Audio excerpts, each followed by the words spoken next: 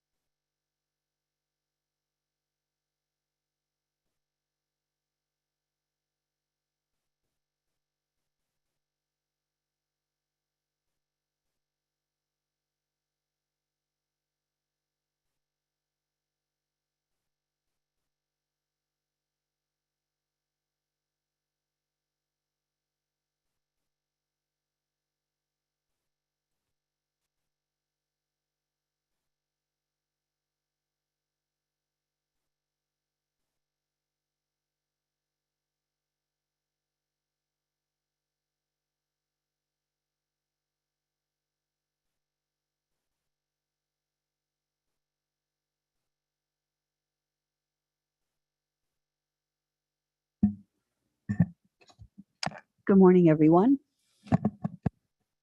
It is the Board of Supervisors, and it is Wednesday, June 1st, 2022.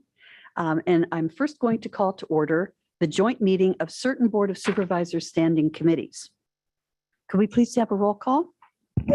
Good morning. Let the record reflect all supervisors are present, with Supervisors Adams, Phillips, and Askew appearing in person, and Supervisors Alejo and Lopez appearing via video conference. Thank you. Are there any additions and corrections? There are none. Thank you very much. We have one scheduled matter, and then we'll look to Les Gerard for that item.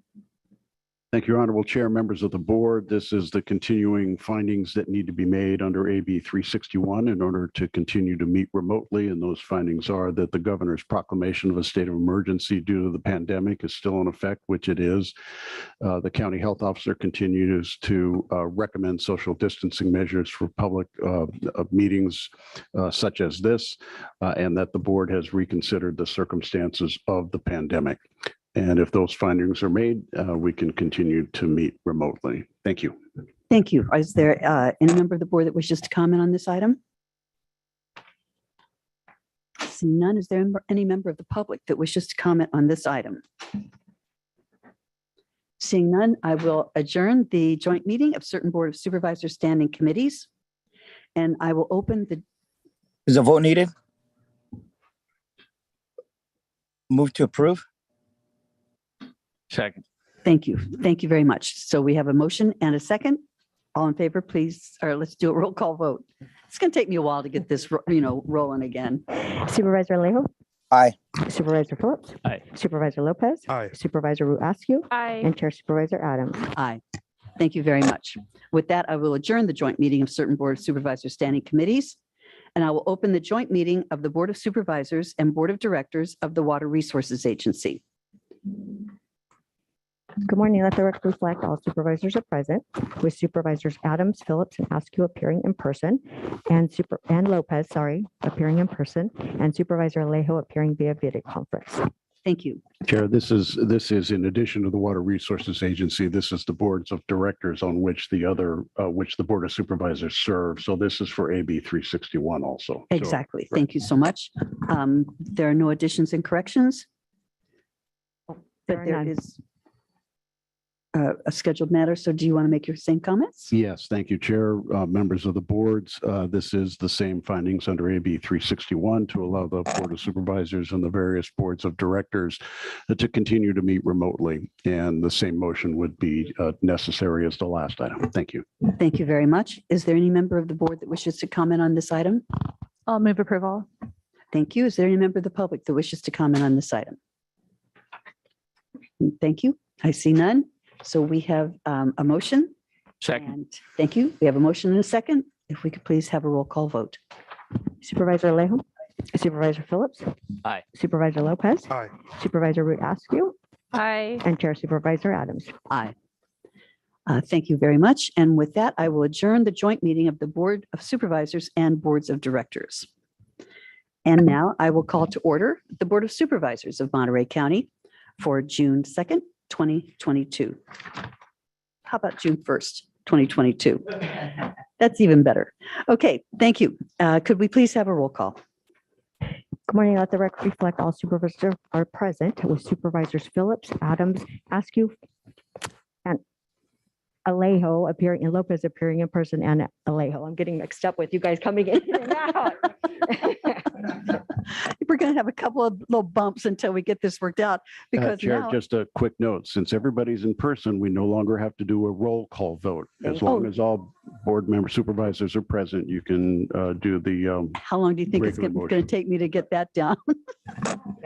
Okay, thank you. But actually, I have another little glitch, and that's that I was looking for to make the announcement for the Spanish interpreter, and I do not see someone. I think she may be running late. Let me check. And so will that cause us an issue to stop us from moving forward? Okay. Okay, well, that's all very good then. So when the Spanish interpreter is here, we will make the appropriate announcement. And now today, in honor of Memorial Day, we're going to have our Pledge of Allegiance led by Jason Cameron. Jason Cameron is the Military and Veterans Affairs Officer for the County of Monterey. He works with the military and veteran community on various issues, such as veteran and surviving spouse benefits, Central Coast Veteran Cemetery, the Veteran Treatment Court, and veteran homelessness. Jason honorably served in both the United States Marine Corps with 2 overseas deployments and the United States Army National Guard.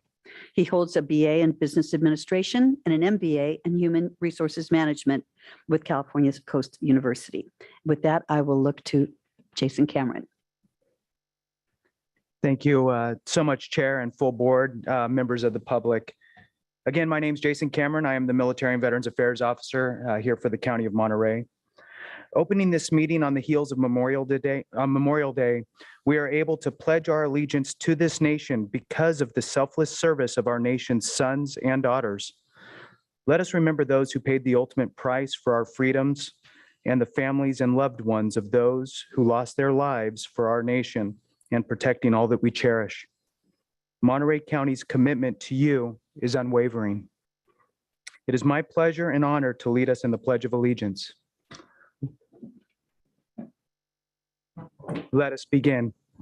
I pledge allegiance to the flag of the United States of America and to the republic for which it stands, one nation, under God, indivisible, with liberty and justice for all.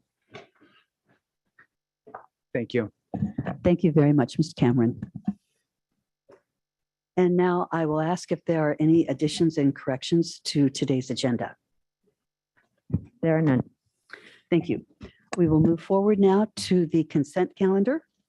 We have items 1 through 3. Is there any member of the board who wishes to pull anything from our consent calendar this morning?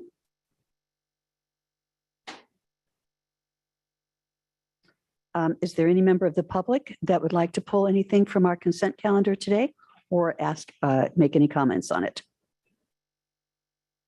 And if you are signing in via Zoom, you can press *9 to raise your hand and *6 to unmute yourself. I'm seeing no one from the public, and we now have a motion to move consent. Second. Thank you very much. We have a motion second to approve the consent calendar. Robert Roach is raising his hand.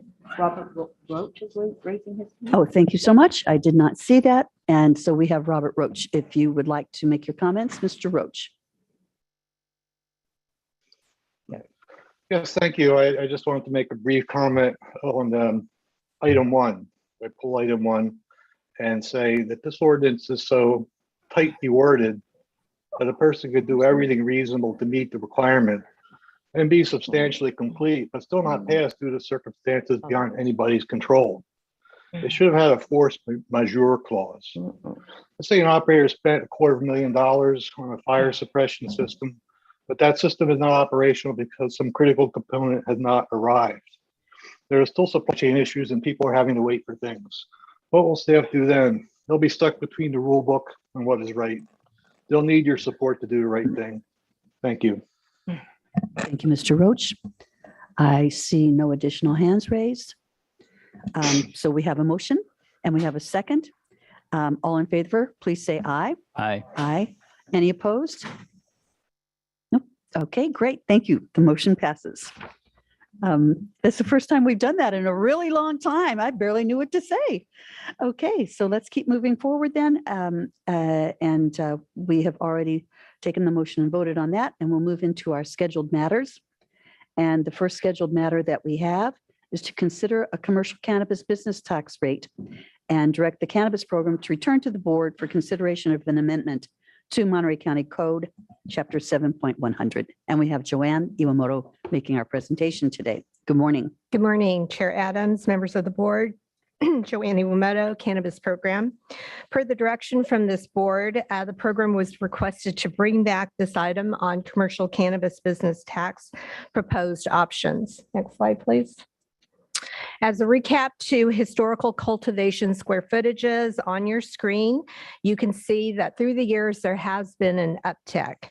For Fiscal year 22-23, the projection is approximately 2.8 million of mixed light, 88,000 for indoor, and 1.2 million for nursery.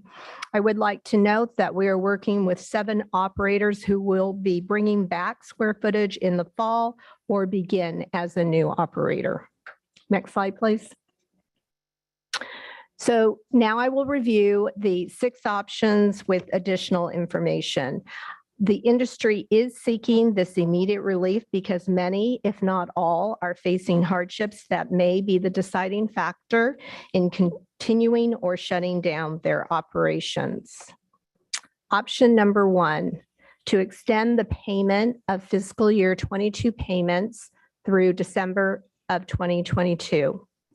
Through discussions with departments and through the program's analysis, we believe this option would be determined to be non-viable due to the impacts on budget cash flow and departmental operations.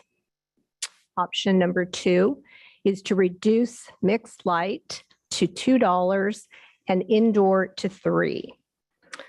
This option would estimate fiscal year 22-23 commercial cannabis tax revenue at approximately 8.2 million, which would not have budgetary impacts from the perspective of how the recommended budget is built. This option does not present operational challenges to the Treasurer Tax Collector's Office as well. Option number 3. This is to reduce cultivation rates to maintain the recovery of the program costs, which are projected at 6.1 million for fiscal year 22-23. These rates would be indoor at $2.55, mixed light at $1.70, nursery at 85 cents. This option would estimate commercial cannabis tax revenue at about 7 million and would not have any budgetary impacts of how the budget was built for this coming fiscal year. However, it should be noted there would be likely be budgetary impacts in 23 and 24. This option does not present operational challenges to the Treasurer Tax Collector's Office. And we just want to remind the board that the operators do have the ability to modify their square footage 2 times in a fiscal year. And with the state transition from provisional to annual licensures, for the large licensees, they will have to make some decisions when their first provisional cannabis licenses start to expire, which may decrease cultivation if they don't want to transition to the annual license at the time when the first ones expire, or if they are not fully compliant with the local requirements. Option 4 is to reduce all rates to 0 until the wholesale price points reaches a certain amount. This option represents substantial complexity for departments to accommodate mid-year modifications to the annual tax rate. This also would reduce tax revenue by 11.5 million. And staff believes there would need to be further analysis for just the mechanism and the methodology. Option number 5 is to forgive quarters 3 and 4 in the current fiscal year. And this option was determined to be non-viable as well due to the impacts of budget cash flow and the departmental operations. And number 6 is the option is to retain existing rates per Monterey County Code 7.100. Next slide, please. And so this is the recommendations, again, on the report, is to consider the rate options and direct the program to make any modifications to Monterey County Code 7.100. And with that, we'd be happy to answer any questions. Thank you, Ms. Iwamoto. Is there any member of the board who has questions before we go out to the public for comment? Yes, Supervisor Rudasky. I did. I was wondering if our Treasurer Tax Collector, Mary Zeeb, was able to, again, just refresh her comments on the requirements to change the tax rate within the county system. She'd made a comment previous. I'm not sure if she's with us today, but I just want to make sure I clearly understand. I believe she was referring to the first option, and that was to extend. And then the option number 4, which reduces all the rates to 0. And then it's dependent upon a wholesale price point that is agreed upon by the board. And so I think unless she's on the call, and she is, we might want to defer. I am. Thank you very much, Supervisor Askew. Yes, I was referring to option 1, which would not be viable, and it was stated as such. And if there's any further questions, I believe Christina Parson, my chief deputy, is available to answer them. Thank you. Thank you, Ms. Zeeb. Any further questions on that? Okay, I'm going to take it out to the public and then I'll bring it back to the board. So I will first ask for people who are in the chambers to come forward if you wish to comment on this item. I'm not seeing anyone coming forward, but I do have a number of hands raised on Zoom. So we will start with Ricardo Diaz Jr. Hi, thank you for listening. Thank you for all you guys do. I've spoke on this before. I'll kind of just make it brief. What I'm wondering, and what other people that I talk to are wondering, is do you guys have your minds made up already? Are you listening to your constituents, or only people with interest in it, or the businesses? I mean, I want help for small businesses. I have a lot of friends over the past 15 years that have been doing medical. They've lost job. People are fortunate to get these permits. People that have crazy amount of square footage and they start a business, it's a risk. These are taxpayers' dollars. And I really wish that all 5 supervisors listen to their constituents other than the people that have interest in it, because these are our dollars that we're just like kind of giving away.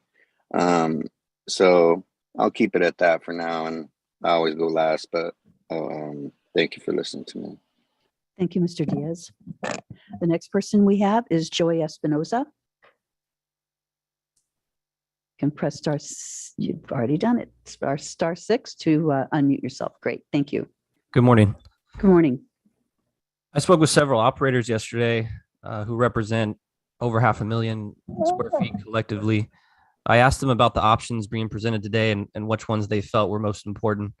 The answers I got was that option number 3 and option number 5 will have the most significant impact on helping the industry during these tough times. Option 3 will help the future of the industry in Monterey County. Option 5 would provide immediate relief and give operators a fighting chance to continue making cannabis tax payments. I would also like staff to help the industry understand as much as possible why it may not be feasible to pull money from the cannabis account to make up for any money that would be lost from providing forgiveness. I don't understand all of the processes to do such a thing, but many in the industry feel the money sitting in that account is essentially extra money that they have paid when the rates were exponentially too high. So if we're in a stage of rebalancing and resetting, why can we not use cannabis tax money we have? As we contemplate this idea of tax forgiveness, I feel it's worth noting that between the months of June and August, you have 200 plus state licenses that will need to be renewed. And the total cost of those licensing fees, which are yearly, is in excess of $3 million. If option number 5 is just absolutely impossible to achieve, then I believe option 3 is the only way to go so that we keep our county competitive and adjust properly to this market shift we're experiencing right now. Thank you. Thank you, Mr. Espinoza. Next, we have Robert Roach. Thank you. It was disappointing to see one good option, number 5, has been eliminated because of cash flow and departmental impacts. But the county's budget always must manage cash flow, and you have the tools to do that. And we all know who the department is. The treasurer tax collector never seems willing to do anything to support this industry that involves any extra work. There's an excellent article in New York Times by columnist Ezra Klein about why government often fails at doing things. It says that governments legitimize their actions through processes rather than by outcomes. That's what you're doing here, legitimizing your actions through the budget process. You should be looking at how to achieve the desired outcome too. For example, the outcome of not forgiving quarters 3 and 4 is more businesses will fail. The budget hit is about the same as the program cost option, but the timing makes a difference. Those without the cash on July 31st are out of business. That's a real cash flow problem. In 2016, the board set the tax rate for mixed light aggressively at $15 a square foot. In 2018, didn't reduce far enough and you went to the middle option presented at $5. In March, again, you did not go as far as you could and only reduced the mixed light rate by $2 and indoor by $1. Now you need to go all the way. Other counties have cut their rates to the bone. The state's eliminating the cultivation tax. We need to be competitive. Some think federal decriminalization will be a boon to California because state markets open to us, but others think California cannabis will not be able to compete with other states because we're crippled by excessive taxes and regulation. I think we can ameliorate our tax and regulatory problems, and I think we will be competitive. The product sold in Eastern markets now is very poor by our standards, low potency, high price. New York is aggressively courting the gray market sellers, as they call them here. They're actually much more tolerated. And practically giving them dispensaries, but they say that the product they're producing there is not good enough. Their customers like our products is what dominates the gray market. We can be competitive if we're allowed to be. They make wine in all 50 states, but mostly for local markets, while California dominates nationally. Thank you, Mr. Roach. I appreciate your comments. I see no more hands raised on Zoom. Oh, yes, I'm sorry, I do. Michelle Hackett.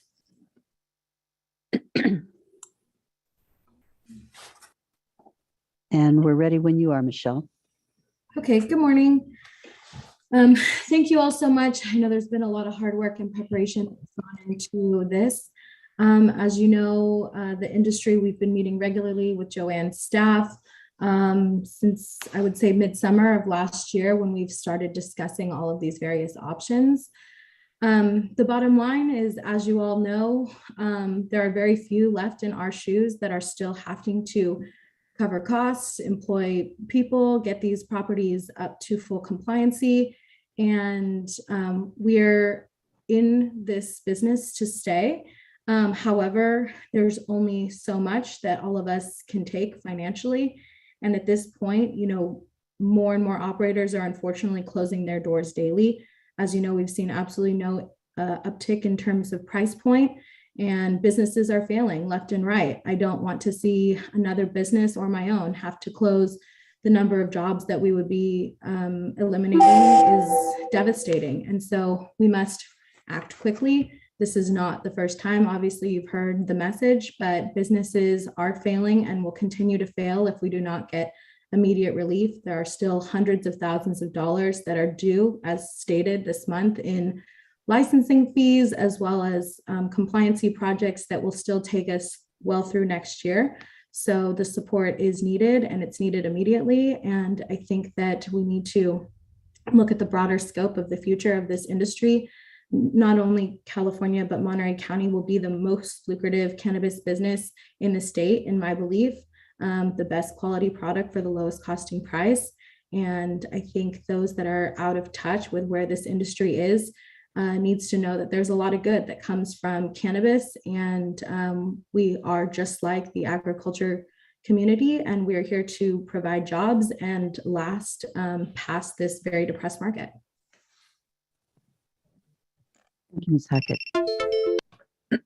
Are there any other comments that the public would like to make on this item? I am seeing no hands raised. I don't see anyone in chambers coming forward. So with that, we will bring it back to the board for questions or for comments rather. And I am going to follow the order by district. And I'll start with Supervisor Alejo. We'll then go to District 2. Well, we have to look at some relief here. But a little bit, the industry is blaming us for the situation they're in. And, that's not totally fair. I think initially we did overtax them, but that was based on recommendation by some professional people. But I think they underestimated the cost it would take to bring their property up to code, especially bringing the power and the other things that they needed to do it. And so initially, we were considering putting a limit on the number of cultivation operators, and the industry yelled and screamed and said, we shouldn't do that. And so it was an open market, and a lot of people got into it. And it hasn't ended there. We have the outdoor grow people that are saying we want to get into it now too, even though the market's at a place where it's not viable for them. So I think we ought to take one of the alternatives. I would prefer. I don't think the county ought to be losing money in enforcement of the cannabis operation. And so I think we ought to take one. I would probably lean towards option 2, if not that, option 3.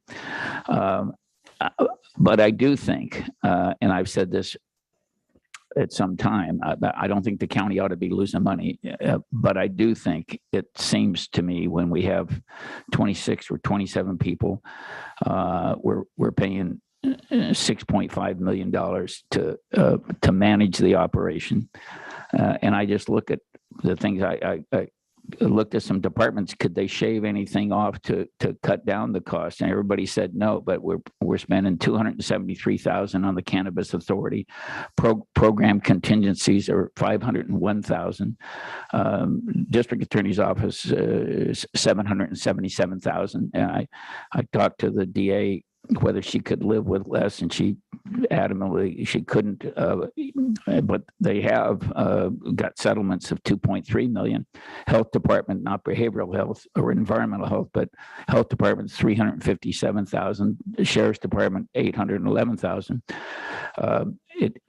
The way we did it, I think when we get some people programmed or permitted, I think I won't be here, but I think next year the board has to seriously look at reducing the cost of enforcement and operations of this. I would reduce it almost by half, or at least by a third.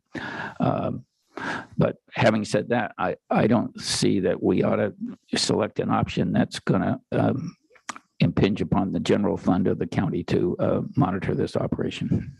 Thank you. Thank you, Supervisor Phillips. Supervisor Lejo?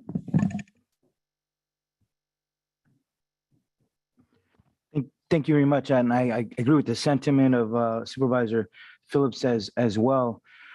But I had a couple questions for Ms. Iwamoto, because I think we were supposed to, when this came to us last, we were supposed to get a report on, we had asked for a report on the most updated cannabis price points, because I think the data you provided last time was a couple months old.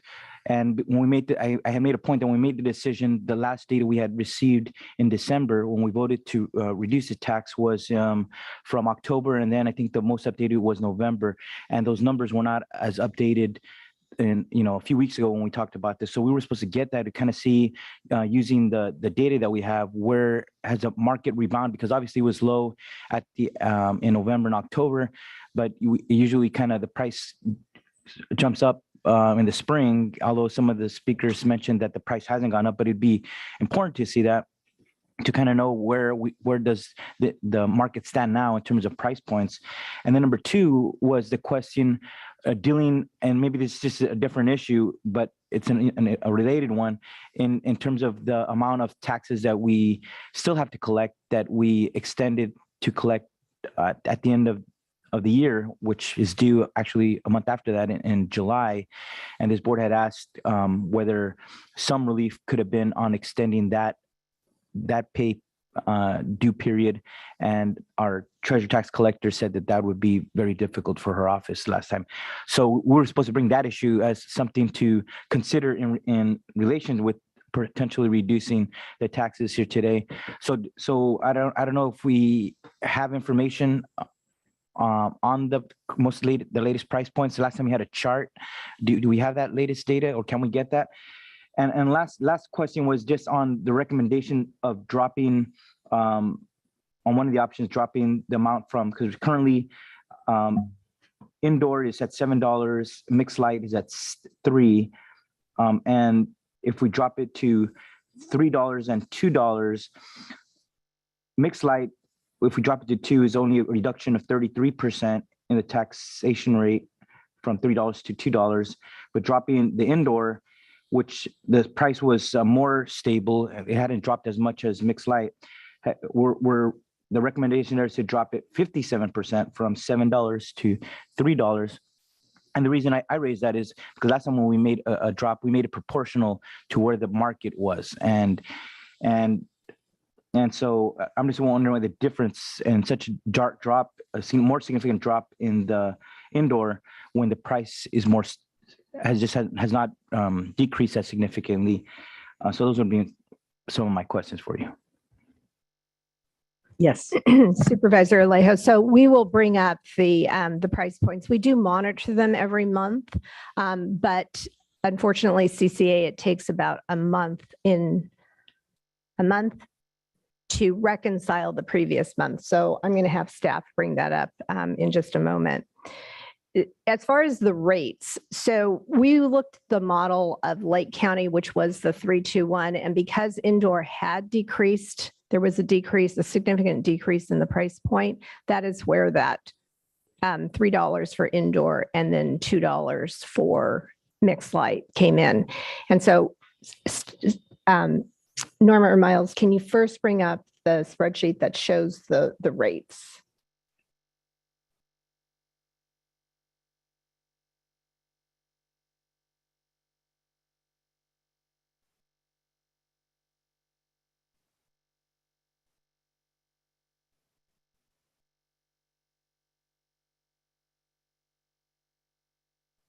And while they're doing that, and so in response to your question regarding the forgiveness, so I did speak with both the Treasurer Tax Collector's Office and the Budget Office.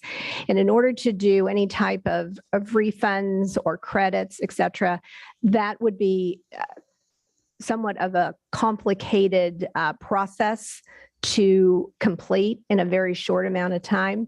I did speak with ACAO Dwayne Woods, and he provided a solution, but the solution as it is, it's very sound and practical. We could not have been able to get that done in 30 days, have it vetted and approved by the board, and then actually took that action. So because of that, that's why the board report states that option to forgive, it was not, staff did not believe it was a viable one.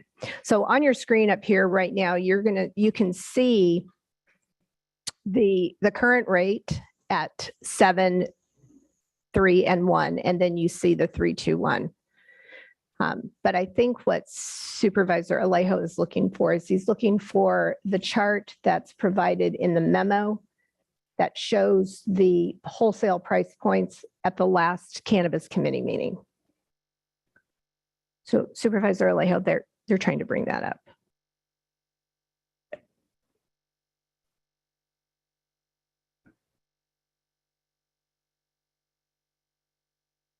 What I can tell you is that we do work with CCA frequently, weekly, and the wholesale price points, they have not improved over time. So they're about where they were when we reported last time, somewhere about $400 to $500, the wholesale price. Okay. And I think it's around 7. There you go. There you go. See, but even that chart keeps giving the same numbers of December. We have January. I said I had requested this at our last meeting because we've had at least another full quarter, but here we are in June, and we don't even have April's data on here, even if it took 30 days. I understand, and I'm sorry about that. But as of March, those were the price points, and there has not been a significant improvement. We're nowhere close to even getting to 800 for mixed light. Okay. All right, but I would ask staff to at least still provide us that, you know, Yes, because and but I would just say when the board requests that, it's good to, you know, I know we have the means to get that information. It's just good to have it. Even I take your word for it, but it's just good to have it to show the public and to take into consideration when we make a decision here today. But on that other point about the taxes that are due this year, I get your point that staff wouldn't recommend the forgiveness as a viable option, but I guess it's a question for county council. Is it true that indeed, as Mary Z pointed out, that we could not delay the collection of that money for another 6 months at the end of December? Mary Z said that needed to be collected at the end of July per her interpretation of state code. Yeah, I believe that is correct, Supervisor. Okay. All right. Thank you for that. Well, I would just express I'm also supportive of option 2 or 3. I think the industry does need relief at this time, but I take that with a lot of caution, as well as I think we will hear later in our budget. This year's budget is largely, and last year's and a little bit for next year, is largely dependent on relief that we have from ARPA, and that is drying up at the end of next year. With our costs that we have in, you know, our increasing costs on our greatest drivers, on benefits, on pay, on healthcare, and pensions, workers' comp, those are all increasing. And so if we have cannabis decreasing, we have ARPA going away, we should all take this decision with a lot of caution, knowing that we're not going to have much areas for relief next year and the year after that and beyond, when the projections look so they look very difficult for us. Some serious challenges ahead, but I do think the industry needs help at this time. And so I would love to hear what my other colleagues speak also on options 2 and 3. Thank you. Thank you very much, Supervisor Lejo.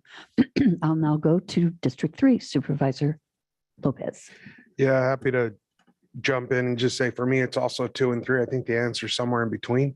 When I look at the numbers, what makes sense to me about 2 is that it's a consistent figure. My concern about 3 is with the numbers being nearly the exact amount we need to break even. If we continue to see businesses falter, then we might end up in the hole at the end of the year. And so 2 gives us a little more consistency moving forward. It's a structure that folks are more familiar with even numbers rather than cents and different potentially moving targets as we adjust through the year with adjustments to square footage. And so I would not want to end up in a position where we're trying to move the tax rate continually throughout the years we've been doing.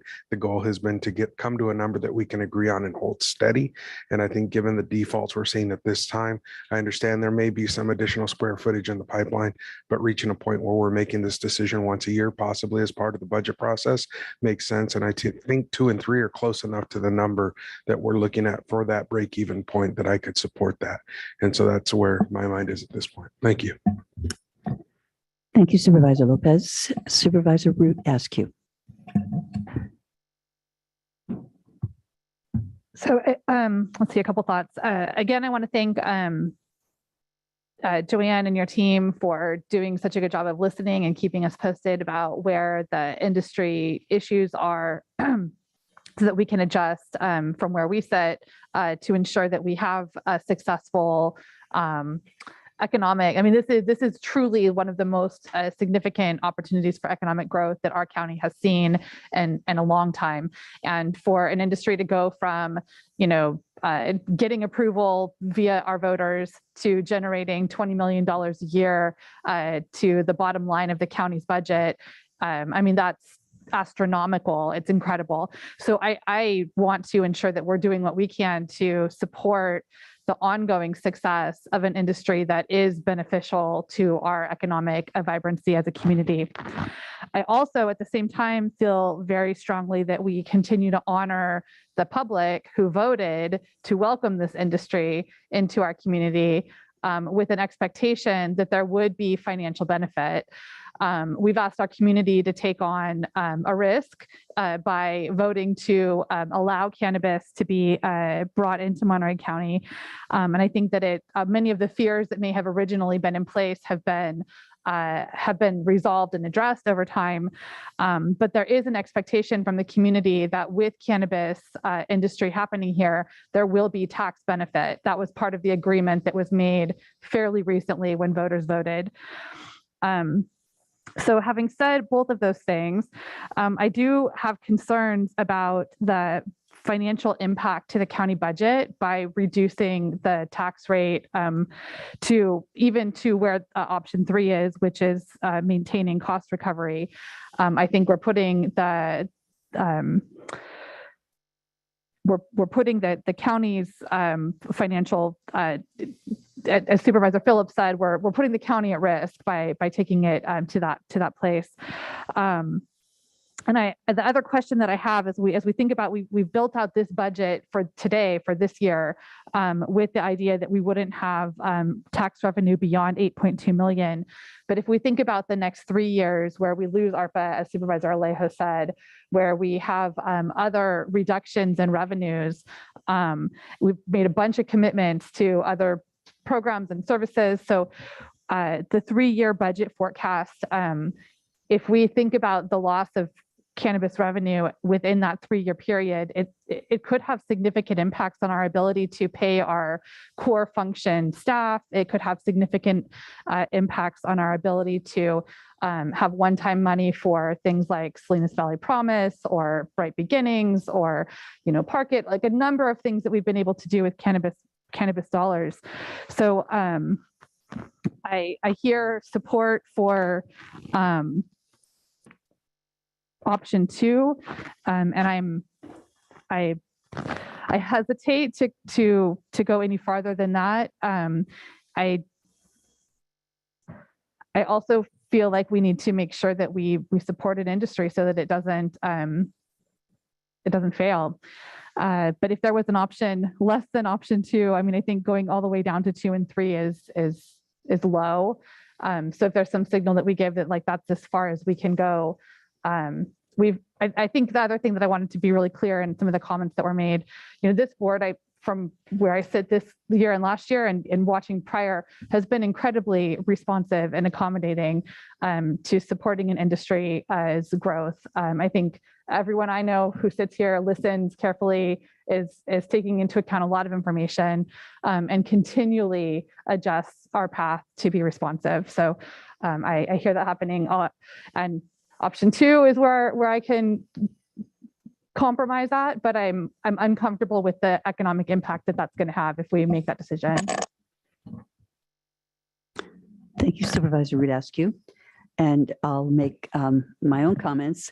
And when we talk about risk, what I've been doing is balancing which risk. If we don't go low enough, we risk having more businesses close.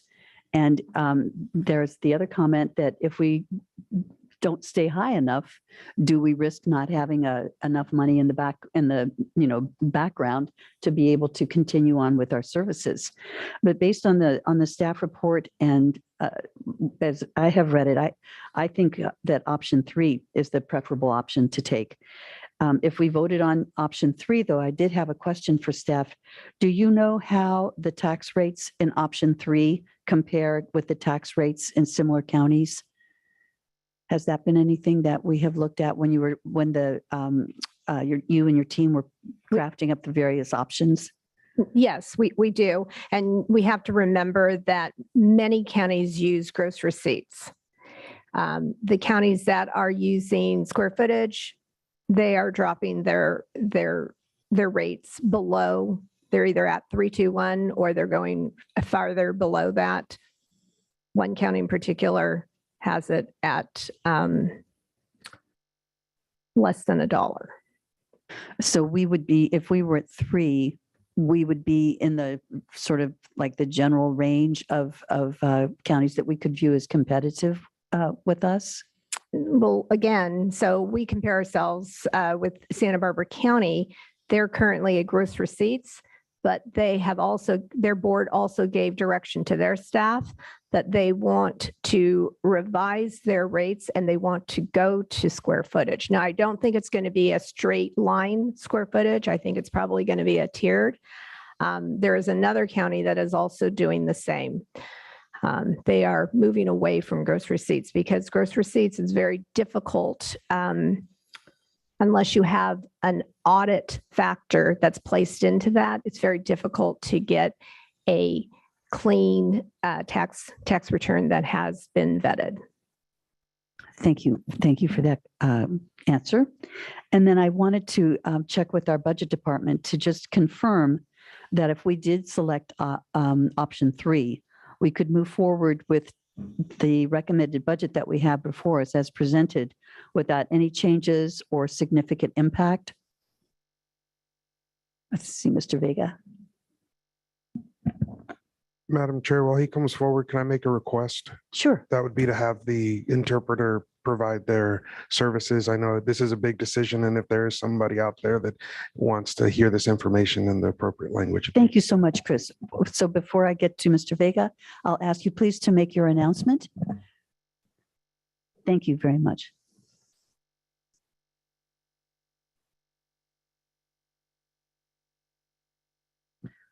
Hola. You hear me? Yes. Hola, mi nombre es Ana Rueda de Vidales. Seré el intérprete de español para la reunión de hoy. Si usted está planeando hacer un comentario y necesita servicio de intérprete, por favor, ven a verme ahora para que pueda explicar el proceso. Gracias. Thank you for your announcement. And thank you very much, Chris, for bringing that back to my attention. So now we'll go back to Mr. Vega to answer the question I have regarding option 3 and the budget that we have before us. Correct. Thank you for that question. So if option 3 was to be approved by the Board of Supervisors, the recommended budget as presented to you will not be affected. Okay, thank you. And a second question, just would you view that our budget as far as the revenue side tends to be a conservative budget?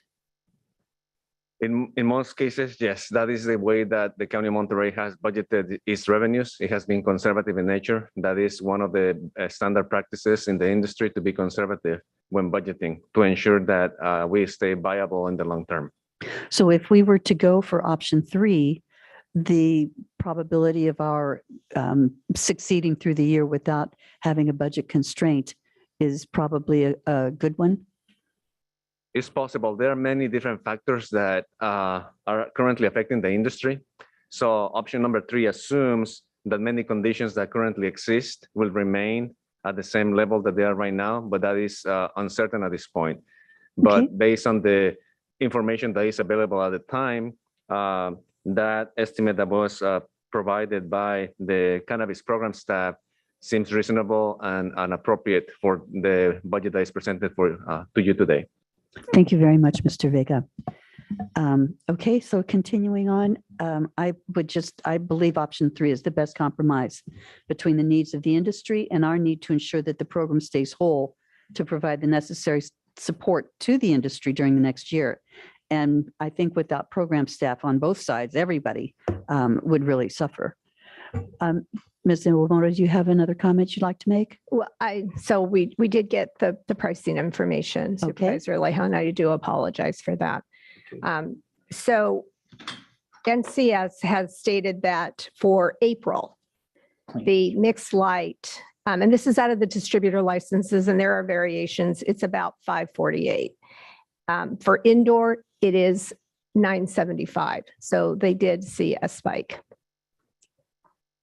So again, I apologize. So there was an increase, although it's small, it is an increase because in the previous numbers, it was at 400, now it's at almost 550. Yeah. And previously it was at 700, now we're almost at 1,000. So it's at 975. Yeah, about 950 right now. So this is what we want to hear, because it showed that there's been some increase in the price. Correct. What I would also say is that the budget, although conservative, and it was in our budget here this year, we only ended up with I believe considering expenditures and revenues overall in the county budget, I think it was only a surplus of only 2.7 million, which I think was only a little bit over 1%. So it showed that it was a very close budget to end up balanced this year. And so I would point that out. The other thing is that when we take this decision to make a decision today, we are also considering the fact that the state is considering, and it's proposed in the governor's May revised budget, to lower the state cultivation tax, which you pointed out last time equated to $161 tax per pound statewide. So that would be a significant relief, that alone. And I know we're only 2 weeks away from the state legislature voting on the budget. It'll be confirmed then, but I don't see that changing, and neither does anyone in Sacramento think that that would not be included in the budget, that type of relief. And I know that they're trying to shift that revenue from to an excise tax at the retail at the dispensaries. Do we know what that would mean for us locally? Because I assume that then that gets passed to the consumer. If it's like another tax when they're purchasing products at the dispensary. So I'm assuming that's going to get shifted there in that way. Yes. Any thoughts on that? I think it's posed for January, and our dispensaries are very concerned because they have to pay the excise tax at the time they take receipt of the inventory. And so they're having to pay that in advance. And so I know that they are concerned about that if that does pass, and then the increase passes over to them. Do we have any idea what that would mean to the consumer, or what does that look like at the excise tax level? What are we looking at when a customer's at the dispensary? So the staff has done preliminary analysis, taking an actual receipt, and then working with one of our retail dispensaries to have them itemize and tell us how that tax is created, and then at what point are they paying that. But what we are doing now is that we have separate meetings with all of them, and it really relates to their state licenses. And so we want to better understand that. So unfortunately, the program may need to come back to the committee, to the budget committee, and to the full board once the state passes their budget to make maybe a recommendation on that dispensary tax. I would appreciate that, getting that report back, knowing that that's going to be how it's going to work from here forward, but it'd be important for all 5 of us to understand how that works here. Thank you. Right. Supervisor Rudasky. Yeah. So just in our budget book on page 56, we have a draft of or a copy of the 3-year forecast.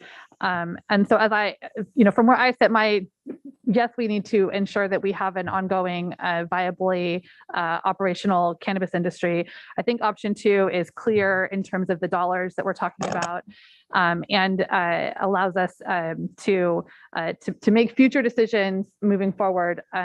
But when I look at our 3-year forecast, we're looking at a deficit next year of $18 million, $21 million the following year, $26 million the year after that. We won't have ARPA funds available to provide flexibility, and we will be talking about making reductions to core county programs. So the decisions that we make today, I think, will have real impact, not just on, we built this budget for this current year, assuming that option 2 was where we landed. If we make a decision to move forward with option 3, there will be additional negative impacts to our future out years. I'm really not comfortable doing anything beyond option 2. Well, I sort of hear the way this is going, but as I said before, my concern. I'll make a motion for option 2. Second. Thank you. I want to just have one final comment, and that is that it troubles me because if we don't have the work, if people cannot afford to stay in business, we're not going to have anything. So, there you have it. So we have a motion and a second to go with option 2. All in favor, please say aye. Aye. No. No. So it's 4-1. Thank you very much for that. We will close this item now. And before we move forward to adopt, to have our GAN information, I just need to call for comments from the public on any non-agenda items today. Is there any member of the public who wishes to speak to something that is not on today's agenda?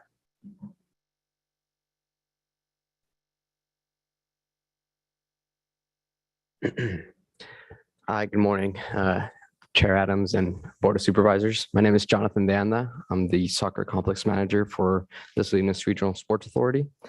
And as you know, SRSA facilitates organizations encouraging positive youth development through recreational and competitive sports, specifically for our community's health and promotion. So I'm here today to request funding that is crucial to operating the Salinas Regional Sports Authority. The complex awakens every year in early March, and for the next 9 months, hosts more than 5,000 guests each week that go far beyond soccer activities. So forgive me for interrupting you, Yes. but I think you really are speaking to an item that will be on today's budget, which on today's agenda, which is the budget items. Okay. So apologize. I appreciate very much your comments, but we will wait until we get into that part of Okay. our agenda. This is just for something that's not on today's agenda. Perfect. No worries. Okay? Thank you. Thanks so much. Sorry to Public comment interrupt will you. be at the beginning of the meeting when we get there. Exactly. So we're almost there. Thank Yeah. you. Thank you. Thank you so much. Good morning. Good morning, Board of Supervisors, and to the general public. My name is Kimberly Craig. I am the mayor of Salinas, and I just wanted to invite each of you and the public to our flag raising ceremony for our Progress Pride flag. It will be in front of City Hall at 200 Lincoln Avenue today at noon. We'd love to have you there. If you guys aren't on a marathon and decide to work through lunch for your budget, I certainly understand that's a big project, but would love to have you there if possible. Thanks so much. Thank you so much. Any other? Madam Chair, to that point, the Board of Supervisors also today on consent made an amendment to last year's Pride flag resolution to make sure that we're raising our flag here every year. For the month of June. Correct. Great, good. Thank you so much. Any other member of the public or anyone who is on Zoom, you can raise your hand by pressing *9 and unmuting yourself by pressing *6. I'm seeing no hands raised. Okay, so with that, we will close public comment on non-agendized items. And now we will move forward to adopt, which is item number 5, which is to adopt a resolution for fiscal year 2022-23 for the GAN appropriation limitations pursuant to Article 13B of the California Constitution. And with that, I believe that we have the Assistant Auditor Controller who is with us today. Yes, Chair Adams, are you able to hear me okay? Yes, thank you so much. Good morning. Good morning, Chair Adams and members of the Board of Supervisors. This is Burju Musa, Assistant Auditor Controller.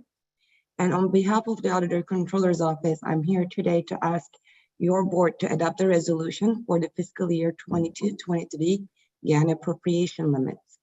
This resolution is brought forward, as you indicated, pursuant to the Article 13B of the California Constitution, which requires appropriation limits to be adopted at a regularly scheduled governance meeting.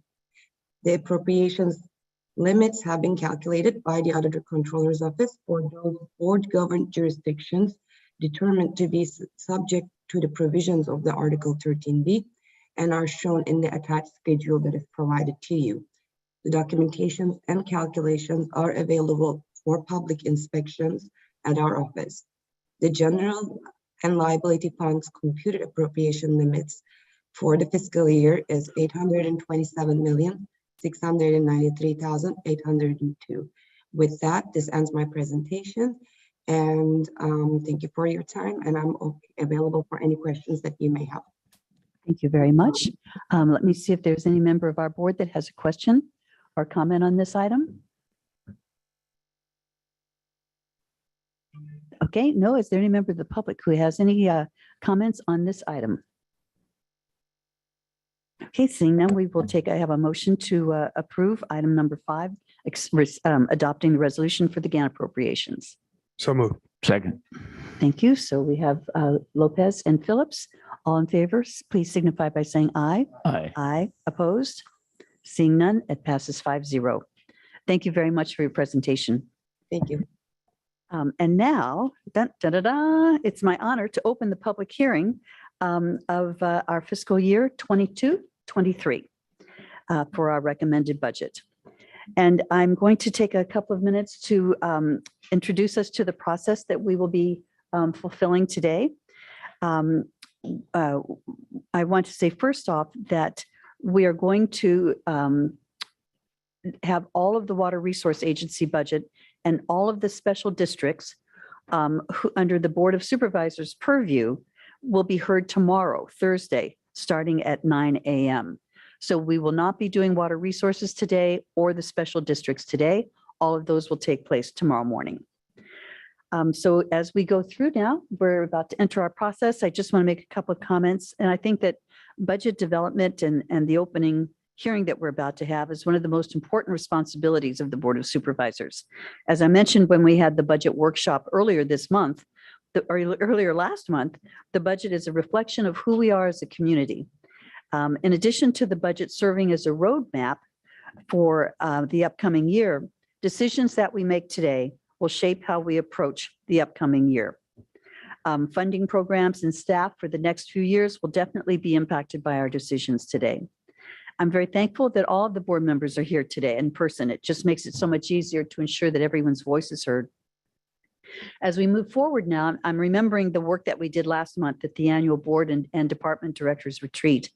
And one of the key takeaways from that day to ensure that we remain an employer of choice as we contemplated the future of work was to be able to provide on-site childcare for our workers. And I want to be sure that ideas like that and other similar ideas remain in our minds as we gauge what we are as a county, who we are. We're a county, we're one of the largest employers in the county, and we're a leader in the state on the important issues before us today.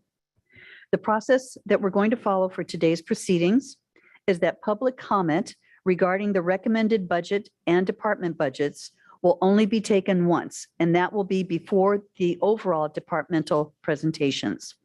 We'll take board comments after each department's presentation, and every board member will have an opportunity to recap their recommendations prior to hearing a summary from budget staff for a final vote of the day. We'll start now with comments from the Budget Committee, and that will be followed by the CAO's presentation to lead us off. And I will turn to the Chair of the Budget Committee, Supervisor Rudascu. Thank you. All right, let's see here. So the budget is a statement of our values as a county. It's a statement of our values as a board, as a workforce of over 5,500 county employees, and as a county with approximately 50,000 residents. It's where we take the feedback and the priorities of our community, and we put those values into action. When I'm thinking about the budget, and as we do our work in the Budget Committee, there are values that I hear from our community and that I work hard to try to embed into every decision that we're making. The county's mandated functions, we have $1.8 billion, but we don't get to decide how to spend all of that. So ensuring that we're focusing on our mandated responsibilities to provide social safety net services to our most vulnerable in our community is something that I feel like the Budget Committee has prioritized, and this board and our community have prioritized as a value. We're able to leverage state and federal resources, and that's always at the forefront of our decision making. We have commitments to promote racial justice and social justice issues in our community where we know we have great disparities that exist, and our budgets determine how we work to close those gaps. To the degree possible, we're also in Monterey County, I think we can be proud that we've made and continue to make strong financial decisions that protect our future and ensure that our county's natural resources are preserved into the future. We approach our budget conservatively and have managed to maintain structurally sound and fiscally structurally balanced budgets historically with revenue at the end of fund balance to be able to utilize for future needs. We've listened to our community in terms of asking the community how they want us to spend our funds. We did a public process a few years ago, and the feedback that we had was specific to cannabis dollars, but really the feedback that we heard from the public helped us guide every decision that we make in terms of spending your money. Our staff and our community are recovering from COVID, the realities of which are real. And many of us are continuing to feel on a regular basis with employment, with schooling, with children, with caregiving, with healthcare decisions. Our budget is a place where we continue to prioritize the needs of our community to respond and recover from the pandemic and future disasters. The budget committee meets once a month and we review a lot of information and have had the opportunity to go do deep dives into different issue areas. And the budget that we have today, I am proud of. And I think while we may have many additional items that we want to prioritize and that we will be asking and that the community will be asking for, the bottom line is that this budget doesn't include any layoffs of program staff. It doesn't include any major cuts to critical programs. And it will continue to allow us to invest in things like free parks for our community, libraries that don't have fines, community investments like Salinas Valley Promise. We're going to continue to support our veterans. We are fully funding all sheriff positions in the recommended budget. So there's a lot to be proud of with this budget. So while we're continuing this discussion today, bottom line is I feel like we're in a really good position, and I want to give a big thank you to our budget staff and this board for continuing to put our values at the forefront of our decision making. Thank you, Supervisor Rudascu. Supervisor Lejo. Thank you, Madam Chair. And I also want to first start by thanking our budget staff.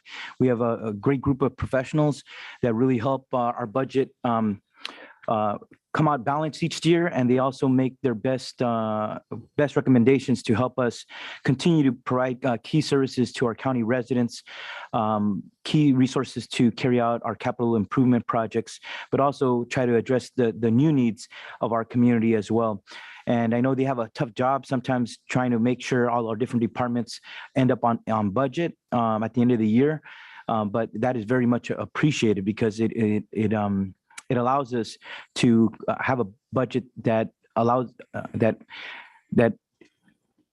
won't be as challenging in the following year. We don't let our problems accumulate year after year.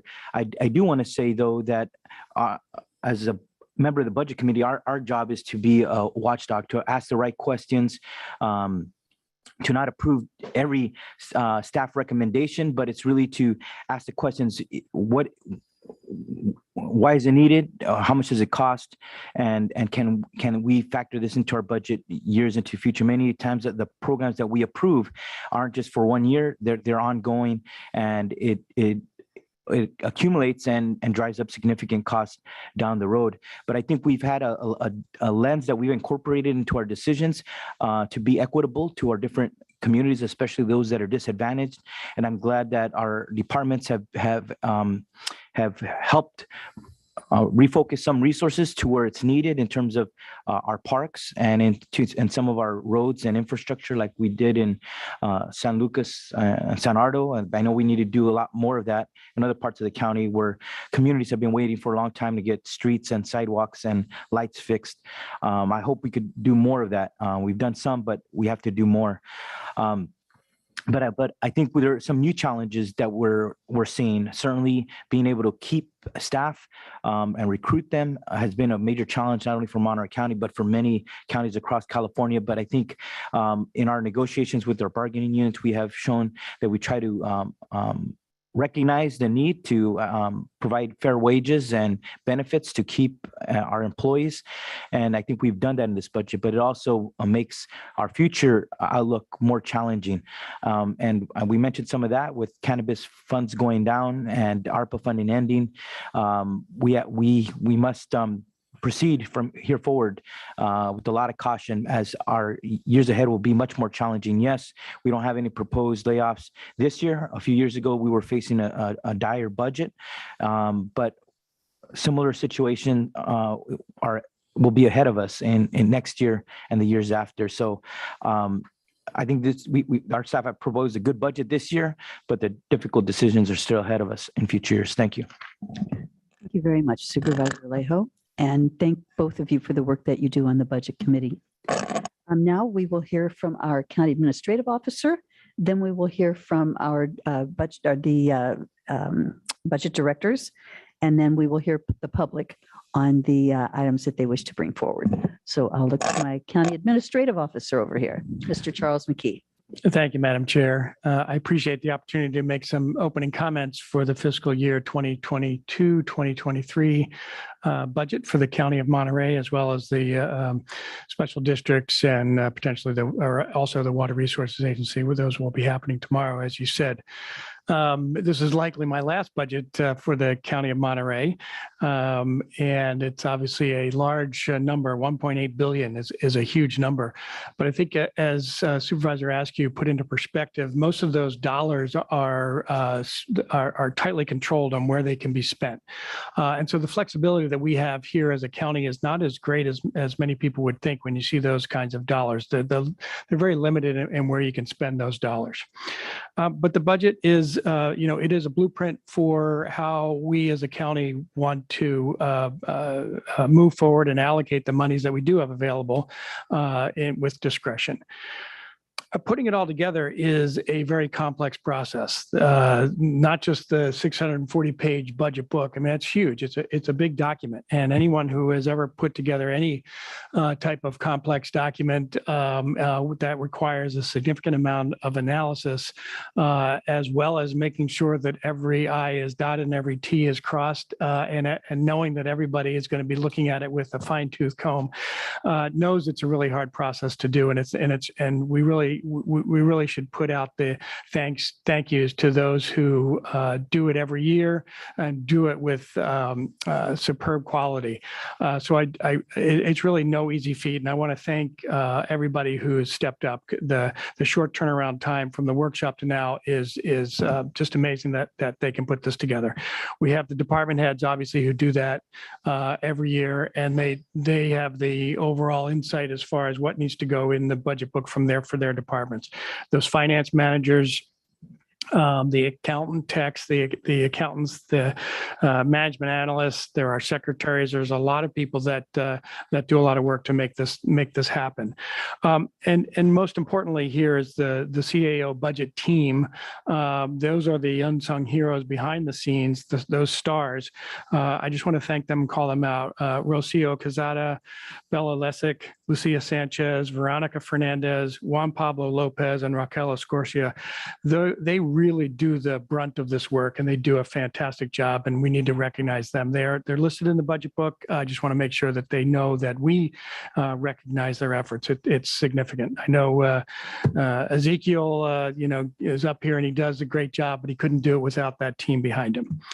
Of course, the budget committee of the Board of Supervisors is significant in making sure that on a weekly basis, monthly basis, daily basis almost, that they're keeping an eye on the dollars that are being requested and being spent, and I appreciate the work that they do. A lot of that is driven and maintained and controlled by the policies of this board. You'll see them in the budget book. The board policies are something that were created several years ago under the auspices of Assistant CAO Dwayne Woods, who came up with the idea of putting forward some policies to guide the board in creating the agenda and creating the budget and how we would move forward every year, and have some guardrails about how we're going to allocate the funds. And I think it's really important to recognize that we have those policies and they serve us well. Monterey County, as everybody knows, is a very beautiful county. It has, just tremendous resources. It has a very vibrant tourism industry, a very vibrant agricultural industry, but it also has a lot of poverty. It has working poor. We have the haves and the have-nots here in Monterey County, and we know that there are important budget impacts and aspects for both of those sets of populations, as well as those in the middle class. The policies that you put forward and the budget that you put forward impacts everyone. It impacts the businesses that hopefully can be thriving and building. It also helps those who are just seeking to have a little bit easier time in life. They might be on the margins, and we need to make sure that we're looking out for those persons in Monterey County as well, because the county government is a way of spreading the kind of like insurance, where you're spreading out the risk to make sure that that those who have the ability to succeed can do so and can be vibrant and help those who are less fortunate. And it's a way to recognize that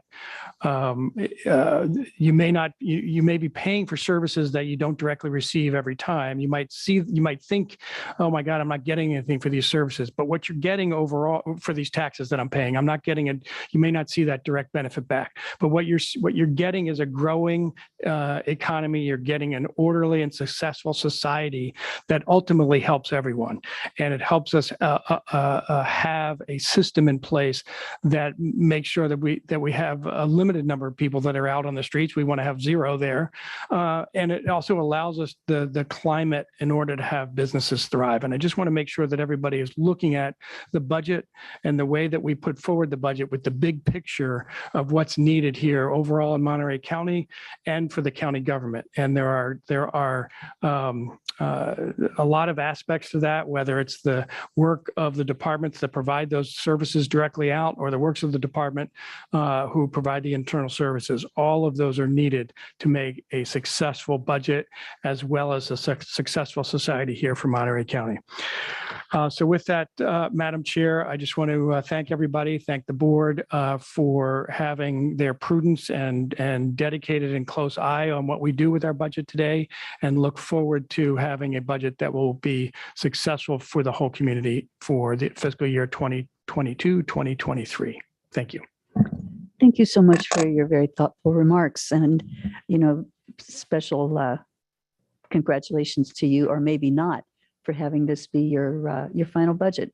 I know we just in our personal chatting, I know it wasn't kind of bittersweet, I would expect. Thank you. Appreciate that. Absolutely. Okay. Thank you. And now we will get a budget overview from Mr. Vegas. Thank you, Supervisor Adams, members of the board, members of the public. I think that you can hear me. The microphone is on, right? Yeah. Okay, good. All right. So now I'll start with the presentation. So I think that Charles stole all my thunder, and he actually was very specific on thanking the people that I wanted to thank, but that's really good. That's a very nice gesture that I think staff will appreciate. So I just want to thank departments again for the work that they do, the budget analysts that were mentioned one by one by Charles. I think that was a very nice gesture from your part. But I will jump at this point to the presentation of the budget. As indicated by others, the creation of the budget is a complex process, and it is also complicated more over the last few years because of the impacts that the pandemic and other economic forces have had over the county and also over the nation. So it is with that recognition that we put this budget together. You're gonna see through this budget presentation that our office is recommending the budget as balanced, but we are also recommending this budget being balanced by using one-time funding in the form of ARPA, in the form of fund balance and other one-time funds. And that is possible this year, as indicated by one of the supervisors, that without issuing any reductions in force or any reductions in services. But it is important to note that as we move forward into the next fiscal years, we are going to potentially see some challenges beginning with fiscal year 23-24, because ARPA will be diminished by that time. We will still have some ARPA revenue, but we will not have a significant amount as we do today. And as indicated before, we were projecting, as when the current year estimate and forecast was developed, that the county may face a gap of approximately $21.3 million for fiscal year 23-24. The board and the public will receive an update on these figures as we move forward to the process after the budget is adopted today, and we go forward with monitoring of the budget for next fiscal year. Then you will receive an updated forecast that will give us a better picture of where we may sit at that point. So with that background in mind, I'm going to just move forward directly to the presentation and some highlights about the recommended budget. Obviously, we cannot cover every single aspect that is covered in the over 600-page document, but we're trying to cover some of the key items that are important for the board in order for them to make decisions as to the recommended budget. and potentially when the budget is adopted at the end of this month. So the process on itself, this is just a snapshot of how the process works. So how did we get to the recommended budget? Departments prepare forecast beginning in November, December, submitted that to our office in January. Then after that was reviewed and worked with our office and the departments, that information was presented to the Board of Supervisors sometime in February. After that, or simultaneously, departments were working on preparing their baseline budget for the following fiscal year. And when they look at the overall revenues and expenditures they had available for the upcoming fiscal year, they determine what were their higher priorities for them with that funding that they had, or some of the restrictions of the funding that couldn't fund some of the things that were important, but no funding was available for that. So they created augmentation requests. Those augmentation requests were prioritized in order of importance by the departments. And then our office looked at that on a countywide perspective. All of that combined is what we call the requested budget. That requested budget then was analyzed, reviewed for consistency. We had a department heads workshop to ensure that we understood fully the baseline budget requested by the departments and the needs on the augmentations. And then we had a Board of Supervisors workshop in April, where the board provided a specific direction on some of the items that were important on the recommended budget. We went back and based on that direction by the board, we revised some of the initial recommendations and prepare a revised document that is in front of you today. So today we're doing the budget hearings that will take us to today and tomorrow, where you will hear from departments. So you will also hear from the public as to what is important to them. And then based on the feedback that we received today from the Board of Supervisors, we will go back, our office will go back and present a summary of what we have heard today, any potential funding that could be used to fund additional augmentations if deemed appropriate by the board. And then we will bring that to the board during budget adoption at the end of June. So this budget was created overall with this fiscal environment in mind. We actually had seen as a nation continued growth in the economy for many years. And this was actually the longest in the US history. By fiscal year 2021, we were entering the 11th year of this expansion. But the pandemic came and the reality changed for the county and the nation, and created many different challenges. And even though the pandemic has changed and it continues to evolve, and in some instances you see that it seems like the pandemic will go away eventually and then it comes back, it continues to create some challenges overall in the global economy. Some examples of that include the overall global logistics market that is impacting the production of vehicles and many other important aspects of our economy that continue to drive price up, creating inflation and creating challenges also for the county, where even though revenue is continuing to grow, it's not growing at the pace that the expenditures are growing because of these external factors in the economy, and also some internal factors unique to the county. So within that fiscal environment, the county used, as indicated before, the available discretionary revenue. We, as a county, budget that revenue conservatively, but we think that is at a level that is appropriate. That budgeting revenue at a much higher level could create risk to the county. And in addition to that revenue, we have also recommended the budget to be balanced using one-time funds on the fiscal year 22-23, as indicated before. The majority of that revenue is in the form of ARPA and some use of fund balance. And that revenue cannot, well, or most likely will not be available at the same levels for the upcoming fiscal years, for fiscal year 23-24. So we have to be cautious, knowing that even though this budget is balanced as recommended today, the county as a whole will have challenges due to this revenue that is one-time in nature, that is being used and recommended to fund some of the ongoing costs in the recommended budget. So overall, the budget is recommended at the level of $1.8 billion in appropriations and revenues of approximately 1.8 as well, 1.78. And the difference between those two is the use of fund balance. The overall county recommended budget on a breakdown on a fund by fund basis, you can see that the majority of that expenditure or appropriation recommendation is in the general fund at $838 million. Natividad Medical Center at 366 million, and behavioral health at 157.3 million. And then you see a recommendation of funding of various different funds throughout the county, with some important services being delivered on all of them, but the majority of the services are really being provided by the general fund. So this next slide provides you a breakdown of some of the changes on the recommended budget from the prior year. As indicated before, I had already shown you $1.8 billion in appropriations with $1.78 billion in revenues. And the appropriations represent an increase of $169 million from the prior year, while revenues are estimated to grow by 109.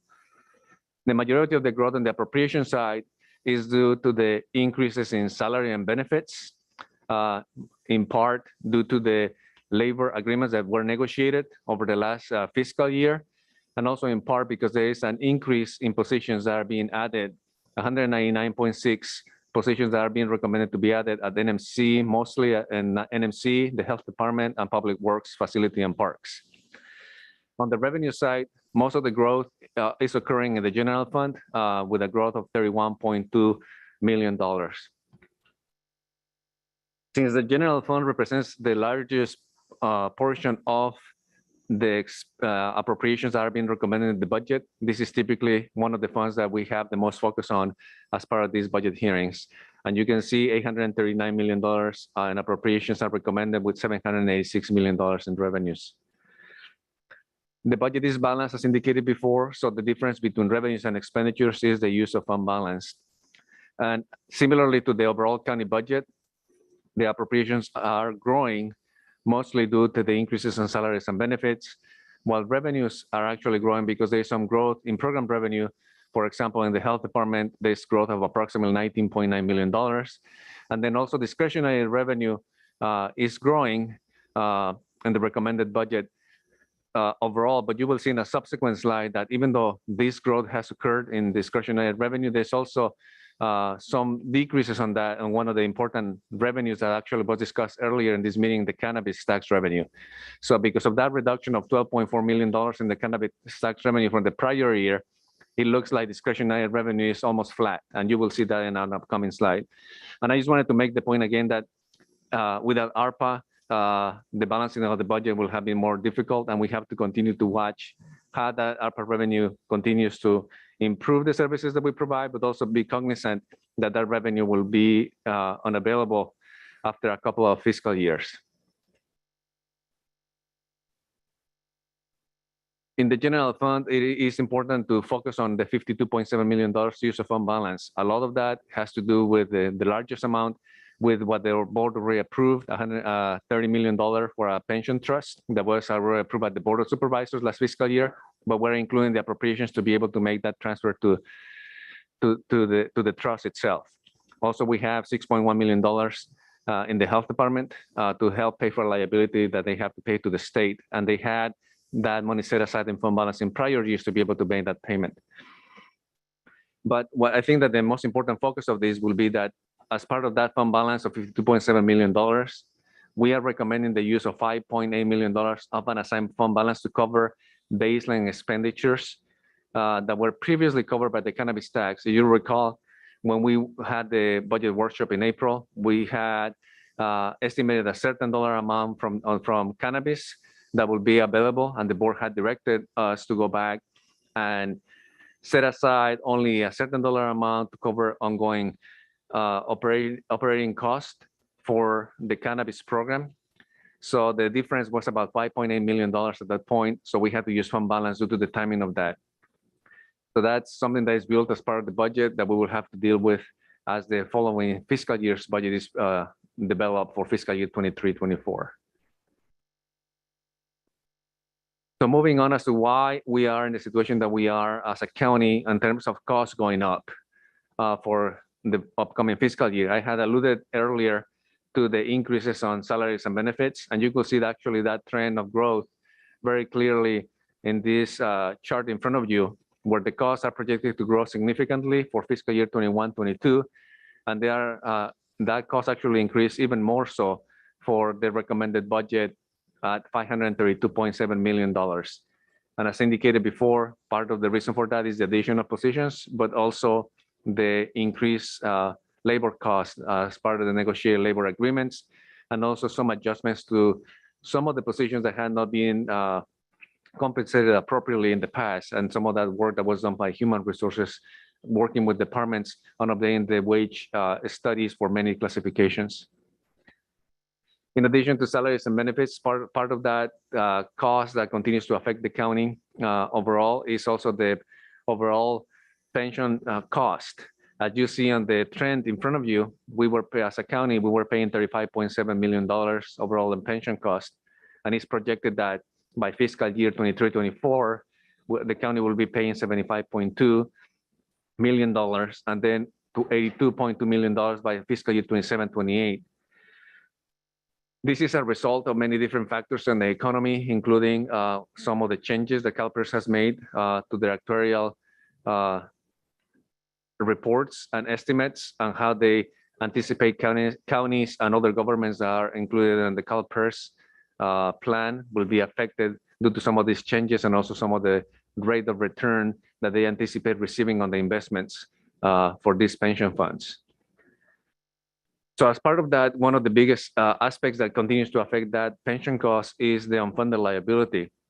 And as you can see from this chart in front of you, that is projected to grow to $818 million as of the latest actuarial report dated June 30, 2020. That is almost as large as the annual budget for the general funds, which is significant.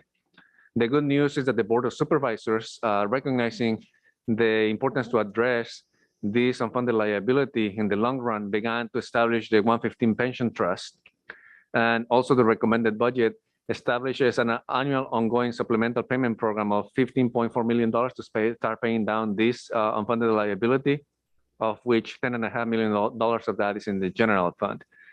So this board recognized that importance, so has worked in establishing specific strategies to be able to address unfunded liability. And in my opinion, that is very important, because we're not passing that burden to future generations as government. We are starting to address that today and ensuring that the individuals that receive the benefit of these specific pension costs are also the ones that are contributing somehow to the to addressing the ongoing unfunded liability. In addition to that cost pressure, we also have health insurance premiums that have continued to grow over the years. And actually, you could see over the last couple of fiscal years, these premiums for health insurance are projected to increase significantly. This is an unprecedented growth when you look at that trend going up over the next couple of fiscal years, the current one that we're in, and for the recommended year.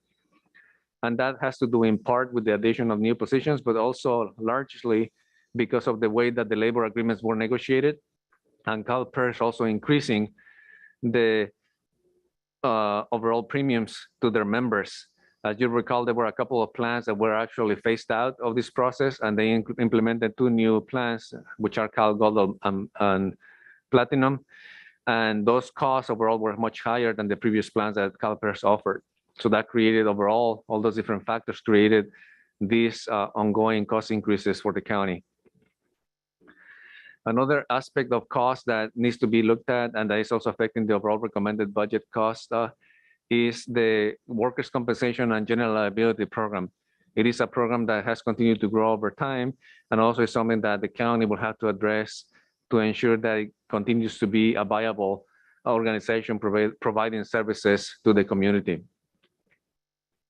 On the flip side of that, I had alluded to that earlier in the presentation, the growth of revenue not being sufficient to cover the overall growth in expenditures for the county.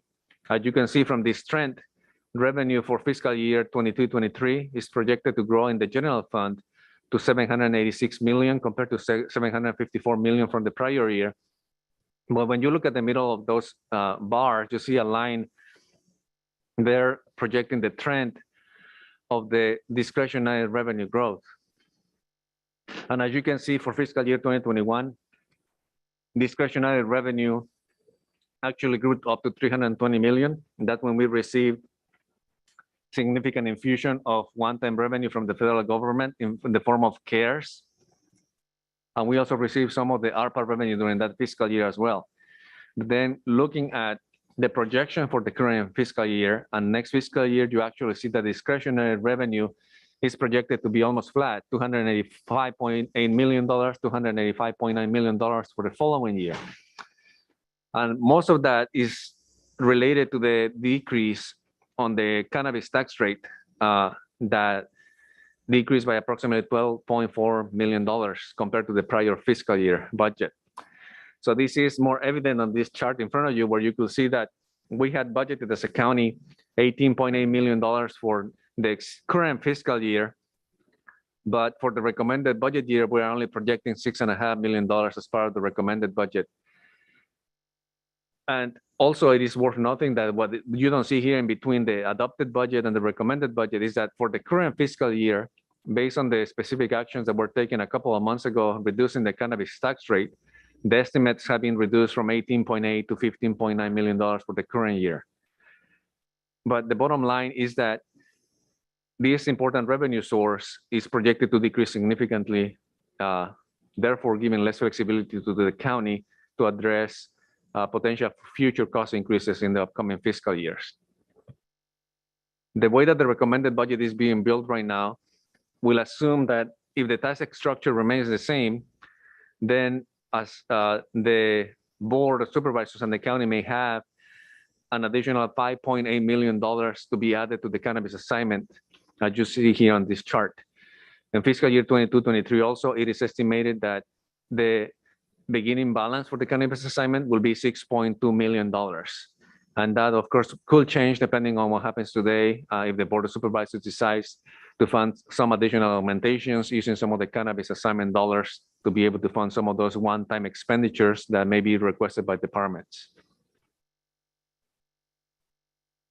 So that leaves us to, even though the budget is balanced, we do still have significant challenges in order for us as a county to get to that point. We received a significant number of augmentations from different departments, amounting to $36.8 million net, including revenues that were requested with some of these augmentations. Of that amount, $3.9 million was being requested to keep field positions. And as indicated before, the recommended budget accounts for that funding to ensure that those field positions remain in the budget. $8 million also to keep a status quo related positions, and $6.4 million status quo vacant positions. So when you add all this up for a status quo related type of request, you see that you're looking at approximately $18 million in aggregate of the overall need that departments had requested for the upcoming fiscal year. That same information is being presented to you on this new slide, but it's presented to you on a fund-by-fund basis. So you could see that the majority of the need for those augmentations was in the general fund with $32.3 million. It is also worth noting that we have some significant requests on the Pajaro County Sanitation District of $2.4 million. And that actual request from the Pajaro Sanitation District is not being recommended for funding. And there'll be further discussion in one of the upcoming slides, but it is unusual or highly unusual for a sanitation district to have such a large gap. And there was a presentation actually that was done to the budget committee specifically related to sanitation districts that I believe will also be coming to the full board in the upcoming weeks. But part of that presentation highlighted that many sanitation districts that the county administers could potentially be facing some challenges staying viable on the long run if there are no specific changes that are made to the overall structure of the revenue and how those services that they provide are financed. And this specific sanitation district highlights that important need on the long run, where this specific sanitation district has a huge need, and the majority of the reason is because of how this financing district is structured and the revenue is not being sufficient to cover those costs. And I think that Public Works will make a presentation specifically requesting funding for this later in the meeting, so I'm not going to spend more time on that, but just wanted to highlight that as an important factor overall as a county looking at the sanitation districts on the long run. This slide also provides you the same information that you had seen in the previous two slides, but gives you a breakdown on a department by department basis. And you can see that the largest impact or the largest request was coming from the Public Works Facility and Parks, the Sheriff's Department after that, and a couple of other departments. Overall, the augmentations were affecting 232.68 FTEs, a lot of those which were new, but the ones that affected specifically status quo positions was estimated at $10.4 million, affecting 83.68 FTEs. Of that request, all the requests that we received, the recommended budget proposes funding $23.5 million of those augmentations, as shown by department on this table. The majority of that is going to the Sheriff's Department since it was affecting field and vacant status quo positions. It was important based on the information that we received from the Board of Supervisors to ensure that we met that goal of retaining all the field and status quo positions that were currently providing core services to the community. In addition to that, there's also a recommendation for funding some new positions in the Health Department, 87 are new, 51 are existing in the Sheriff's Department, and 18 FTEs in Public Works, and also 17.85 in the District Attorney's Office, all of which in the District Attorney were, or the majority of those actually were status quo positions. This additional slide gives you a breakdown on the type of positions by department, whether they were new or status quo, so that you have further breakdown of what that looks like on a department by department basis and the type of classifications that they were requesting. And this additional slide provides you information, additional details as to the capital projects that are being recommended for funding. The majority of those on this table, or the largest amount of dollars, correspond to ARPA dollars that are being carried over from the prior fiscal year for projects that were approved by the board previously, but that due to different reasons were not be able to be completed in the current fiscal year. And then this next slide provides you the information about those augmentations that are being recommended for funding that are new in nature. So you have an idea on where the new programs are going on a department by department basis and the type of request that was being made. Overall, this total amounts to $3.8 million, almost 3.9. And then this slide gives you even further detail of that same slide that you saw before, where you had the $3.9 million in new programs. And it gives you more detail as to what specific requests those new programs entail. And then how we were able to do that as a county on being able to fund the $23.5 million that are being recommended. You could see that we had to tap into a lot of different funding sources. Some of the funding sources that the board had previously approved and just carried over into the next fiscal year. And some new time funding that was critical in order to continue to provide some core services. The significant one, I think that the most significant one-time funding that is being used as part of this is the use of ARPA revenue in the amount of $11.9 million to fund 65.8 FTEs. We're also using $6.5 million in an assigned fund balance, 5.8 of which were covered previously in the presentation. And then the $622,000 that were used to cover some costs on the baseline.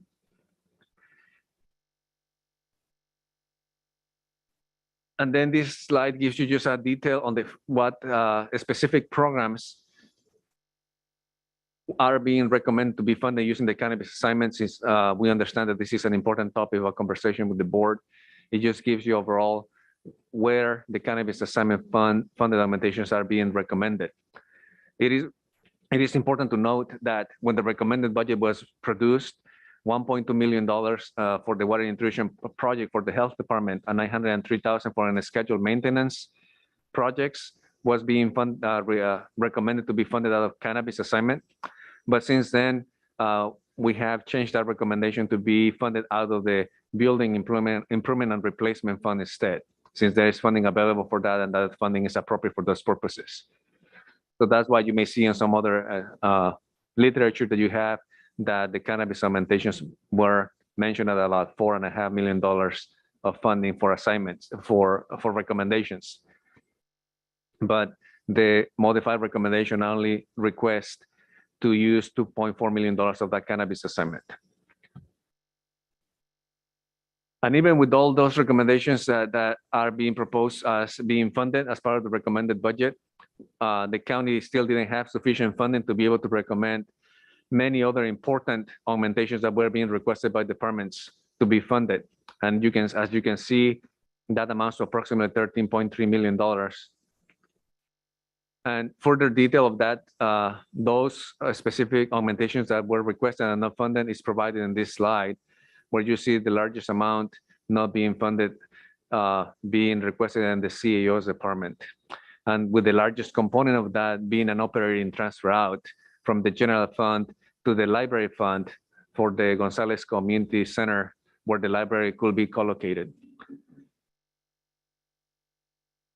This additional slide provides you more details as to those projects that were not recommended for funding as part of the budget. So as mentioned before, American Rescue Plan Act dollars, or ARPA, were instrumental in how the county balances budget, even though it has specific restrictions that are shown as in front of you in this slide. We were able to utilize those funds significantly throughout the budget. And this table in front of you summarizes how the 3-year plan that was previously authorized by the board was modified based on what was previously heard from the Board of Supervisors, some programs that were approved to be funded by the Board of Supervisors, and also some of the new augmentations that are being recommended for funding as part of this budget. In addition to that, it is important to note that there were additional requests that were not initially considered when the recommended budget was being built that our office is aware of. There may be others that we are not aware of, but these are the most significant that we are aware of.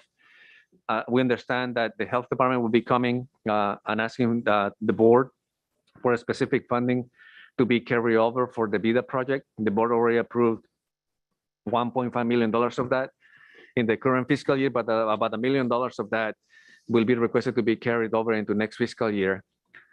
In addition to that, we know that social services has requested about $2 million, or indicated that during a budget committee meeting that they will be coming to the board asking for $2 million to carry over some of their unspent funds into fiscal year 2023 for the project room key.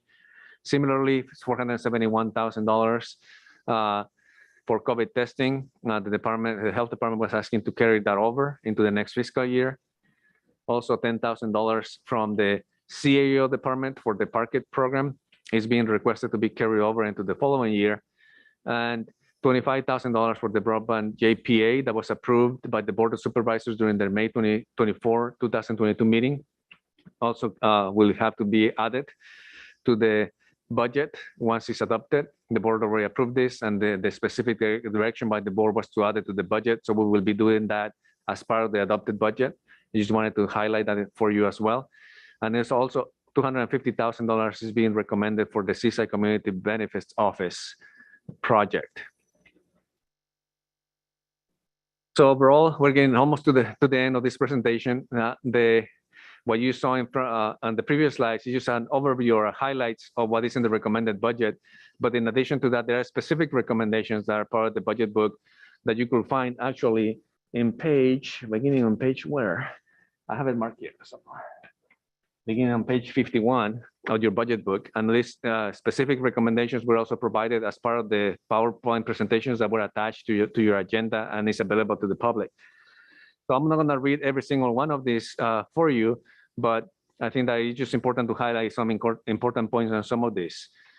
So one of the important aspects of these recommendations, one of them, item number 4, is providing authority to adjust any position counts, appropriations, and revenues for any inadvertent errors due to entries in the county budget system. So you approve those, you give us that authority. Also, another important aspect of the recommended budget on the recommendations is to continue to provide funding for the road fund to meet the maintenance of effort requirements due to SB1 and Measure X to continue to fund road projects throughout the county. Also, this is another standard recommendation that is typically included as part of the budget book, which gives us the ability that depending on what happens in the current fiscal year, our office has the ability to adjust the fund balances for a strategic reserve as cannabis assignment and other and the pension trust fund. And then on these other recommendations that you see here in front of you on the screen, another important aspect of this will be recommendation number 9. As you know, negotiations have occurred throughout the year with different labor groups. And there were a couple of labor groups that just recently actually concluded that those negotiations with the county. And due to the timing of the conclusion of those negotiations, information was not available on time to be able to be included as part of the budget. So we're asking for your authorization to ensure that those negotiation costs and the funding sources to be able to cover those costs are adjusted as part of the adopted budget. And then finally, also what is part of the budget is including your approval for the Public Works, Facilities and Parks annual work plan that includes the capital improvement projects that are also part of this process for the budget process.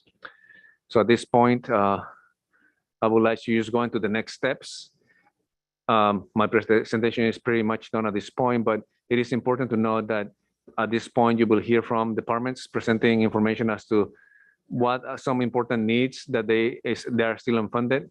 As a board, you have the ability to redirect funding from some of the things that may be included in the budget that you believe should not be funded and redirect some of that funding. You also could provide direction to use additional ARPA funds in addition to what is being recommended as part of the budget. As you know, we had about $7.5 million or so that were being set aside for fiscal year 23-24. You may direct us to use some of that funding for some one-time expenditures in nature that will qualify under ARPA. Also, you have the contingencies for appropriations dollars that could be used to fund some of these additional augmentations that you deem appropriate. That is estimated at $7.5 million and is included as part of the recommended budget book at that amount. And we also have, obviously, depending on what happens with cannabis assignment, right now we have estimated $6.2 million as the beginning balance for next fiscal year. So you needed to fund anything specifically. Those are the type of things that where you could find the funding to make those type of recommendations or funding or direction to fund specific programs. So at this point, this concludes my presentation. I'll be glad to answer any questions. And if no questions, then we will be ready for departmental presentations after those. Thank you very much for that very, very thorough and comprehensive presentation. I will look to my colleagues and see if there are questions. Supervisor Alejo. The question would just be, first of all, just on the current year estimate favorable. I had mentioned earlier, we had ended up positive for this fiscal year, 2.7 million, which is actually, I think, less than 1%, 2.7 million when you got a $1.8 billion budget. That was a close call there. But you do, in another slide, just mention a forecast of our national economic expansion, and that we are in our 11th year, which is our longest in our history. But even when I was at the state level, we part of the forecast was also trying to predict when we might see a downfall in the economy. And considering that we've had very good years recently, despite the pandemic, we're due for a recession again. It's cyclical, the ups and downs of our economy in California and nationally, but that's another factor to consider. We talked about all the rising costs and cannabis funds being reduced and ARPA funding going away, but we also have to consider where we might be in a few years if the economy tanks as well. What are your thoughts on that? And where, because in your analysis, you mentioned we've had some good years, but it's not factored into future years if there is a downfall in the economy. Yeah, so my thoughts on that are that we have to be prepared as a county for those eventualities. We know that there are many indicators right now, including inflation. You also see some slowdown on the overall prime materials production and logistics market worldwide.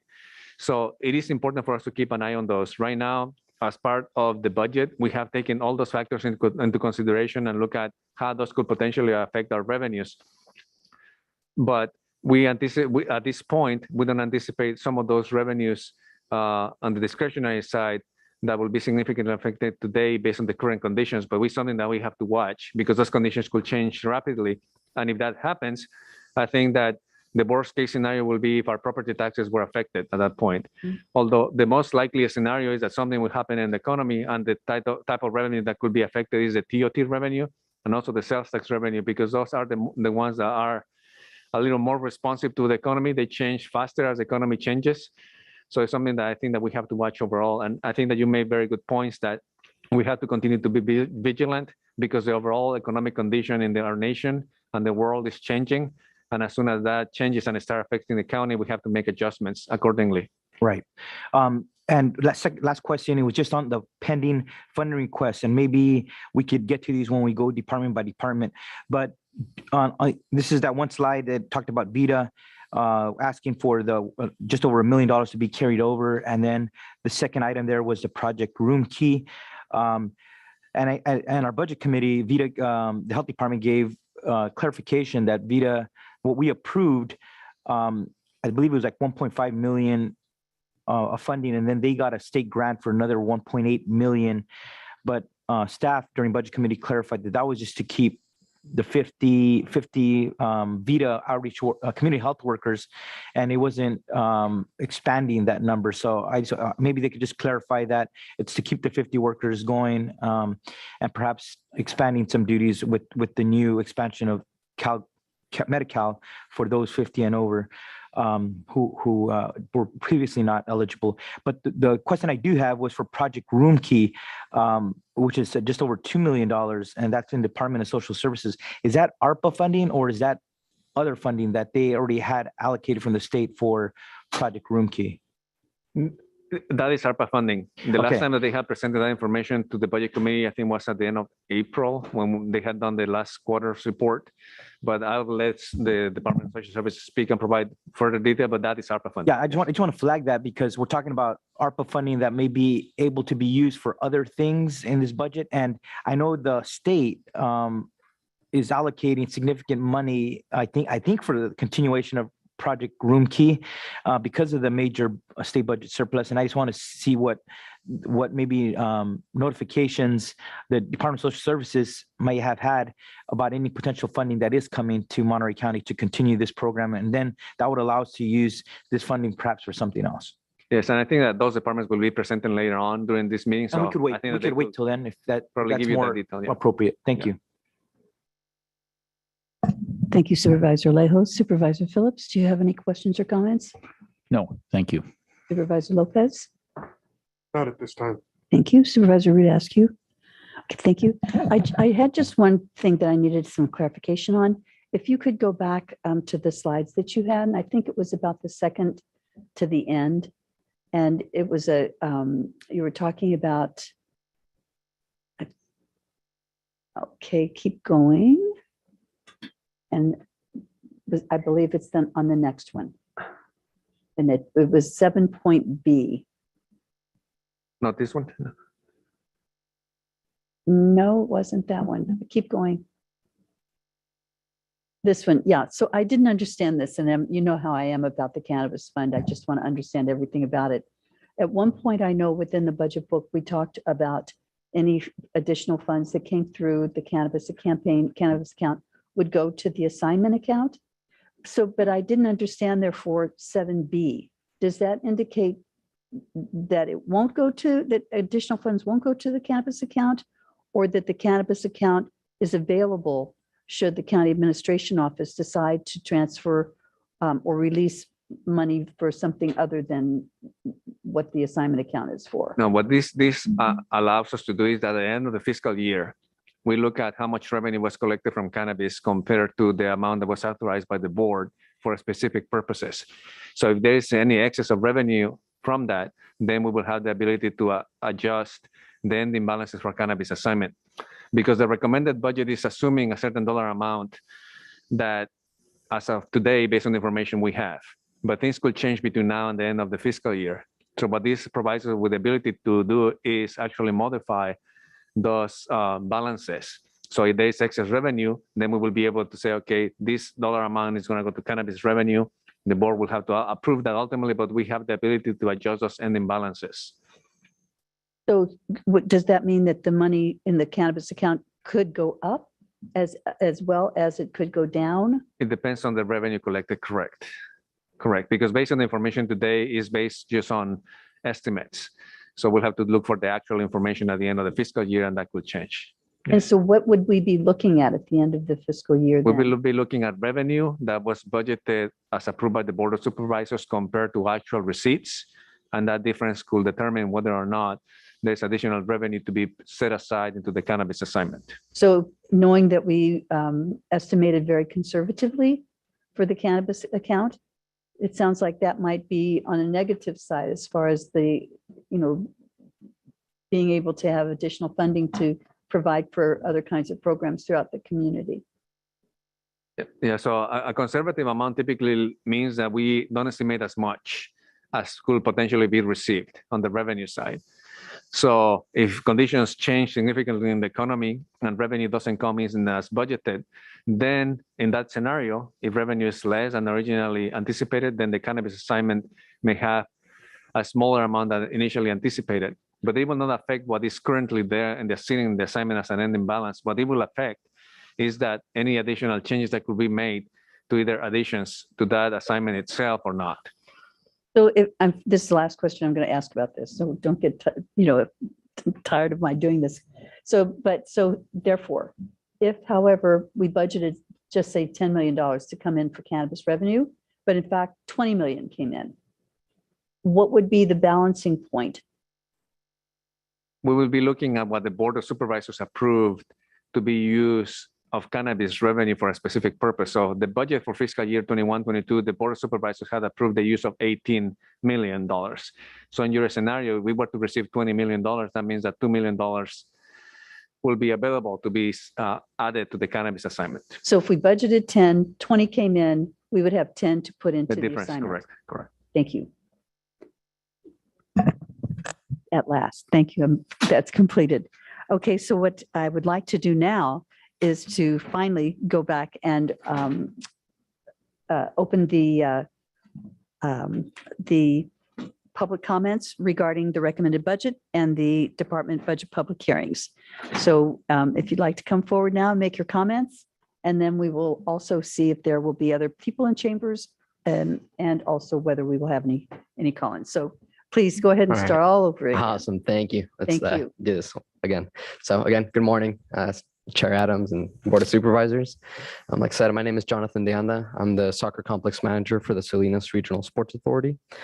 As you know, SRSA facilitates organizations encouraging positive youth development through recreational and competitive sports and community health promotion. I'm here today to request funding that is crucial to operating the Salinas Regional Soccer Complex. The complex awakens every year in early March, and for the next 9 months hosts more than 5,000 guests each week in activities that go far beyond soccer. The soccer complex is a high quality facility that promotes youth wellness and supports the social, emotional needs and the mental health of our youngest community members. This is foundational to the community prosperity, particularly following the pandemic. So I urge the county to include $250,000 for the Salinas Regional Sports Authority to be used to fund the Salinas Regional Soccer Complex in fiscal year 2020-2023.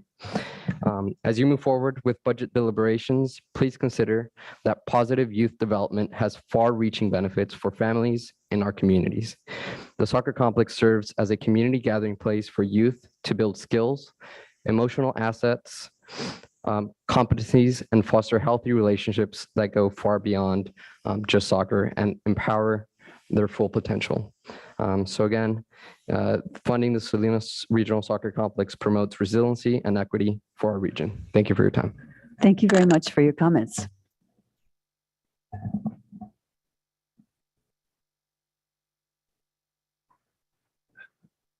Good morning, members of the Board of Supervisors. Cesar Lara with Milpa. And in this budget cycle, I would like for the Board of Supervisors to look at 5 key areas: health and wellness, restorative justice, employment, housing, and alternatives to policing. In particular, on the alternatives to policing, looking at a model that was piloted in Colorado called the STAR program, and in California, the CAHOOTS program.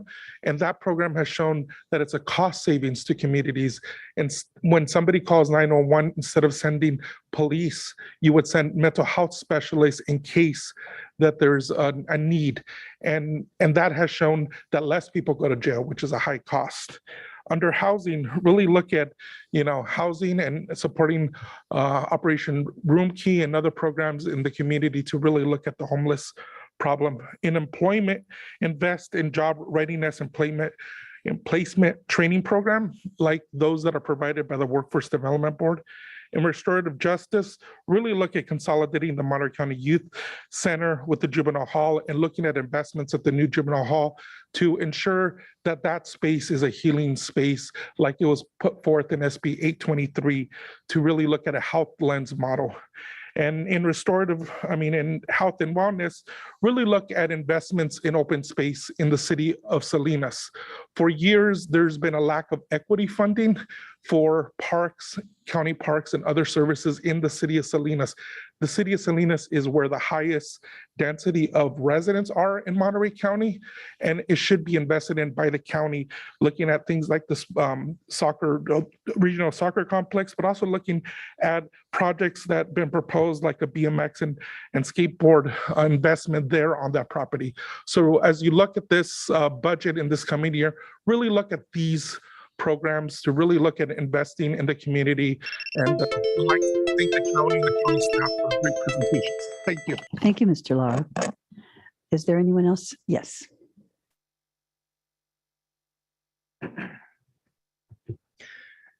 Good morning, Board of Supervisors. My name is Edwin Hermosillo, Operations Coordinator for the Salinas Regional Soccer Complex and local resident.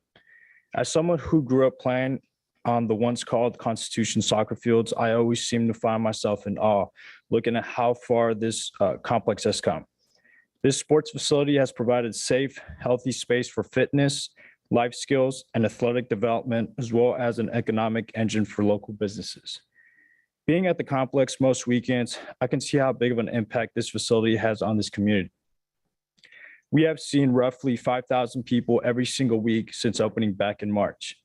We have hosted many different nonprofit booths throughout the year, including a mobile clinic every single Sunday, Clínica de Salud del Valle de Salinas, foster grandparent program and senior companion program, and many more, which all have been a huge success. We will also be hosting 3 free soccer clinics this year in collaboration with 2 local clubs and the Chevron Soccer Academy to continue developing the youth in our community and help them build life-changing skills, not only inside the soccer pitch, but outside as well. The complex serves as a venue for youth development, training, after-school programs, and serves as a safe gathering place, not only for our youth, but for their families as well. As you move forward with budget deliberations, please consider including $250,000 for the Salinas Regional Sports Authority to be used for funding the soccer complex. Thank you. Thank you very much for your comments. Is there anyone else in chambers who would like to comment on the budget item budgets before us? Then we'll go to hands raised. And the first person that we have is Bernie Gomez. And if you can press *6 to unmute yourself, we'll go ahead and start your 2 minutes. There we go. All right, good morning, Madam Chair and Board. First and foremost, just want to say thank you for, just this opportunity. It happens every year and stuff. So another thing I want to say is also, I know that we might have differences of opinion, understanding of definitions and language. But the end goal is I think we all want the same thing, is just how do we minimize the impacts of poverty in our communities, and especially those that are under-resourced, underfunded, neglected, and are just struggling in life, they're trying to survive. Just looking at this, it's been a different and difficult year, especially during, being in the second, coming on the third year of COVID. But I just want to say, I think that one of the most costing drivers is this definition around public safety. I think public safety has been wrongfully mitigated through an incarcerating and punitive lens. Public safety is more than just jails and law enforcement and probation. This like trifecta of punishment continues to contribute to the depletion of county funds, especially during this hardships that this county is facing. This depletion really has no like positive outcomes or increases public safety, and it's expensive to jail people. It's expensive to be on probation, but the outcomes, the positive outcomes, we're not really seeing them. Considering how much money is being spent in these on these departments, right, and their scope of work. That if anything, it continues to contribute to a cycle of harm and poverty. It continues to burden, I guess, departments' efficacy in providing the best service that it can. But thank you for that, and hope you make the right choices. Thank you. Thanks very much for your comments. Next, we have Olivia Mendel. And Olivia, if you could please press *6 to unmute yourself.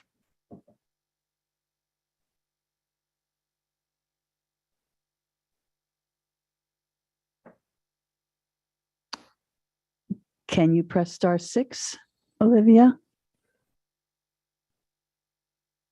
We will come back to you when I see that you've been able to unmute yourself. And the next person that we'll go to is Tom Ward. Okay, hang on. Looks like Olivia, are you ready? No. Okay, I'm going to go ahead and please have Tom Ward press *6 to unmute yourself. And welcome for your comments. So it's you, Tom.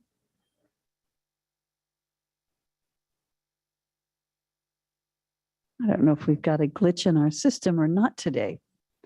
So Tom Ward, could you please press *6 to unmute yourself and make your comments? I'm going to continue on then, and I'll come back to you as well, Tom. Kathy Rivera. Oh, no, not again. Kathy, can you press *6 to unmute yourself? Hello, are you hearing me? Yes. Hi, honorable board members. I'm Kathy Rivera. I am a resident of Seaside, and I'm also the president of Communities for Sustainable Monterey County. And after budget workshop in April of 2022, assurances were made that the budget request needed by Ashley Paulsworth to complete the Monterey County Climate Action Plan would be funded. There seemed to be a consensus on the board that completing and implementing the plan was not optional, but a requirement stipulated in the general plan. We wish to express our concern that the Budget Office recommendations to you are to cut these needed funds from the budget. After the investment made to get the work done to this point, it appears wasteful to now limit or reverse the progress in the coming year. Beyond the salary for Ms. Paulsworth, her efforts must be funded in order to leverage her budget money with grant money available that far exceeds the amounts she is requesting from the county budget. This grant money not only could help pay for completing the plan and EIR, but could also be applied to implementation. So on behalf of our board of directors and countywide volunteers, I respectfully request that you override the recommendation of the Budget Office and fully restore funding for the Monterey Climate Action Plan. I truly believe it will save us all money in the long run and also improve our environment and living conditions long into the future. Thank you for your time and consideration. Thank you very much for your comments. And now we will go back to, let's see, we'll continue on. Arts for MC. Okay, if you could please press *6 to unmute yourself.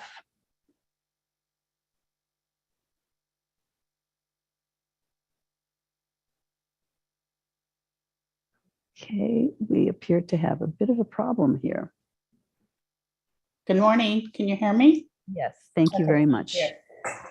This is Jackie Atchison, Executive Director of the Arts Council for Monterey County. Since 1985, the Arts Council has been a re-grantor of the county to provide essential funds to arts organizations in every district of our county. I, along with the other DSA partners, were surprised when the board voted recently to reduce our funding in order to reallocate to Laguna Seca and to cap our funding indefinitely and not even consider the staff recommendations that were presented. Since then, I've spoken with Supervisors Phillips, Adams, and Lopez, and was told that they wanted the funding for Laguna Seca to be allocated from the remaining TOT. And while a reduction of $146,000 to the arts is minuscule to the county's $1.8 billion budget, it's a huge loss to the arts and culture in our community. County support for the arts education, cultural institutions, and creative venues is crucial for our county to fully recover economically and to provide equitable access to the arts in all communities. On behalf of the county's official arts agency, I respectfully request that you reconsider reducing the funding of the arts. Thank you. Thank you very much, Ms. Atchison. And now I will go to Tom Ward. Can you hear me? Yes, perfectly. Oh, good. Thank you. I want to thank the board for its determination and leadership in finding and hiring a very capable sustainability manager who has been charged with, finally, after 10 years of delay, developing and implementing a county climate action plan. I especially want to thank Supervisor Chris Lopez, who is the longest serving current supervisor on the Alternative Energy and Environment Committee. With his guidance and support, the plan is progressing and on target. And through his insistence, there has been broad stakeholder engagement and transparency, which will help greatly when we move to the implementation phase. The plan is on target for completion by the end of this year. It was very concerning to learn that all the budget requests for the climate action plan and related programs are unfunded at this point for next fiscal year. Besides the opportunity to complete and start implementing the climate action plan in this very next fiscal year, there is millions of dollars in grants available that could fund various climate action plan and energy saving programs. As long as we have the resources in place to apply for these federal and regional grants, we must stay committed to addressing the most significant environmental challenge of our time. This is not the time to abandon or slow down the climate action plan when we are so close to the finish line. And we have the opportunity to secure such a significant amount of grant money. Thank you. Thank you very much, Mr. Ward. I will now go back to Olivia.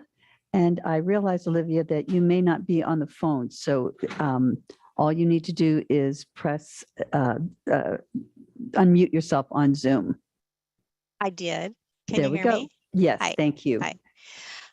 I'm Olivia Mandelk. I'm a resident of District 2, and I live in the northernmost area of North Monterey County in a Latino community 5 minutes from Watsonville. As the largest unincorporated area in the county, our community is not equitably served by the current Board of Supervisors. I was highly concerned when I reviewed the current 22-23 budget.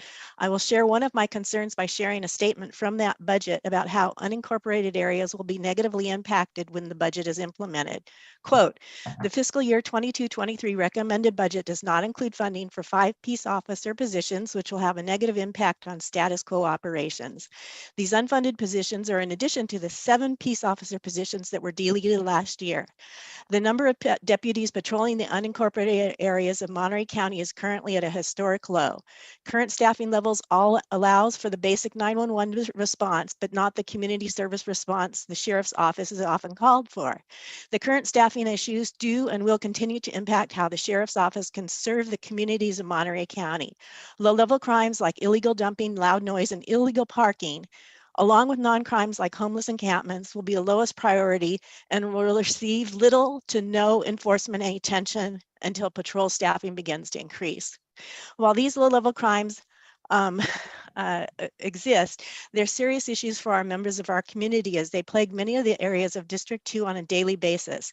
They affect the quality of life for our community. Imagine how you would feel if an abandoned junk vehicle sat across from your home for several months, or if you repeatedly had to drive by piles of trash dumped near your home. How would you feel if you had to haul the vehicles of trash away yourself because county services didn't take care of those issues? This is what currently occurs in our community. We need more services, not less. This is a social justice issue. It's critical that North Monterey County be recognized as a unique, important, and valued community. We need the Board of Supervisors to hear our voices and clearly understand and respond to the needs of the members of our community. If the budget is indeed a statement of your values, please demonstrate that you value North Monterey County. Thank you. Thank you very much for your comments. And next we'll go to Kathleen Lee.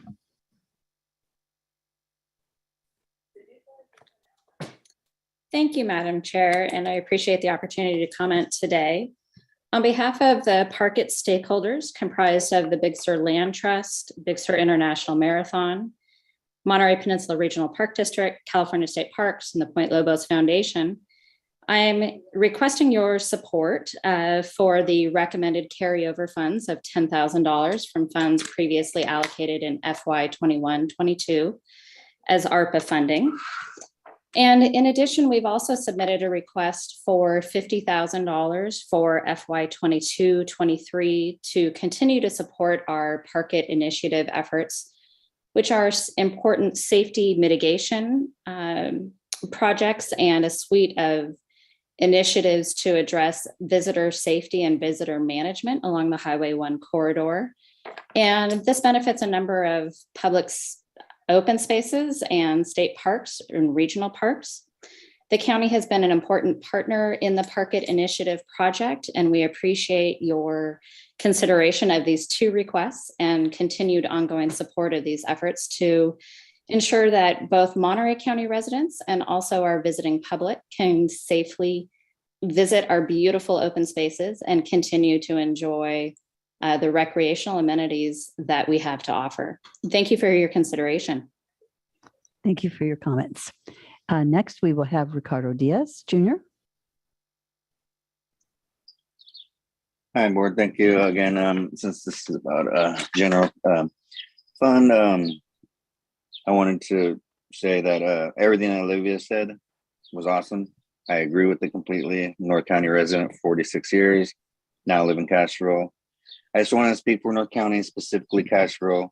Want to ask supervisors in the next year to pretty please create policy, pay more attention to unincorporated areas, and especially Castro, which frankly looks like it's still 1988 for reals. Not just Merritt Street, the whole town, everything. It's not a big town. And needed infrastructure that will benefit everyone, not just Castro, but all that come into town. Commerce, tourists, money coming in, businesses, more businesses. I think a lot of these businesses, they're just owned and they're not being used, a lot of these businesses. And so, I mean, in the past, not a lot has been done. And I just wanted, basically, we're going to get a new supervisor and it's going to work out. Okay. I thought I was unmuting again. I'm sorry. So yeah, I just wanted to hopefully see that the supervisors give Castro some more amenities, attention, and hopefully more policy, not just by the District 2 supervisor, but also by anyone. We need it badly. And thank you. Bye-bye. Thank you very much for your remarks. Next, we have Ellen Gannon.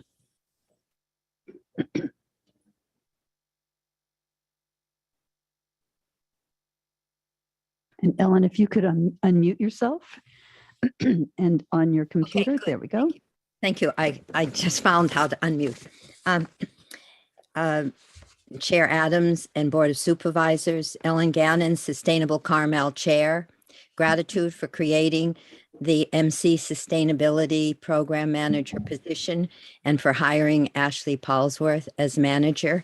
On behalf of the steering committee and the members of Sustainable Carmel, we request that you re-examine and reapprove the 22-23 budget for Ashley Paulsworth to give her the resources as seed money needed to apply for grants and to work with Santa Cruz County and San Benito County to fulfill the general plan, the EIR, social justice, regenerative, and environmental commitments and responsibilities we currently have and will have this year.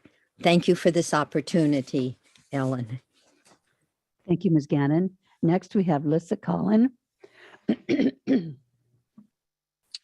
Hello, my name is Lisa. I am a resident of Salinas, and I also just wanted to say my concerns about,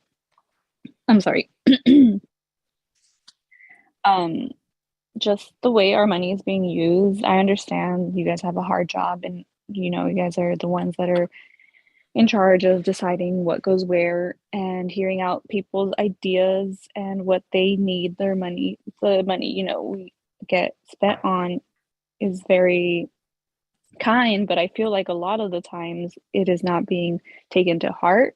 And I know there's not many people that come up to stand and talk about what they specifically need. And I think when people do that, there is a responsibility on your behalf to really hear them out and try to cooperate and, give them the benefit of the doubt.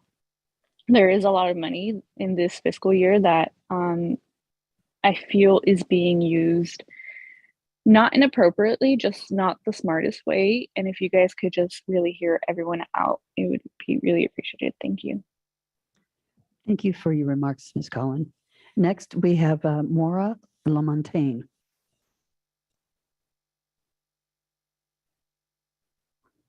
And if you can just click unmute on your computer so that you're able to speak. There you go. Thank you.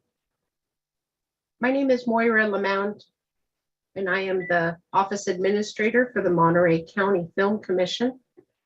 Thank you so much for allowing the public to speak. Our Executive Committee for the Monterey County Film Commission met on Monday to discuss the 2022-23 budget and submitted comments to each of you yesterday, expressing their concern about the funding reduction. In fiscal year 2021, our funding was dramatically reduced due to the COVID pandemic. We would respectfully request a restoration of fiscal year 22-23 funding to the recommended staff levels that were presented in April. It seems that it would be a qualified loss of revenue contribution from ARPA funding. We are a small and specialized economic driver. We keep Monterey County top of mind in film, television, and print throughout the world. We increase and extend employment of our local businesses from out of area on location film projects. The Monterey County Film Commission is also a driver of TOT and sales tax revenue, and we would respectfully request your support. Thank you very much. Thank you for giving us your comments. I see no additional hands raised. Is there anyone else in chambers that wishes to comment on the overall public budget today? Okay, seeing none, we're going to go ahead and begin with our departmental presentations. And the first one that we have today is in the Finance and Administration segment, and it is the County Administrative Office, the Intergovernmental and Legislative Affairs Department. And I believe that we have Nick Chulos online, who is going to be giving us a presentation. And then we will have opportunity for budget for comments from all of the supervisors, questions and comments. With that, I will look to Mr. Chulos to take us on our drive. Thank you, Madam Chair. Good morning, and good morning, board members. Thank you for this opportunity to speak with you. The Intergovernmental and Legislative Affairs Division of the County Administrative Office has 8 major program areas of responsibility.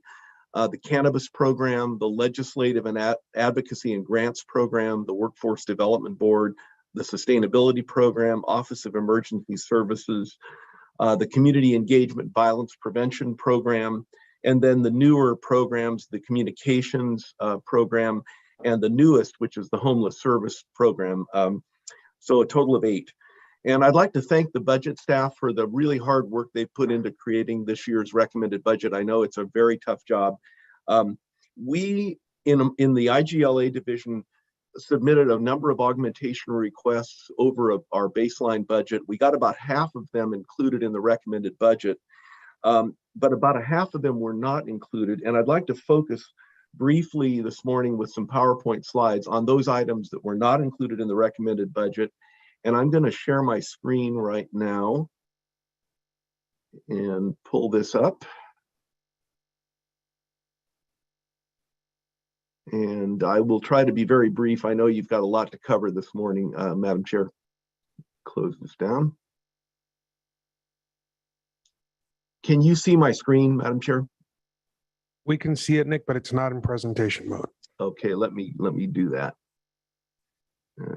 Hold on one second. Thank you, Mr. Lopez. Can you see that now? We can. Okay, great. So these are the items that are not included in the recommended county budget, and I just want to go over them briefly this morning. The first is regarding the sustainability program. A total of $432,500 in augmentations requested that were not in the recommended budget. Very briefly to go over these, the largest amount is to do the California Environmental Quality Act compliance that's necessary to finalize the climate action plan. $275,000 is estimated to be that cost. The next is for 2 interns which would work with the sustainability program manager. One of them would be to handle community climate action plan outreach, and the other to work more specifically on municipal climate action plan implementation for a total of $57,000. The next item is we are involved in a regional collaborative with several other counties, Santa Cruz, San Benito, and some other counties, I believe San Luis Obispo, for a regional grant writing approach. And the contribution for Monterey County would be about $20,000. It would really leverage quite a bit of other funding that is available, and we think that would be a good investment. The next item is engineering design on-call services. And what this has to do with, it's a $50,000 request. And this is to allow for specialized sustainability related engineering review as we either apply for grant funding to build projects or to build sustainability into some of the county's projects that we will be undertaking in terms of facilities. The last 3 items are memberships, project management software, and conferences and training supplies for a total of $432,500. And Madam Chair, would you like me to stop at this point and see if there are questions about these, or would you like me to go through the rest of the PowerPoint slides? There are about 6 or 7 other slides. So do they all have to do with the sustainability program? No, there's a slide for each program area. Program area. Why don't we go ahead and take it by program area? I think that might be a little bit better for us to do. So let me go ahead, excuse me. And I've been doing it in order by district, but maybe I'll give you a break this time, Supervisor Alejo, and I'll start down here and we'll go by order. Supervisor Phillips, have you any questions or comments on the climate action plan element, the sustainability program? I could support the shared regional grant writing. I think that's important, and the engineering design and the membership of 7,000 on those. Supervisor Lopez? I think I'd rather wait till the end of the department's presentation because I want to look at them as a whole picture. So I'll save my comments until we get through the entire division, if that's okay. Thank you. So let's see, Supervisor Alejo. Yeah, just on these points, I would be supportive of the climate action plan for 275,000. I think that needs to get done, as well as the regional grant writing. If we're collaborating with our adjacent counties and this is just asking for our share of that, I think we could draw some state and perhaps federal grants to that would just be our fair share if we're collaborating with San Benito and Santa Cruz County. And then Ms. Paulworth and Nick had previously explained, I believe in our budget committee, that the engineering design is just as needed, so that if grant opportunities do come up, they could have that kind of experts that is to be able to weigh in, and that information is needed as part of any grant application. So again, there we could draw down more state and federal dollars by just having that on as needed basis. Thank you. Thank you, Supervisor Rudas. Yeah, thank you. So just from what I understand, the climate action plan, CEQA, the $275,000 is a requirement. It's a mitigation within our EIR. From what I understand, we don't have an option whether or not to fund that. So I'm not sure how it didn't get included in the baseline budget, but if we don't fund it today, we're going to end up funding it later, or we're going to get sued. So I think that's one that isn't really a choice for us to make. It's made for us. In terms of the regional grant writing, I support the regional grant writing. In terms of the Civic Spark interns, those are highly leveraged with state money and allow us to do some really incredible work expanding the staffing of this program. So I'm fully supportive of the Civic Spark interns. It allows us to do more with leveraged money. And the membership, I had my notes a little bit differently here. The memberships, the conference and training. I think that so I'm supportive of what's being requested. And I think that the big picture is that there are federal and state dollars available for climate action mitigation and climate action response work. And the work that's happening in our sustainability program is allowing us to leverage significant other dollars to benefit our community. The risk of climate change is an existential threat. We have miles and miles of coastline here in our community. And I think that we owe it to our future residents to make these investments now so that we're preparing for the future. So I'm supportive of what's being requested for sustainability. Thank you, Supervisor Rudas. And in my opinion as well, regarding the sustainability program's augmentation to do CEQA, I agree. I thought as well that this was part of the requirement. It was a mitigation requirement of the general plan. So without question, we would need to do that, to just simply move forward. So I totally support that. I also support and agree with the regional grant writing, but also know that those leveraged positions in Civic Spark is also something that's really important. I've got a procedural question that I wanted to ask, and I'll ask my county administrative officer here. Do we have someone who is like making a list of what it is that we're saying? I'm so old school. I'm looking for the flip chart, right? Where the big marking pens. So I think that's going to be important for us to be able to know. How's that being handled today? Yes, excuse me, your budget director is handling that. However, I think at some point you need to have what we've done in the past, which is basically say we're going to move this item forward or not move this item forward by consensus. Okay, and we'll do that on each program within each department? That would be the best way, so you know the specifics, yes. Okay, so Supervisor Lopez, do you want to have any comments now? Yeah, I'm good with the regional shared assistance on the grant writing and the on-call engineering services. Okay, so so looking at consensus, it seems to me as if we've heard enough people say that we need to do the climate action plan, that we need to do CEQA, that we all agree on the regional grant writing assistance. And I was unclear, quite frankly, on how many were part of the civic, agreed with the leveraging the CAP outreach and the Civic Spark interns. Right. So just to be clear, you don't necessarily have to do this. I think Mr. Vega can do this at the end of the whole presentation of what Mr. Chulos is providing. Okay. All right. That's good. Thanks. I mean, I'm ready with my flip chart and my big marking pens. Okay. Thank you so much. So thanks for that one, Nick. And if we can move on to the next one. Thank you, Madam Chair. Let me move on to the next slide. The next one is regarding the cannabis program. We are requesting $265,000 for permit processing assistance. This would be to hire a firm to assist the industry getting through the permit process. It would only be drawn down as needed. So in other words, the cannabis program would maintain this amount of money, and as invoices were submitted by HCD on behalf of a permit processing invoice, that would be paid out of this fund. So that's the request for the cannabis program, Madam Chair. Thank you very much. So question, looking at the cannabis budget, it shows 501,000 for program contingencies. Wouldn't this be included in that?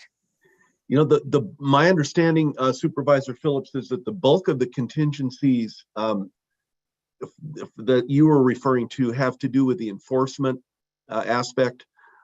This would be over and above that amount for permit processing assistance. Maybe it should be shifted. But Supervisor Lopez.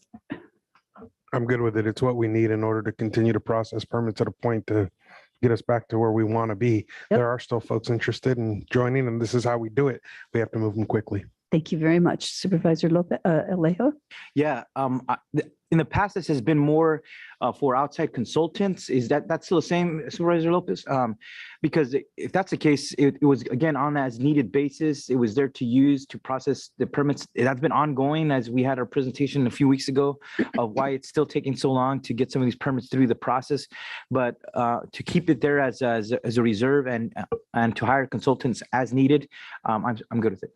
Thank you. Supervisor Rescue. Yeah, I think going to Supervisor Phillips' comments earlier today, that we really need to take a look at the expenditures that are embedded within the cannabis program and see if there's ways that we can be more effective and efficient in what we're already expending as part of the cannabis program. I would prefer to have this be something that we look at more closely in terms of what we're already putting into. $6.5 million to run the program is a lot of money, and I think that if there's ways that we can figure out how to do that more streamlined, we would be better served.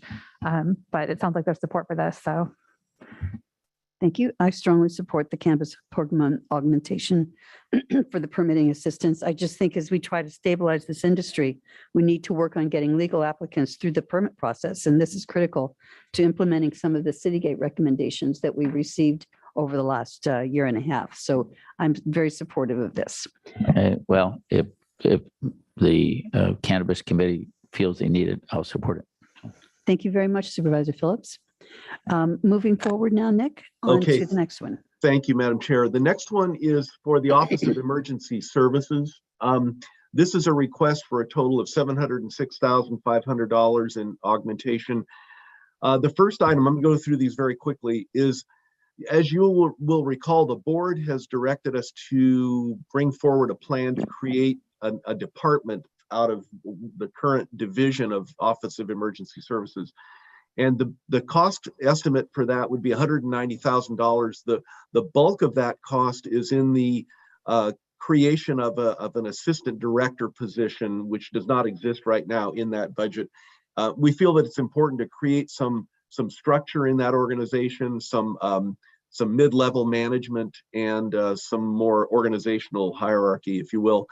The next is a generator upgrade for the government center. We received a grant from Cal OES several years ago to, during the power shutoff, the first phase of the public safety power shutoff, to provide generator upgrades. And we've installed generator upgrades in 4 of the libraries that would act as kind of community resource centers in the event of an emergency, a major power shutoff. This would be the $150,000 requested here would be to complete the generator installation at the government center, which at the moment had some cost overruns, and that's where this $150,000 would be important to complete that. We have had a history over the past few years of some fairly significant power shutoffs that affected the government center. And the reason the government center we think is critical is because it would allow the board chambers to continue to function as a center for, as a facility for the board to meet and conduct public business. Item C here is first responder evacuation maps and materials. You may recall a couple of, about a month ago, Mr. Millay, the OES manager, made a presentation about the evacuation plans that have been put in place. This $120,000 would be to create the maps and materials that would be distributed to first responders for use in the field in the event of an evacuation emergency. The next item is some internal space reconfiguration at the Emergency Operations Center to install some doors that would allow access into other parts of the facility that currently do not have access. The next item is soundproofing for the EOC manager.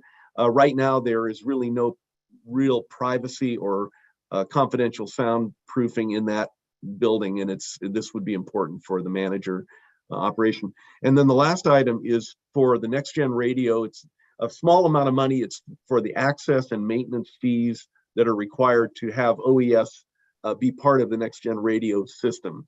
Madam Chair, that concludes the OES budget request.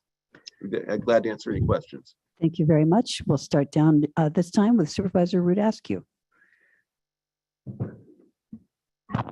Yep. All right.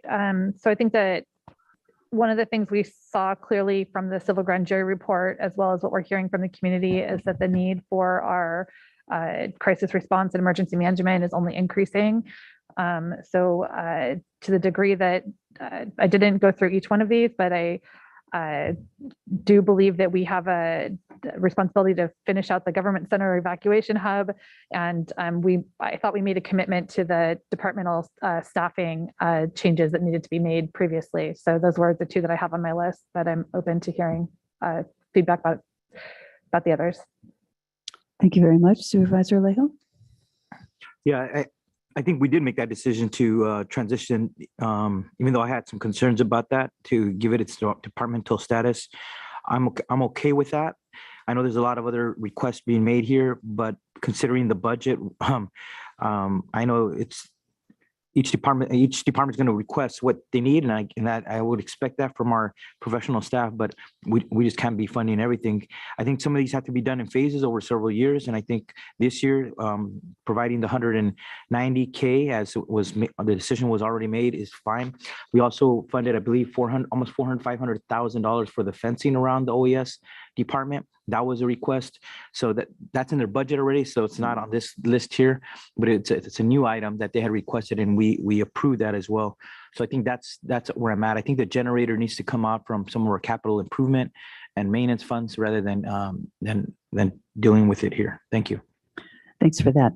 Supervisor Lopez. Yeah, I know I had concerns about the transition to departmental status, but given the fact that we gave direction, I'm comfortable with that 190 as well. C, the first responder evacuation maps, I think are critically important for our rural communities and those that live in the WUI, which is the wild and urban interface. And so I'd like to see that funded. And then the radios I'm good with as well, understanding that communications in crisis are the critical piece that can make something fall apart. So making sure that our OES folks are in connection is critically important to me. Thank you, Supervisor Lopez. Supervisor Phillips.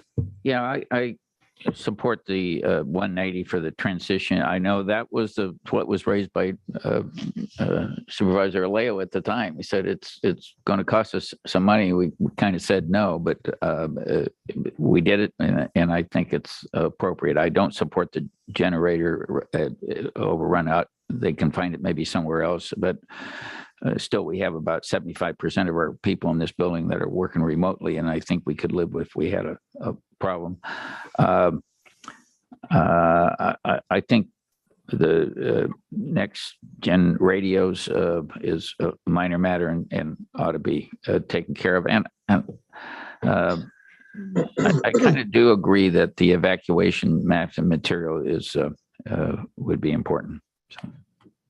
Thank you very much. And I'll weigh in as well. I think we really have seen what we need as far as augmentations with OES. It just has been such a critical part of what it is that we've been living with the wildfire and what that continue. And of course, with the pandemic as well. So I also strongly support the transition to the departmental status with the 190 on that. I feel like the maps are really important. next gen radios. And then I'm kind of torn about the generators. I think I agree with Supervisor Alejo, though, that we ought to be able to find that through CIP or some other place so that it's not coming directly out from here. Perhaps the same thing with the access door installation. So I think that would pretty much take care of it. The office soundproofing, it makes some sense. I can only imagine that there's sensitivity to the information that is that takes place within that building. And if it's, if there's no privacy for those kinds of conversations, I think that would probably be something I would be supportive of at any rate. Okay, with that, we've all had a chance to comment. Any other remarks? No, I just hearing my colleague, I can be supportive of the radios and the maps as well. Good. Okay. Thank you very much. So with that, Nick, we can go on to the next one. Okay, thank you, Madam Chair. I just have two more slides. The next one is regarding the grants program. This really ties into a board referral that you'll recall about a month ago. We were asked to look at what could we do to expand our grants program beyond the level that it currently operates at under. And there was a proposal that was discussed by the board to create a management analyst position and the $50,000 fund to expand the program. The day the board discussed that, the consensus of the board was not to add a management analyst position, but rather to attempt to do a pilot program with about $50,000. We're putting this in as an option, 50,000 or 100,000. We think that the reality is we could do a pilot program between July and December, focusing primarily on infrastructure grants. This would be in addition to the NOSSM grants contract, and could fund on the low end 5 and on the high end 8 grant applications.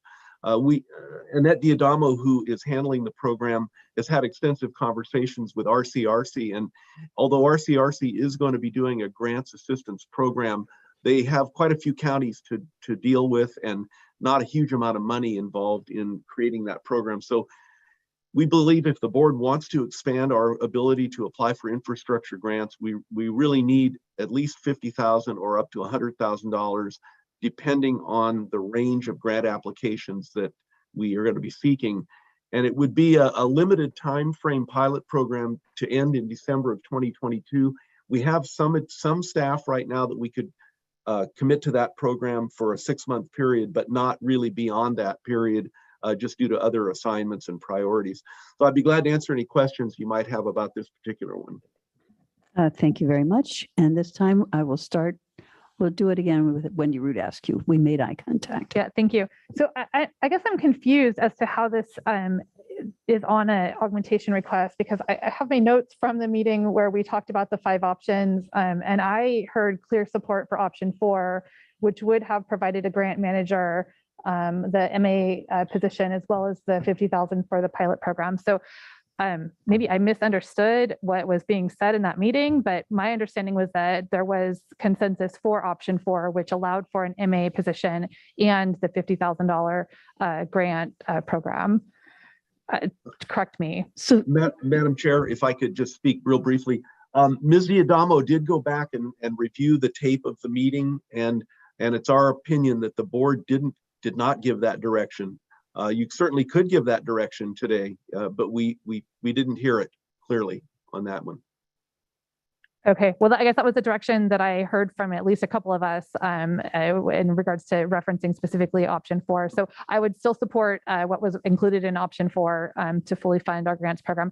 We have once in a lifetime opportunity right now to access state and federal dollars. And it seems insane to me that we wouldn't be full speed ahead to take advantage of getting every state and federal grant dollar into our community that we possibly can. There are opportunities left and right. And we know, I hear about the ones that we leave on the table, and it makes me disappointed when we're not taking advantage of those opportunities. So I would fully support the MA2 position, or the MA1 position plus the $50,000 grant. Thank you very much, Supervisor Alejo. Yeah, I don't recall hiring a grants manager at all during the conversation. I think it was only the 50,000 that was approved on a motion. I'm okay with the 50,000, but I do want to clear up, it's not like our departments aren't pursuing grant funding, they are. And this was just to see if we could put some resources to perhaps pursue some grants that we haven't had the capacity to apply for. And with this, we could say there's a lot of money out there. Let's put 500,000. At some point, you got to say what's manageable within our budget at this point. I think 50,000 is a good amount to start with. Let's see how it works this year. Let's see how much dollars we drew down. And perhaps if we need more in December, because we've been successful, then we could add more from our contingency if it's needed. But I always wanted to just caution that just putting money to something is going to result in more money coming in. And when a lot of our departments already are pursuing grant funding, and we've had a lot of success over the last several years. But this was trying to see, could we do more and measure that, and then make a decision whether this should be expanded in the future. Thank you. Supervisor Lopez. Yeah, I'm good with the 50. I think with the caveat that if we expend it and the grants are out and we're seeing success, don't feel that you need to wait till December. Nick, come back. If we're seeing the wins, bring it in. Let's make the call. I know that speaking to the points that have already been made, it doesn't just take grant writers.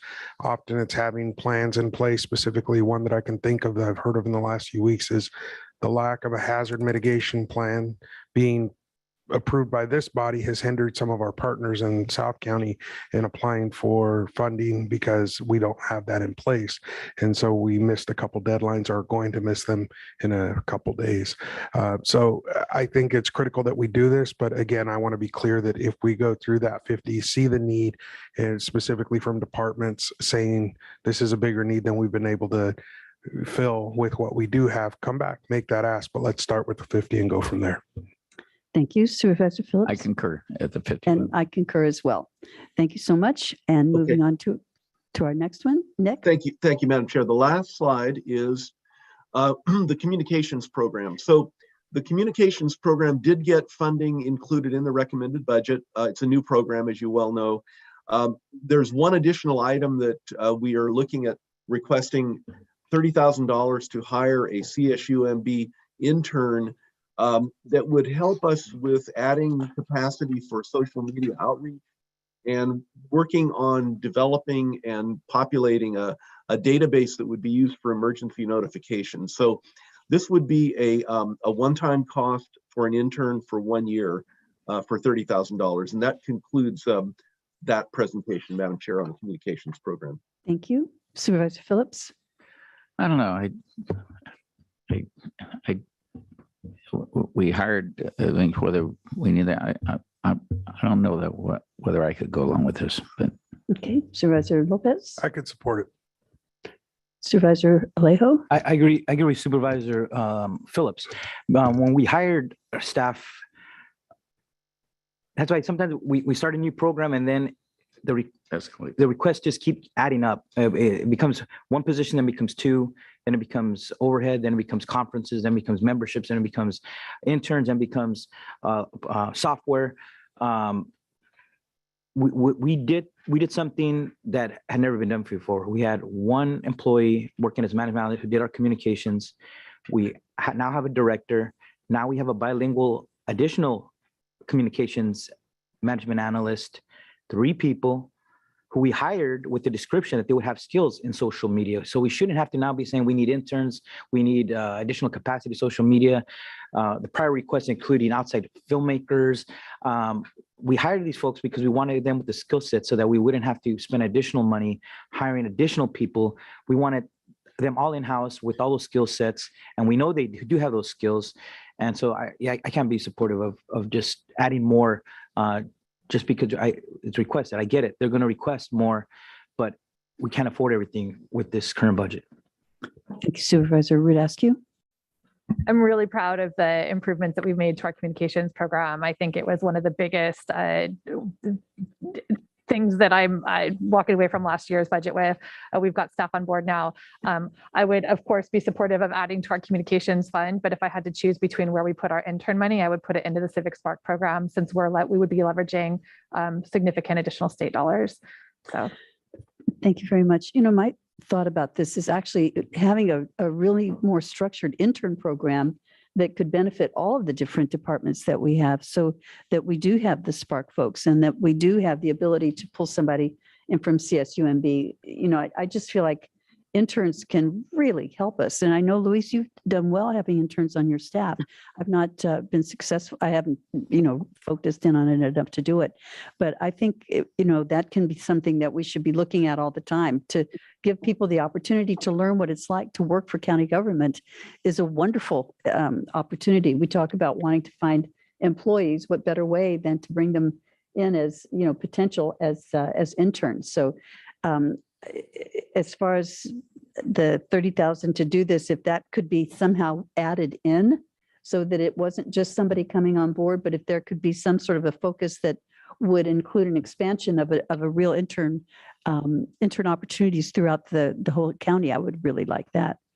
Sorry, Zalejo? Matt, just to that point, I believe HR, Irma Ramirez Bao is here. She did start an internship program, and it was her thought that her internship program was to create a pipeline of future employees to give them experience in a range of departments and offices, so that people get experience. So that program is there. Then that program is set up. It does require departments and offices to want to participate. But I would say that we have that ability. So if the communications team says we'd like to get some interns through Irma's new program, and they try to recruit from the CSU and MB and other colleges, I think that option is available, rather than having to add money for something that should be able to recruit some interest.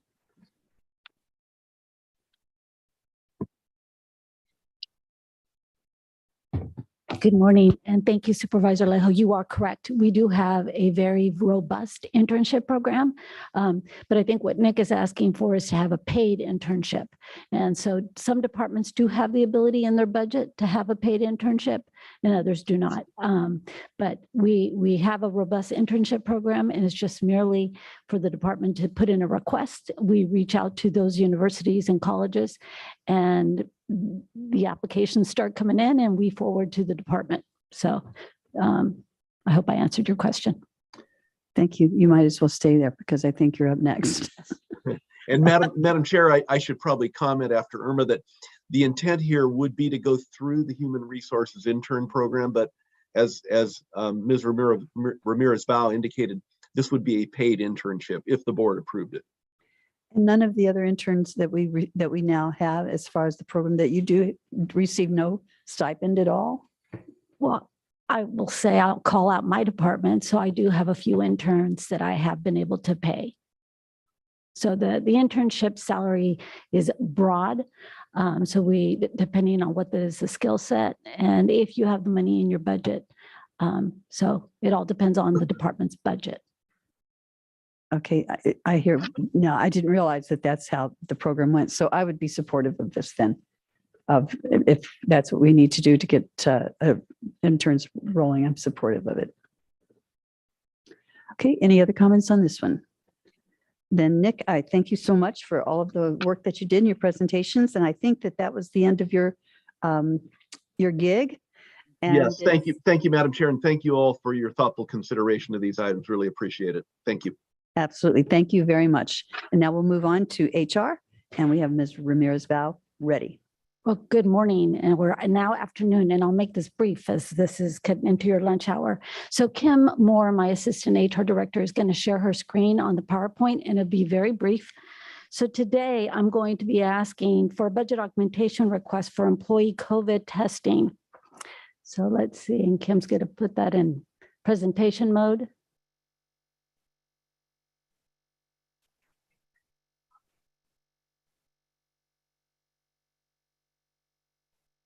There we go.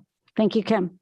So to provide history for you, so the board adopted the COVID-19 vaccination mandate for all county employees in August of 2021. In addition, the board approved weekly COVID-19 testing that was offered through the California Department of Public Health Colors testing for employees who had approved medical and religious COVID-19 exemptions. In addition, the Board of Supervisors had authorized the Human Resources Department to hire 3 temporaries to help support the weekly testing. We currently provide weekly testing at 7 locations here in the county, and we're testing approximately 50 employees. And then in April, we came to the board and asked the board to reimburse from unspent ARPA funds for the costs associated with the testing through the end of this fiscal year. Now, it was our hope that COVID would be gone and I wouldn't be here asking, but I wanted to also share with you that CDPH Colors has provided an update and has reached out to us and said, would we consider as a county switching from the PCR testing to an adjutant testing, so they could provide the at-home over-the-counter testing, or they could provide us training and we can continue to do online, on-site testing. And then we would report it through the CDPH app, and the test will would comply with Cal OSHA. So today I'm going to there's 3 options that I'm presenting to you. You could have option 1 to continue the PCR testing as we are and fund the augmentation for $150,000 for the 3 temporary positions to continue with that. Or we can switch to the rapid antigen testing, which is an on-site testing model, which would be approximately $130,000. Or we can switch completely to an at-home antigen testing, and the employees would upload that to our county app that we developed. So I'm open for any questions that you may have and the direction that you would like me to take. Thank you very much. I'll start with Supervisor Phillips. Isn't this all ARPA funded? Yes, and that's what the request is from ARPA funding. Everybody seemed to have the home test now. To me, that just makes sense, but it's just me.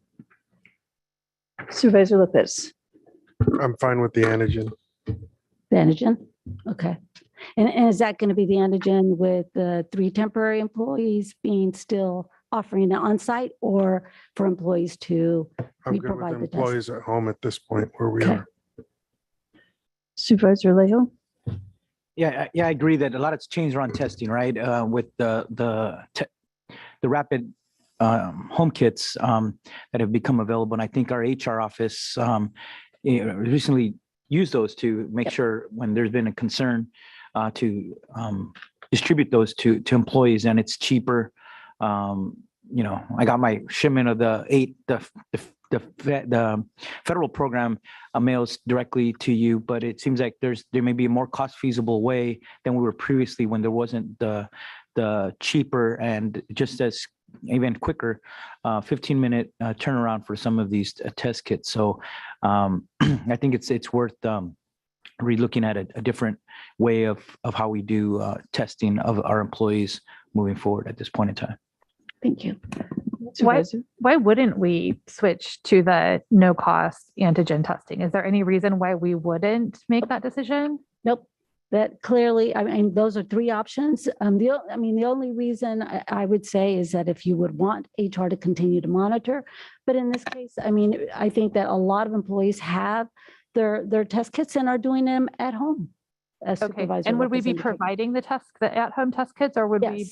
Yes. Okay, is there a cost associated with providing the at-home test kits? Well, I know that either we could ask through contracts and purchasing that we have. So there has been a county cost, but I know we have test kits. Okay, I'm fine with the antigen, no cost to the county option. I'm definitely supportive of the no cost to the county without question. The only thing I would ask is that if employees are making the choice now for not getting vaccinated at this point, things have just changed so dramatically, but I feel like they should cover the cost of that themselves. So my understanding is that we have a backlog of thousands of tests that we've got already on stock. My expectation is that we would use those, but should that ever run out, then we need to come back and think of it a different way.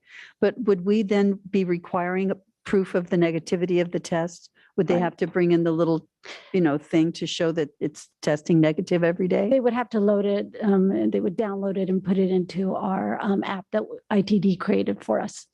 How can you tell if it's not the same one being used over and over again? There's no way to tell. So it's going to be based on an employee's being honest that they've Got it. done it on a daily basis or on a weekly basis. Okay, and I'm supportive of that as well. And I'm totally supportive of everybody being honest.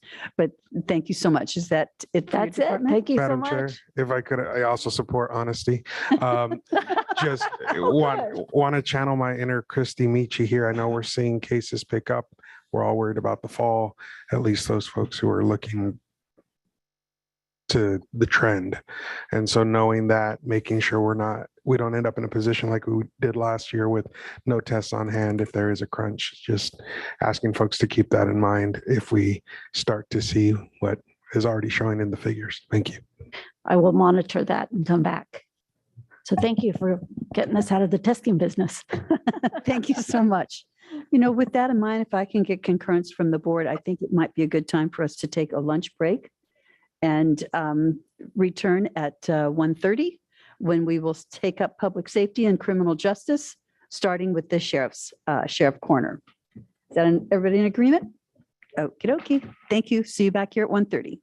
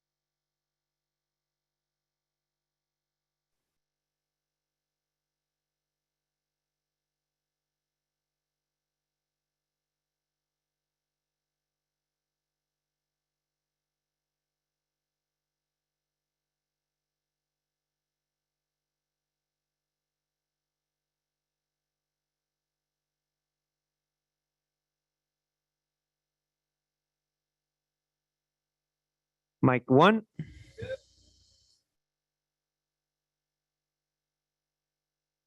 Mic number 4.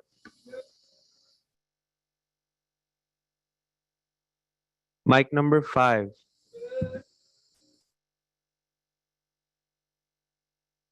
Mic number 6.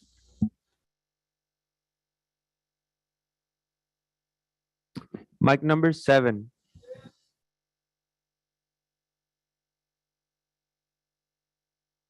Number 10. Mic number 8.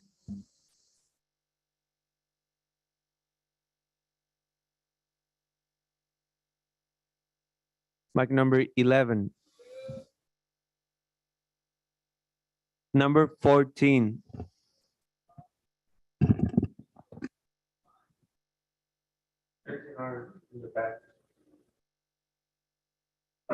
Number 13.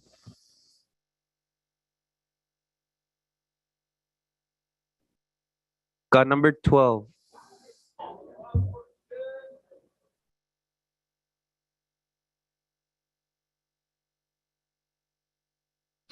Staff mic 1. Staff mic 2.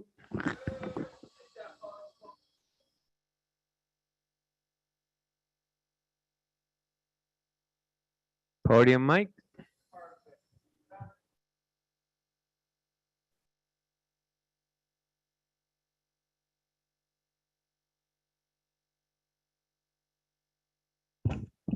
Clerk's mic, clerk's mic.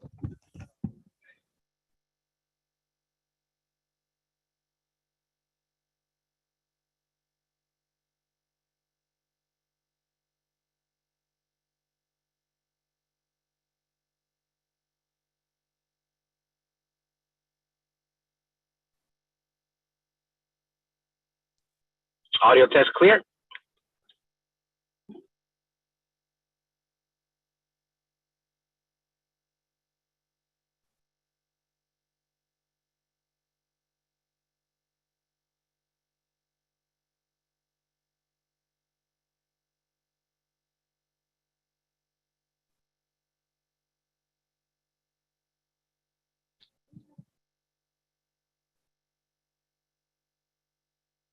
Testing, testing. We're going to test mic 2. You heard it? Yep, testing good. All good, Jorge? All good. Yes? Sounds good. Sounds good to me.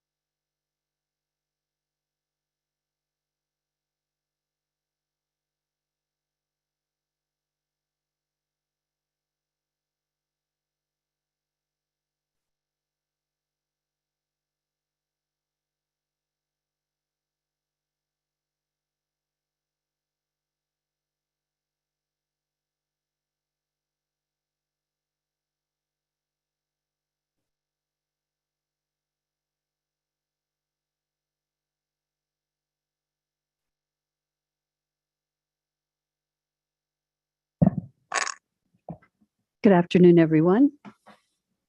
We're going to reconvene the Monterey County Board of Supervisors for Wednesday, June 1st, 2022. And we're returning to our budget items by department. And I think we need to have a roll call. Good afternoon. Let the record reflect all supervisors are present in person and in the board chambers. Thank you. And then could we please have the Spanish interpreter making her announcement?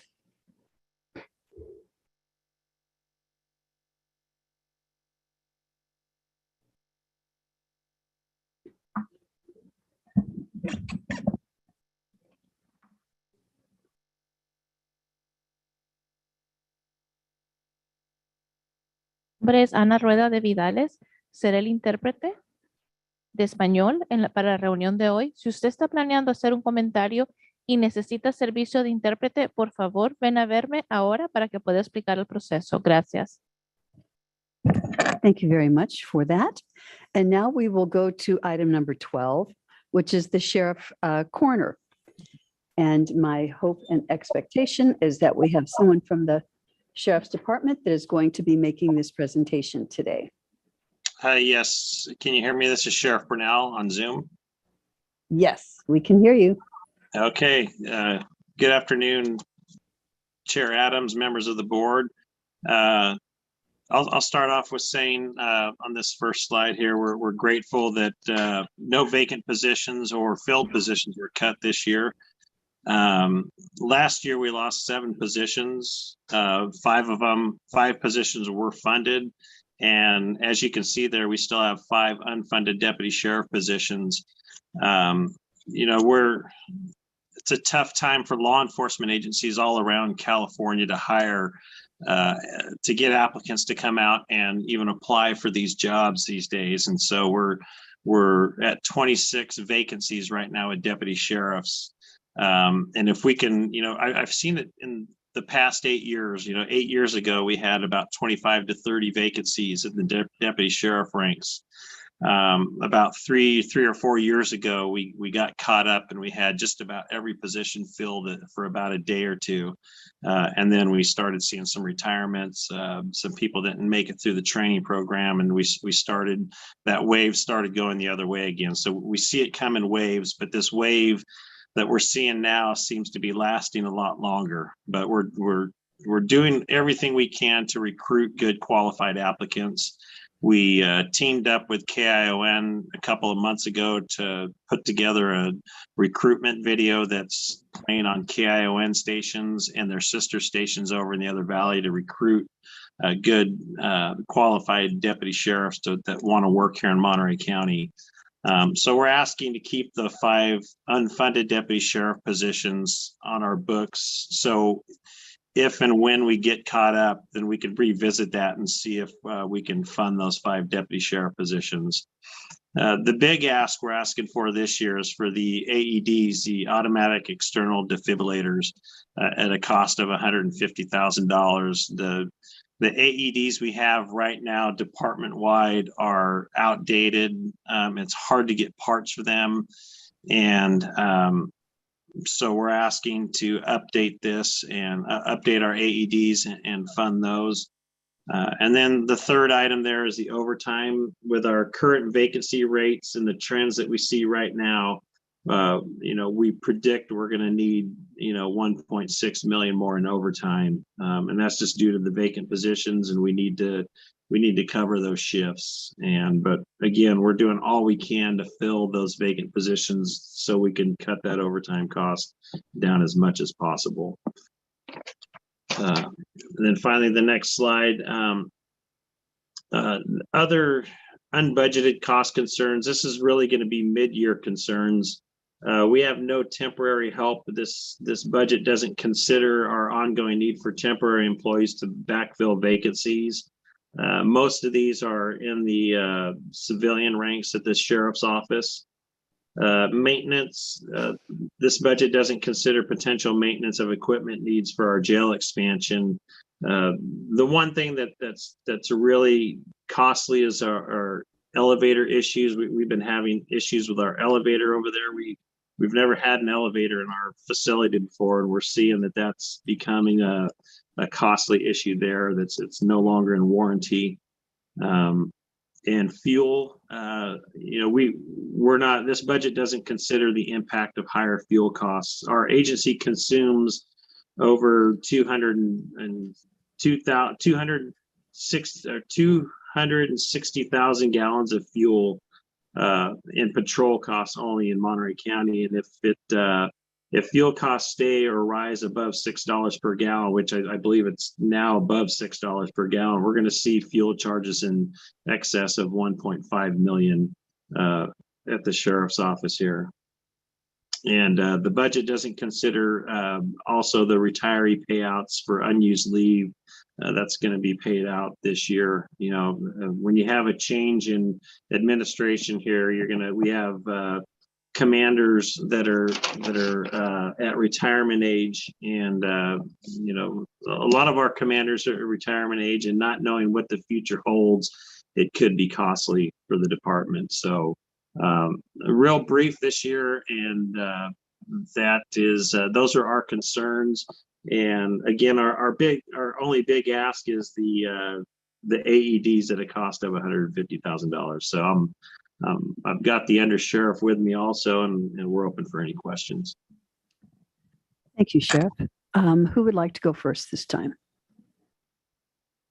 Yes, Supervisor Rudasky. Yeah, thank you. I appreciate the clarity of your presentation and the clarity of the information that was put into the budget augmentation request. I did have a question about the AEDs. Knowing that is something that oftentimes our deputies are first responders on site, or to any kind of situation that would require that. Are there grant programs, or is Natividad also, do we bulk purchase AEDs as a county? And are there other departments that have AEDs available? I was just curious what our bigger procurement options for AEDs look like countywide. Very good questions. Mr. CAO? I apologize. I don't have that answer off the top of my head, but we will check into it while you're deliberating today. Thank you. Are there any other questions for Supervisor Alejo? Yeah, just a quick question for, I believe, Mr. Vega still here? Online. Oh, online. Okay, Mr. Vega, just a question. Just on the overtime, is the 1.6 million, is that in line with the budgets from previous years? Yes, looking at overtime, the request that they're making is in line with the request that they made in other years, but most probably what you're asking about is whether that amount will get them to be online with what they spent in the prior years. Is that correct? Is that what we're trying to get at? That's correct.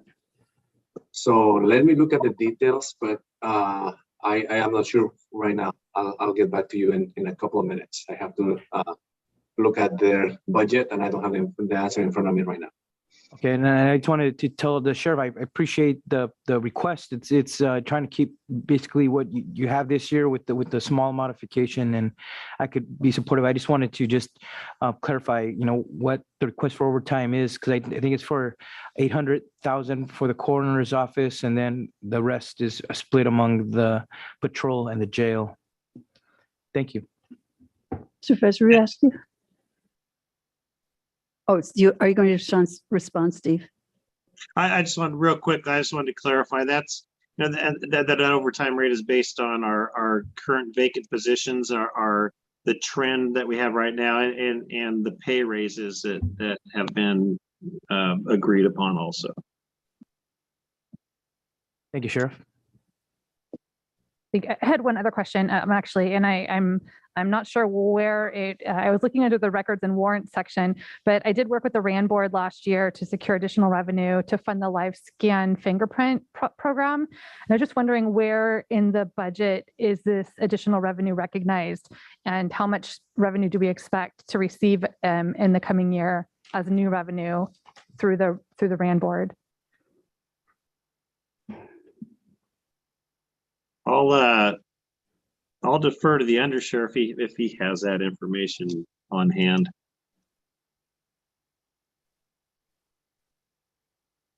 Thanks, Sheriff. Supervisor, that when the RAND board made that vote, And then it ultimately came back to the full Board of Supervisors. So the $1 assessment on all those vehicles currently generates about 350,000. And so that action that the board took last year doubled that. So it will increase again by that amount. And I'm going to have to defer though, because I know that we've got some big computer upgrade stuff with DOJ on the horizon. I just don't remember off the top of my head what that's going to be. Would that show up in the records and warrants budget category? I'm gonna have to ask for help from Ezekiel on this. Doesn't RAN have its own? Isn't there a separate set aside for that, Ezekiel? You repeat that, RAN, you said? Correct. The RAN funds for the remote access network for DOJ. Those taxes, those vehicle license fee taxes, come in and they go, but that it doesn't come straight to our budget. And you're talking about the Prop $172 that you get for public safety, right? That's a sales tax?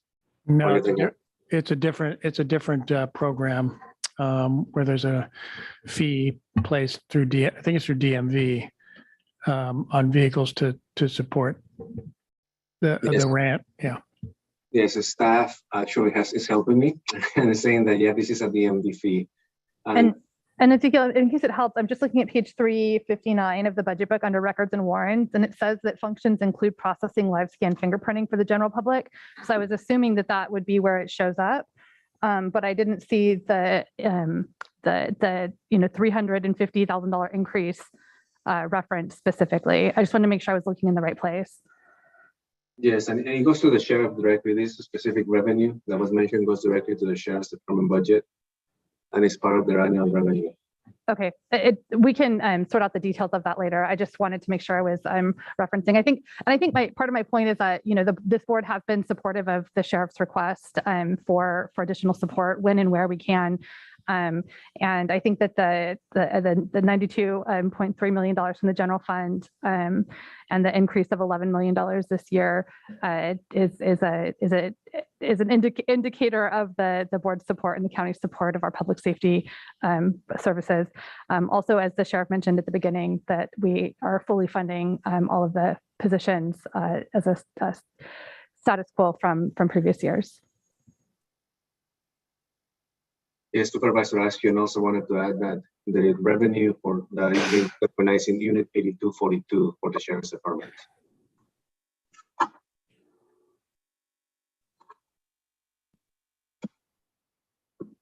And also wanted to respond to Supervisor Alejo's question regarding the overtime.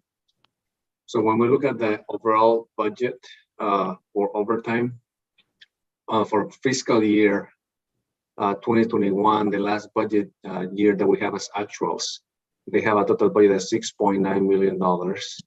The amount that it is currently budgeted for the current year is $6.5 million. So adding that, the budget for the current year, adding the $1.6 million, I think that the question will be if the $1.6 million will get you to at least $6.5 million, that will be in line with what was currently approved for the current year. And in prior years, the highest amount that was recorded in overtime for the shares were $4.6 million. Thank you for that clarification, Ms. Vega. And Supervisor Rudas, have you completed your questions? Okay, thank you. Supervisor Phillips? Well, I would support the defibrillators. I don't know about the overtime, but I assume some should be allocated to overtime, but in some ways you got to wait and see, and maybe that has to come out of contingencies. Thank you, Supervisor Lopez. Yeah, so I'm supportive as well of the defibrillators, and then the overtime. I I'm trying to be realistic given the needs that we're seeing throughout our communities, especially down in South County right now with response. We've seen some amazing work over the last couple of weeks that's unfortunately necessary, especially with that fire last week. So I'm greatly appreciative, and I would be supportive of some there. It's just a question of what the rest of the board could support on that number. But yeah, I think that's my piece right now. Thank you. Thank you. And perhaps you answered this question before, but I'm afraid that I did not hear it. Can you tell me, please, how many vacancies that you currently have for deputies? Right now, we have 26 deputy sheriff vacancies as we speak today, and that changes. And we just had 2 recruits drop out of the police academy, so it changes almost on a daily basis, it seems like. But it's safe to say on almost a weekly or bi-weekly basis it changes. But as we sit here today, we have 26 deputy sheriff vacancies. And I know that we were chatting about the difficulty in finding people to go through. How likely is it that you think that you'll be able to hire for all of the vacant positions? I will not be able to hire those in the next 6 months. And I wish the next administration all the best of luck in trying to attract and recruit, but it's all throughout California. It's getting tough. If you've driven down 101 a couple months ago, you saw Fresno County had a billboard trying to recruit people out of Monterey County here. They even had one down in San Luis Obispo County. So we're not alone in that boat trying to catch up. And California Highway Patrol there are hundreds of officers down. So I could not fill 26 positions in the next 6 months. That would be quite a feat to even do it within the next year, but you never know. You never know what could happen. So with the 5 deputy sheriffs that you have that are unfunded, are those positions being kept on the books, or are they being eliminated? They're looking to be eliminated. If we could possibly fill those 26 positions, we would still, we still need those 5 unfunded. It'd be nice to revisit that down the road and fund those 5 unfunded deputy sheriff positions if there was money to do so down the road. Money to do so and people to fill them. Correct. Thank you. And I totally am supportive of the AED costs. I think we're probably even creating potential liabilities for ourselves if we're, have not even keeping up with the basic equipment that we need to have. So I totally support that augmentation for one-time funding. And as far as the overtime, I guess it's because you don't have all your deputies that you need to have that. But I just hate to see us spending, that kind of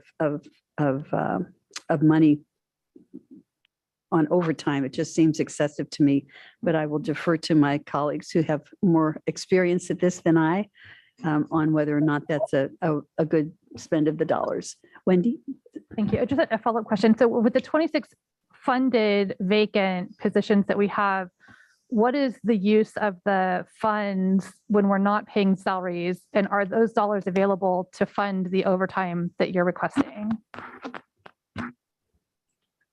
And so that last, you kind of broke up there. Was that a question for me or for Ezekiel? No, I think it's a question for the sheriff's office. So you mentioned 26 funded, unfilled positions. So for you have the funding for the positions, but they're not filled.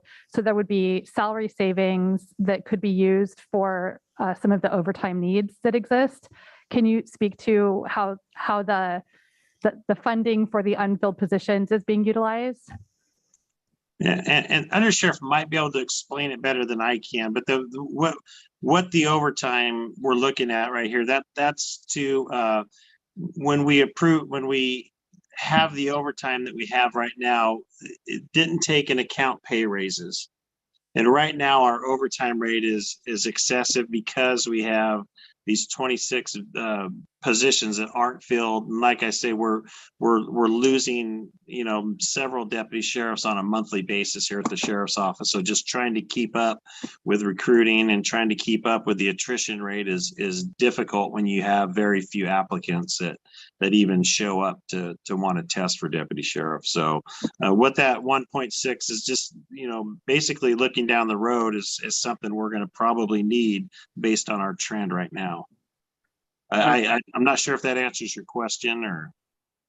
Actually, if I can chime in, Sheriff, Supervisor asked you that, so you're correct. If those positions are vacant, it does create some salary savings. This budget, as we sit here today, already contemplates $3 million worth of salary savings.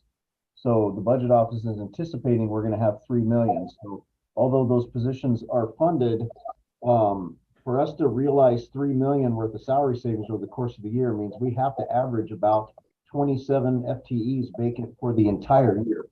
So a chunk of that salary savings is already spoken for in the budget as you see it here today. So would we be able to monitor how that salary savings is being accumulated over the course of the year and adjust to backfill for overtime as needed at a mid-year evaluation?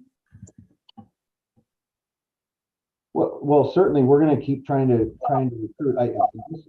Really the whole reason we wanted to talk about this today is because certainly by the time mid-year comes up, it's going to be really glaringly obvious that either we're on track, that the salary savings is going to hold and keep us propped up, or it's not. So whoever's going to step in and inherit this in January is could come in with a gaping hole to fill. So we want to make sure that we were really clear on the challenges that are going to be presented now but into the future, because the next group that comes in is going to get hit with this day one in office. Okay, so as a follow-up question, and maybe this is a question to my colleagues on the board, just knowing that there are some big transitions happening in the sheriff's office, if we were to agree to hold some amount of money, say $1 million in contingency, set aside, leaving it in contingency so that we know that we have that available at mid-year to reevaluate this particular item. And if there is a need, that we would have those funds available without making the commitment today, since it sounds like there is some salary savings available to work with in the shorter term. Chris? I'm okay with that. I mean, I'm hearing that they're planning for the next year, given the fact that they won't be here, likely in those positions, and will want to make sure that Monterey County's residents are taken care of at the end of the day. And with that focus, as long as it's put away somewhere, I'm comfortable with that. So I have a question, I think, for Ezekiel. With the 1.6 million for overtime, if we go ahead and say yes to that, can that be moved around however it's needed within the sheriff's department? As an example, if there are people who retire and they have significant amount of payout that's due them, can it come from an account like that? Supervisor Adams. So once the Board of Supervisors authorizes the appropriation within the sheriff's unit, then the sheriff has flexibility to use it for any purpose within the appropriation unit that is properly authorized. So if that was the case, I think in the scenario that you presented, if they were to have other one-time expenditures and they have the authority within the budget to use that at the appropriation level, then they'll be able to use it for that purpose. Okay, thank you very much. Yes, Chris? I do want to ask one other question of Ezekiel. Ezekiel, one of my largest concerns, given the size of my district and the fact that I'm feeling it and my staff are feeling it, is fuel costs. Can you tell me in terms of the line number, I see a line for transportation at 4.8 million. Is that the line that would capture gas costs that the sheriff called out as a future concern? I believe that is where they code those expenditures at the sheriff's department. I will ask for the sheriff's staff to confirm that, but I believe that's the correct line. So I have a question. So 8235. So I want to confirm this because it's really important, given the fact that this weekend I saw $7 gas in South County, and I know that the way the contracts are set up, it's not like we're locked in for a long term for this department. And that 4.84, if you look at the numbers, the same number that it was last year. Realistically, if gas was maybe $4 back then, and I'm seeing 7 now. So should we be budgeting 8 or 9? And I'm just being honest about covering your district, Mary, and my district with the length. And so I've got a really big concern there just about allowing that flexibility given the same number carryover. Is there any response there from the sheriff's office? Supervisor, so for us, we've got 867,000 budgeted for fuel right now for all of our purposes. So for the jail transports, all the runs to court, and then all the patrol cars. So that's 867. So that was why we wanted to highlight that, because if it ends up at where it is now, if it stays here, that 867 is going to turn into, it's going to double. It's going to be 1.6-ish. So that it is a big cost factor for us. So the 4.8 that you're looking at, I don't know if that's the rest of the county, but just for the sheriff, 867 is budgeted. But if we stay here, we're on course for 1.6. So can you tell me what you budgeted last year under that line? Because I don't see the 867 called out. I just see an overall transportation line. I can. Let me get that real quick. Okay, I'm just trying to go into the year with open eyes. Yeah. I don't believe that some folks say it's this inflation is transitory, but I think we've outlived that reality at this point. Yeah. Do we as a county not purchase gas in bulk for the gas stations that we have? I know there's one over at 1200. And do we not get a better deal than what we're paying at a gas station? Yeah, it's not like it's going to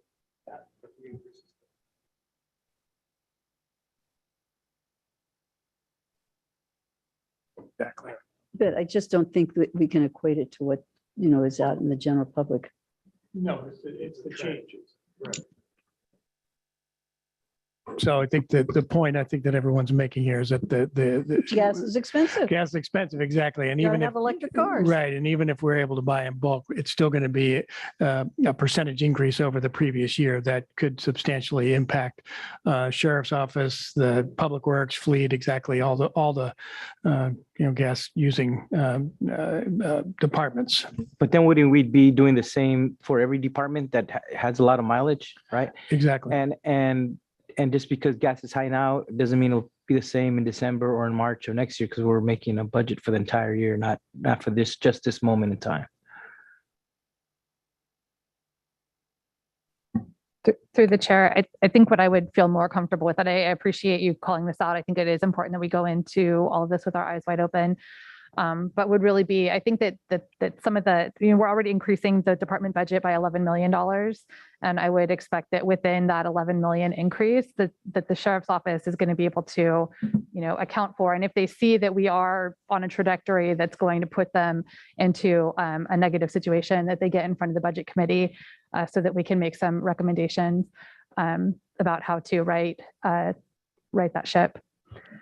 Supervisor. And Madam Chair, I would just add, and maybe Mr. Vega or Mr. Woods could elaborate, but at the end of the year, we do kind of see where departments are at. And historically, the Sheriff's Department had overruns, and we've had to, with our budget, with other unused funds, had to kind of pay for that at the end of the year. So every department tries to stay within budget, but traditionally the Sheriff's Department was one of those that, because of overtime and all these unanticipated costs, they've come over budget, and the county still had to pay for that at the end of the year. I know the last year was like the first time, I think because of the ARPA funds, the Sheriff's Department was on budget, but in the previous years there were significant overruns, and the county did have to pay all those costs at the end of the year. And if I may, we're not asking for any more money for fuel. This is just something to keep in mind, that fuel costs are up, and we're not using, I don't think we're using any more fuel than we historically use. We want to be mindful that the gas costs are up, and it is going to it may impact us down the road. So we're not, I just want to make it clear, we're not asking for any more money right now for fuel costs. We just want to keep it in mind down the road. And I understand that. I think it was, to me, that question about, the overtime, that flexibility needing to be built into the budget, understanding that this is, to me, not temporary. Every indicator I've seen about what we're going to see for the next 2 years does not show gas loosening up with everything happening throughout the world. And so my concern about that is going into it with eyes open. And when we're talking about setting that money aside, I just want us to be realistic about the fact that I believe we might even continue to see increases if the global stability continues to be challenged by poor decision makers overseas. And so at this point, just wanted that on the table. Thank you. Thank you, Supervisor Lopez. Go ahead. I had one question for the sheriff. It's a little off target, but Sheriff, I heard that Norm Hicks, our former sheriff from 91 to 99, passed away. Is that accurate? Yes, he passed away the end of last week. So thanks for bringing that up, and I guess just keep his memory alive here while I do my last budget hearing here, and thank Norm Hicks for his service to the county, and our sympathies to his wife Linda too. Yeah, he was a good cop, good sheriff. Thank you, Supervisor Phillips. Okay, any other questions or comments from this board? Nope. Okay. Thank you so much, Supervisor. Thank you so much, Sheriff. I'm not running for supervisor. Okay. All right. I'm not going to make any comments to that at all. Okay. Is there anything else from the Sheriff's Department or for the Sheriff's Department? Okay. Shall we go ahead and clarify what it is that we've? Okay, great, good. So we'll hear back from Ezekiel, and thank you very much, Mr. Sheriff. Okay, we will now close the Sheriff Coroner and go to Land Use and Environment. And our next one up is Public Works, Facilities and Parks. And I see we have Tom Vonnegut here to make the presentation for us. Okay, great. Thank you, Chair Adams and members of the board. Tom Vonnegut, Assistant Director of the Public Works, Facilities and Parks Department. Thanks for the opportunity to briefly review our remaining augmentations and for your consideration of those. And I have a brief presentation to run through. This is our top line summary. We have 18 augmentations left that are unfunded currently in the budget process. They total roughly 5.7 million. The pie chart just gives you a quick snapshot of the major categories, roughly 1.1 million related to staffing, almost 1.9 related to what we call infrastructure, a relative little bit, 350,000 for master planning, and almost half a big chunk exclusively for the Pajaro CSD, which you heard a little bit about this morning and which I'll mention. Now, as I mentioned, we have 18. They're all important to us. We wouldn't be wasting your time if we didn't think they were. Having said that, we recognize it's a big number. You're considering many other needs. And so if you're not able to fund all or most of those, the executive team and the departments identified our top 6 for your consideration, the most important of the important, totaling about 925,000. And I'll talk about those momentarily. And if it's your pleasure, I'd like to briefly just run through the what and the why of all 18, and then happy to answer any detailed questions your board may have on those. So these are in priority order. These are the top 6. And so this is our priority group that matches that top 6 I just mentioned, the 925,000. So briefly, county parks playgrounds, we have 11 throughout the county. They must be inspected annually by a certified inspector. And then of course, it's our duty to start implementing repairs or deficiencies that those inspections identify. So this is a combination. About 10% of this cost is to actually fund the inspections. The rest would be to have funds available to do the repair work. This is a one-time, while we do need to do this every year. If you do approve this, we can consider this every budget year. So this is not an ongoing necessarily augmentation. It's a one-time request. So that's what's going on there. And like I said, I'll briefly go through and be happy to answer any other questions. Number two, security service. This is to provide and continue to provide contract security service primarily at the Laurel Yard. We do have continuing security issues there. This is to provide an overnight presence staffed at the site as well as 24/7 on the weekends. And we are staff trying to make a concerted effort toward long-term, I guess, more sustainable approach. While we don't think we'll ever get away from the need for security services, it's our intent, if you approve this, to structure the hours with our vendor in a way that carves a little bit out to fund a lighting assessment. The lighting is generally poor at the facility, and it's staff's belief that physical improvements, beginning with upgraded lighting as a deterrent to the thefts and the break-ins that we're having, is a good next step. We will also be looking at creative ways and coming back to you to fund improvements to the perimeter fencing and potentially cameras and other measures, but this is our first cut out of the gate. And that's what this request is for here. And again, it's a contracted service, so it's not recurring unless we specifically make it. It's sort of a one-time just for the fiscal year. County Parks Ranger. This is a peace officer position.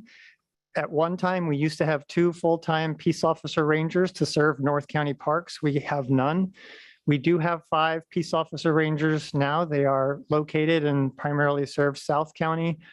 They do provide support to the North County, but about this time of year and through Labor Day, and if the weather is nice and depending on lake levels, it can go until as late as October, where those positions are almost exclusively dedicated to meet state mandates and other agreements down at the lakes, as you're probably aware. And we don't have them all 5 on duty at one time, but that's to provide the service. And so we do recommend 2, but in our top priorities, if we could at least get 1, we do have recurring issues at our North County parks with break-ins and vandalism. And again, between Memorial Day, Labor Day, and later, we essentially have no peace officer support through parks in the North County. Requests 4, 5, and 6 are to provide staffing to get us to more sustainable and appropriate management of the Fort Ord lands. You're aware of the 2,700 acres the county obtained after the Fort Ord closure.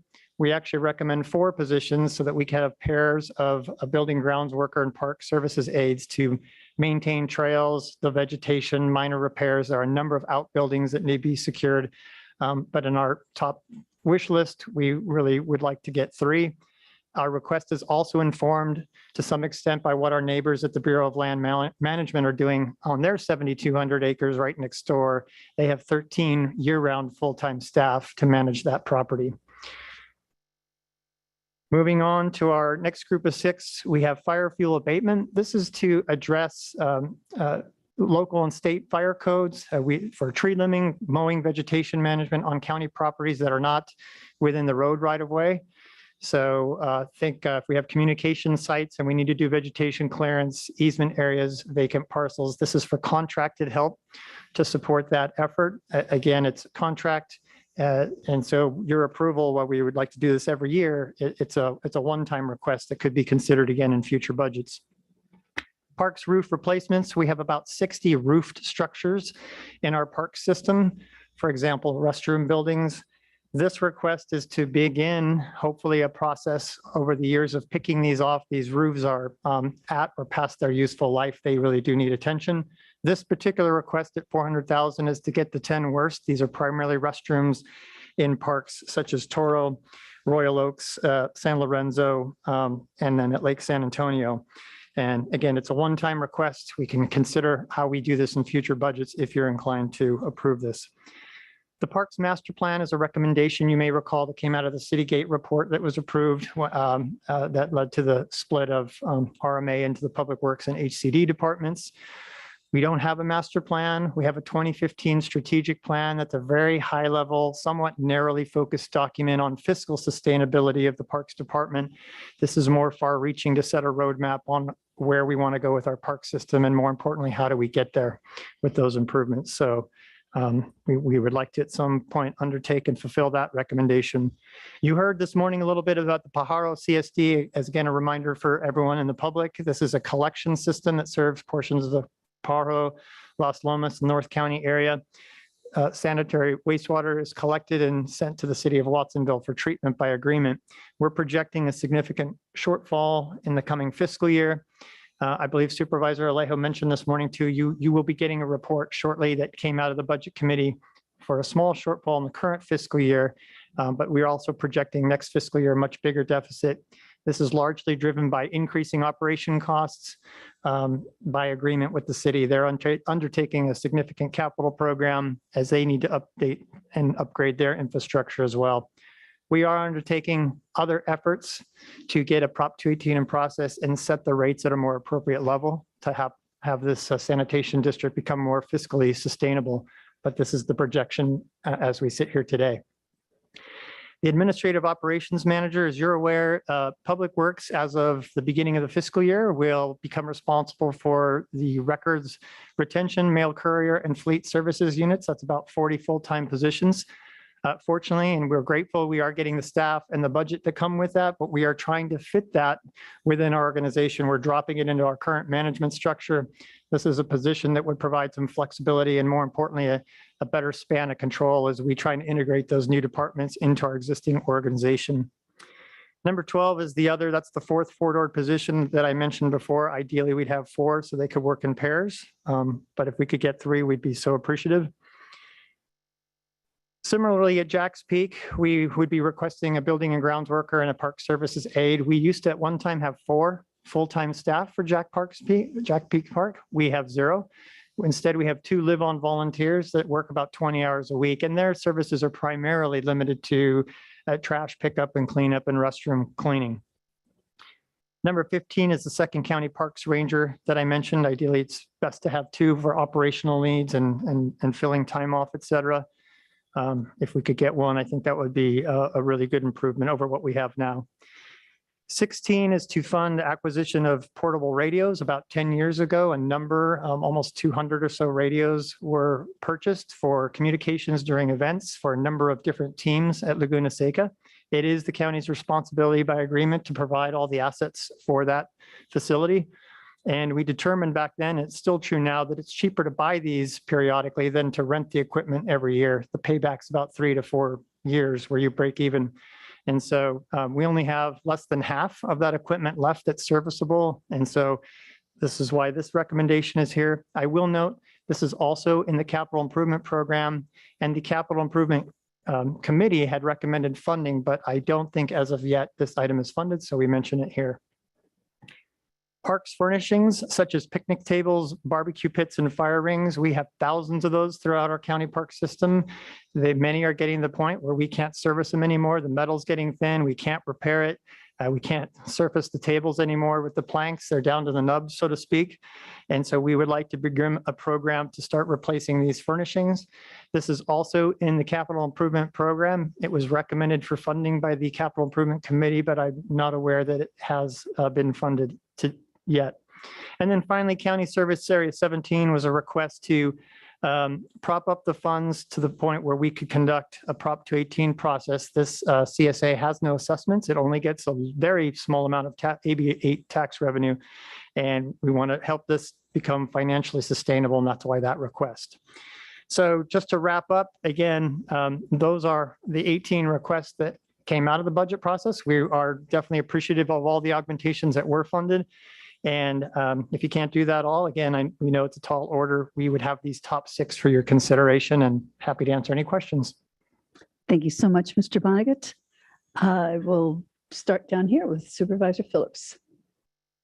Yeah, the county park ranger, how many do we have in North County or in the northern part here, us and Toro and currently we have 0. 0. We do get support. We have 5. We do have 5 on staff. They are all based and live in South County.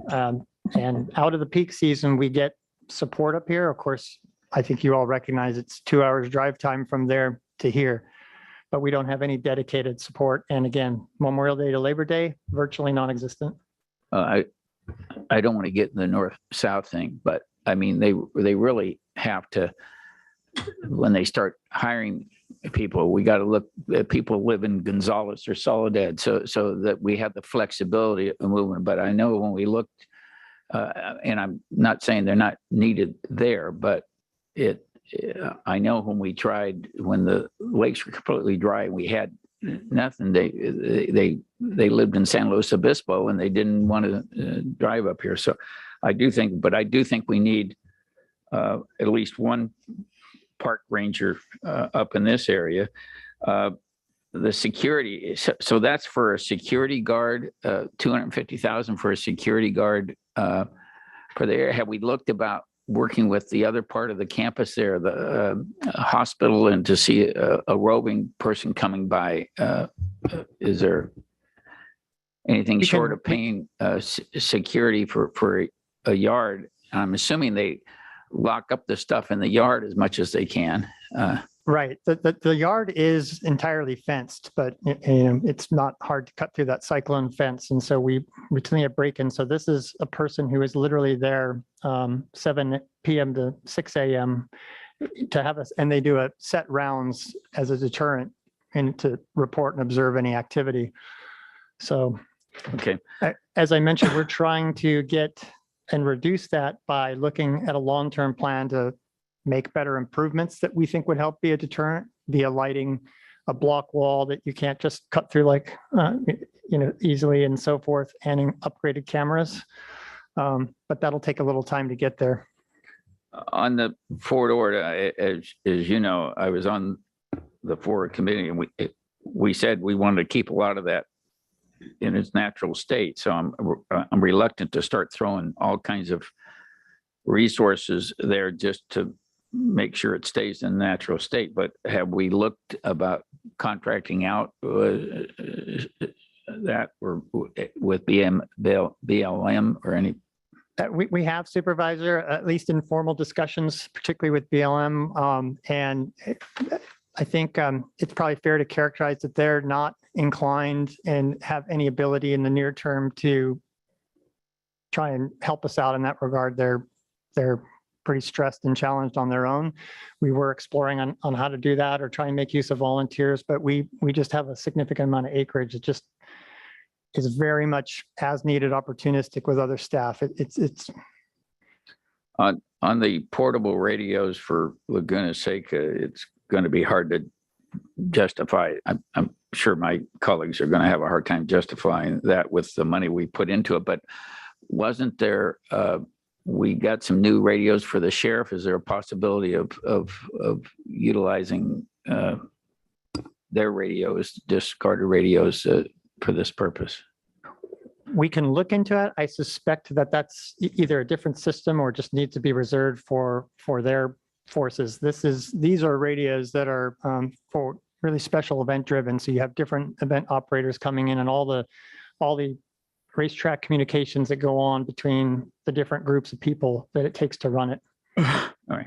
Thank you. That's all the questions I had, Madam Chair. Thank you, Supervisor Phillips. Supervisor Lopez. Well, with the North-South battle being reignited, I just would remind my colleagues at one point, I think we had like 17 Rangers, and they were further spread out, but over time, through attrition and the need to focus, we saw the majority of our needs at the lakes given the crowds, especially during holiday weekends. But I wholeheartedly support number 3 there, that need for that North County Ranger. I understand the need and the challenges being faced. Number 1 on that list, the playground inspections and replacement. I was just in San Lorenzo Park last week with my son playing on that park set. So yes, that's one I have to absolutely support. Then there was one on another list I was hoping you could pull up, and that was the fire mitigation piece. Not sure what number. There you go. 7, fire fuel abatement. That to me is huge, especially understanding where this is focused and the fact that it'll free up crews to do other roadside issues. I love our crews. They do incredible work. And I know that this year's been particularly challenging and to get out to some of those roads that we didn't get to over the winter, given the challenges we faced then. But that fuel mitigation overall, I understand this could have a cause and effect of loosening up some of those crews to do more of that work. And trees and mowing are things I'm hearing more about and concerned about, sparking fires as they have seen, as we've seen here in Monterey County over the last 10 years. And so that's something I definitely would love to see funded as well. Thank you. Supervisor Alejo. Thank you. First question would be on the security at Laurel Yard. 2 things. wouldn't the 250,000 be better spent on the upgrades to the fencing and the camera equipment you said would eventually be looked at versus a 1 year of only of patrols? That'd be one question. But number two, I know the Salinas Regional Sports Authority recently had to hire their own security firm as well. So that seems to also be another option since they're on the other side of that property while they do the regular patrols on the soccer complex because of some of the recent issues that they could also perhaps be patrolling the other side without having another full contract. That's pretty costly at $250,000. Thank you, Supervisor. So in reverse order, we have an existing contract that I think is good one more year. That doesn't, I don't think mean we couldn't solicit other vendors, but at the end of the day, we do need funds to support a vendor for the security. In answer to your first question, I don't know that we'll ever get away completely from the need to have a physical presence there when we don't routinely have staff.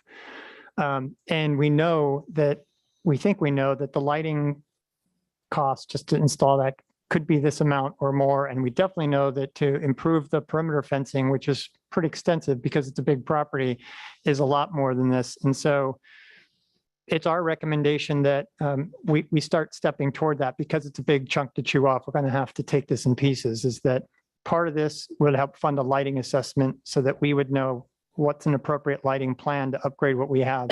And that would manifest itself then in a proposed capital project in the upcoming fiscal year, or excuse me, the next one, to deal with that. We think that's the very first improvement we'd recommend doing is upgrading the lighting and then start figuring out how we can fund doing the perimeter, which doesn't have to all happen at once. It can come in stages. And we're looking at some other opportunities that are premature now, but just depending on what the city might be exploring there with housing or affordable housing or other opportunities on that site that butt up to ours that might help not only screen, but just make it less attractive or easy to get to.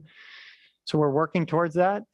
If I had a big chunk of money, yes, I would pursue it right now, but it's expensive and we're trying to do this in an orderly fashion. Well, I know that the Sheriff Center also has hired security there. So it just seems like there's, rather than having perhaps 3 different firms, if one was doing the soccer complex, the Laurel Yard and the Sheriff Center, it seems like it'd be some discussion to be had there. So I'm definitely open on this long list. I appreciate the priority of the top ones. I am open to some of the playground upgrade that needs to be done. I am open to the North County Ranger as well, and the fuel abatement. But on this long list of items, and I point out every year that the millions that go to parks, almost none come to District 1. And there was a request here earlier today, and I appreciate my colleagues who have supported the soccer complex in the past. But I would hope at this point, since we're talking about different parks, that request be included here at this time. I know we're not making decisions at this point in time, but I would like for my colleagues, if they would also please entertain that request that came from the community of continued support for the soccer complex. Thank you. Thank you, Supervisor Rudasky. Yeah, thank you. Let's see here. I think I wanted to just, first of all, acknowledge and thank the parks folks for ensuring that we have ongoing day use fees included as waived in this budget. So I acknowledge making that happen, and I'm glad to see that we've had so many people able to utilize our parks as a result of having that fee waiver continue from last year, continue into this year. I know every time I've been out to visit a county park that's been full of people and the laughter and the cheers and the children and the families, it brings me so much joy knowing that our parks are available for folks. Let's see here. The Parks Master Plan isn't listed as one of your priority augmentation lists. But I really do think that given the conversations we had with the Prop 68 programming earlier this year, and the fact that we had to pull off a couple requests because we didn't have the full picture of how the CEQA was going to be required and where the opportunities were, we missed out on some opportunities to pursue at Toro Park and to pursue some work at Fort Ord. The youth camp that had been promised for certain, youth activities. So I do think that the Parks Master Plan is something that would allow us to really think proactively about how to utilize our parks, how to fund some of these ongoing needs like the playground maintenance, the roofing issues for our restrooms. We know that we're getting regular requests for additional restroom facilities at the entrance to the Fort Ord National Monument that's on county property, the Giggling Road and Watkins Gate entrance points. There's work being done to try to figure out how do we respond to these requests. And we have 1.5 million visitors to the Fort Ord National Monument. Most of those people are entering the monument through county parkland right now. And yet we have no signage, we have no facilities, we have no improved parking. So we really do, I think, have an obligation to figure out how to make sure that our property is welcoming folks to this outdoor recreation area. So I would be supportive of the master planning process. I do think the playgrounds are important. I share questions about the service yard at the Laurel Service Yard. And I think that if we were going to be investing that type of security funds, I'd love to be able to open the conversation about safe parking at that site if we will have 24-hour security instead of paying for that in multiple locations. The ranger for North County, I'm supportive of. I think having our parks be, whether it's a ranger, officially law enforcement level ranger, or someone who's there to welcome the community and help maintain the parks facility, I think is important. We currently don't have any staffing at the Fort Ord property. And there are some just health and safety issues that are very real. I know our park staff is doing the best they can to try to respond to that, but a whole portion of the youth camp property backs up to East Garrison. We've had fire scares. We do have some vegetation management requirements that we've got to be on top of. So having some sort of staffing available to whether, I'm not sure which position that would be, but I do think we need to figure out how to provide that staffing. The fire fuel abatement, I think, is important and needs our attention. For the CSDs, there were 2 of them. I think we talked about trying to figure out how to structure those as loans. Getting them into stability is important, but at the same time, we need to, I think, be cautious about starting down a path of subsidizing our CSDs. So I would be open to a conversation about a loan. And 2 other things that weren't listed on your augmentation list, but I believe the rifle range at Laguna Seca is subsidized to the tune of $73,000 by the general fund. And I know that the groups that utilize the rifle range typically are expected to pay for their pay to utilize that. So I was wondering if there was opportunity to reassess the fees for the rifle range so that it is self-supporting. That would free up $73,000 that could potentially help us fund one of the park ranger positions on an ongoing basis.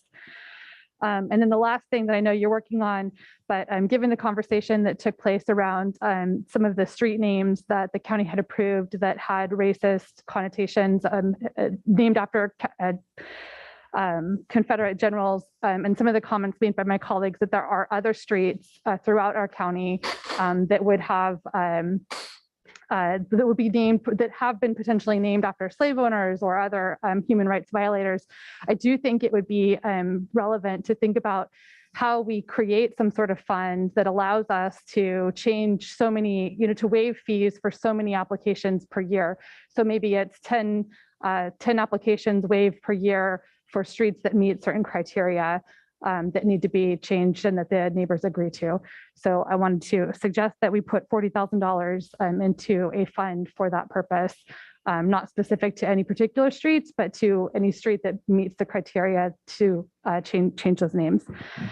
And then finally, Supervisor Alejo, I think I'm happy to support the Salinas soccer complex. I think that we have the funds this year in our budget. I think that I would caution that we do have some upcoming budget years, and if it comes between choices of keeping our core funded core mandated staff versus external contributions, we are going to have to, I think, make some different decisions. But this year, I think we have the ability to support, to continue to support that request. And Chair, I had another Yes. question I wanted to ask. I didn't deal with the Pajaro CSD, and I know the Pajaro CSD, we did get some ARPA money and you're doing work out there now to upgrade it, because trying to unload this now, you have to bring them up to a certain level and everybody was worried about the Pajaro because especially after we had that spill some years ago, and especially when the sewer line goes under the river, it's a real concern. And we did upgrade some of the other ones. Remember Chular, we put years ago, we put a lot of money in to get that up to where it's at a place where the residents who aren't the most affluent are able to handle the added costs that come with the CSD. But this one has to do with upgrades that they're going to be billed for, with upgrades and made at the Watsonville plant. Is that services the Pajaro area, correct? Yes, that's mostly it. I mean, there are costs that are borne by the county too. It's not just all costs that go to the city of Watsonville. There's administration, but by and large, it's the operation costs and the capital that's passed through from the city and by agreement. And they do that to other systems under contract. That's the primary driver. And you're right, the ARPA is helping with the deferred maintenance to get those systems up to date, if you will, with current infrastructure as we move through a process per your direction to eventually sell those systems. Is it possible, depending on if money's being used to upgrade that system at the Watsonville plant, is there a possibility of us using ARPA funds for any of those upgrades, even though we're not physically the ones making? So it's a good question, and we have to check with the budget office and maybe county council. Certainly what the city is doing by itself is related and eligible to ARPA, but if it's a pass through and we're not doing it, that's the question. But if it is, there is a capital component, one time at least to get us over this hump that potentially could help deal with some of this. And so we can look into that if you would like us to at least try and explore that. Yeah, I definitely think so, but I'm about where Supervisor Lopez was. I support number one, the playground inspection. I think we have to do that. The park ranger, North Carolina. I kind of would, and I agree with the other comments made with so much scrutiny is out there, which is kind of our campus out there with the hospital and the sheriff center and the Constitution things that it seems to me we could put together some kind of operation, but I would think that at least maybe 100,000 towards the security service land. I support the number 7 prior fuel abatement. Pajaro, it's a lot of money and we still have unanswered questions. So that may be something that we'll have to deal with in contingencies down the road. So.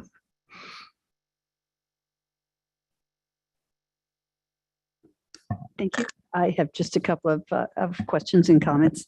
Number one, I really appreciate the approach that you guys have done toward the budgeting process this year. I think that we're seeing stability now within Public Works as Public Works facilities and parks as we are on HCD. And I really think that following the Citygate suggestions to split RMA has resulted in a much more, I think, robust approach and more reasonable approach to budgeting. So I just wanted to thank you guys for that and to pass that along. I'm not surprised to see the number of requests because the role that this department has is just so vast. as far as ensuring that the infrastructure of all of our facilities, all of the roads, all of the bridges is intact, I think is really important. So I'm not surprised that there's a lot of requests that are coming forward.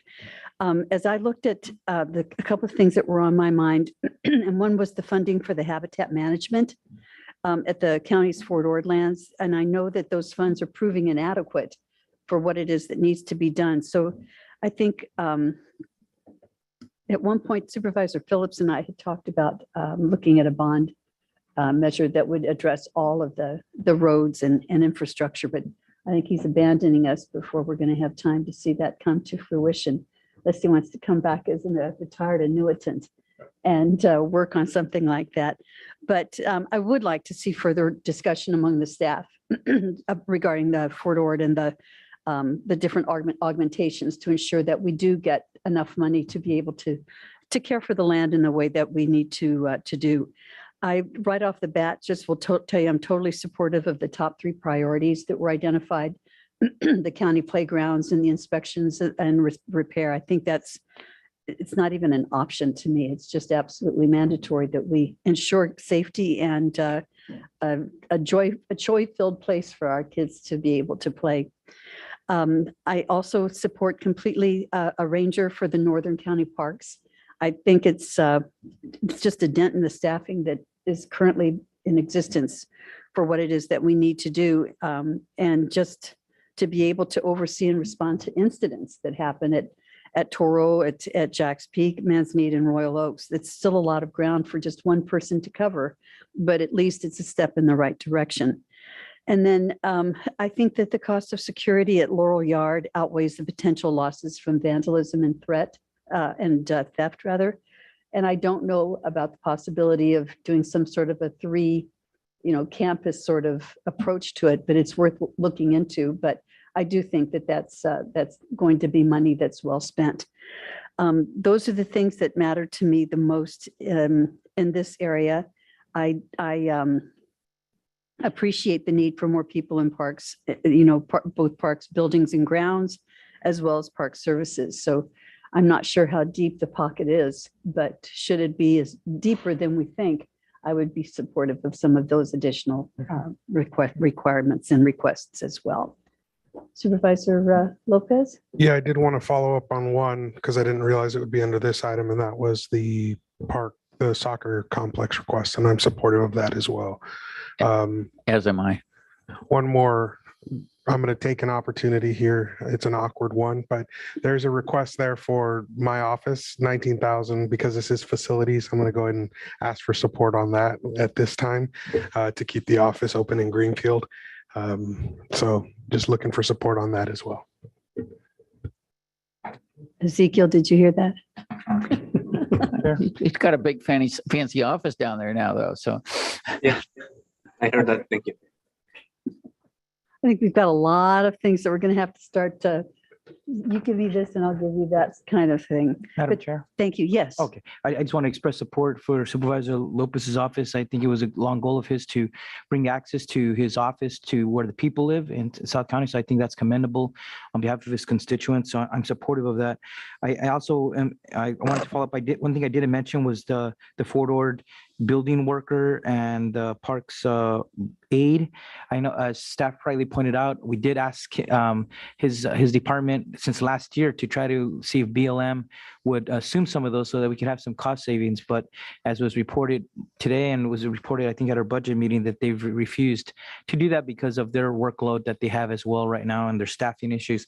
So I think staff did what we asked them to do, but we're at a point where we probably need some staffing there to manage those needs.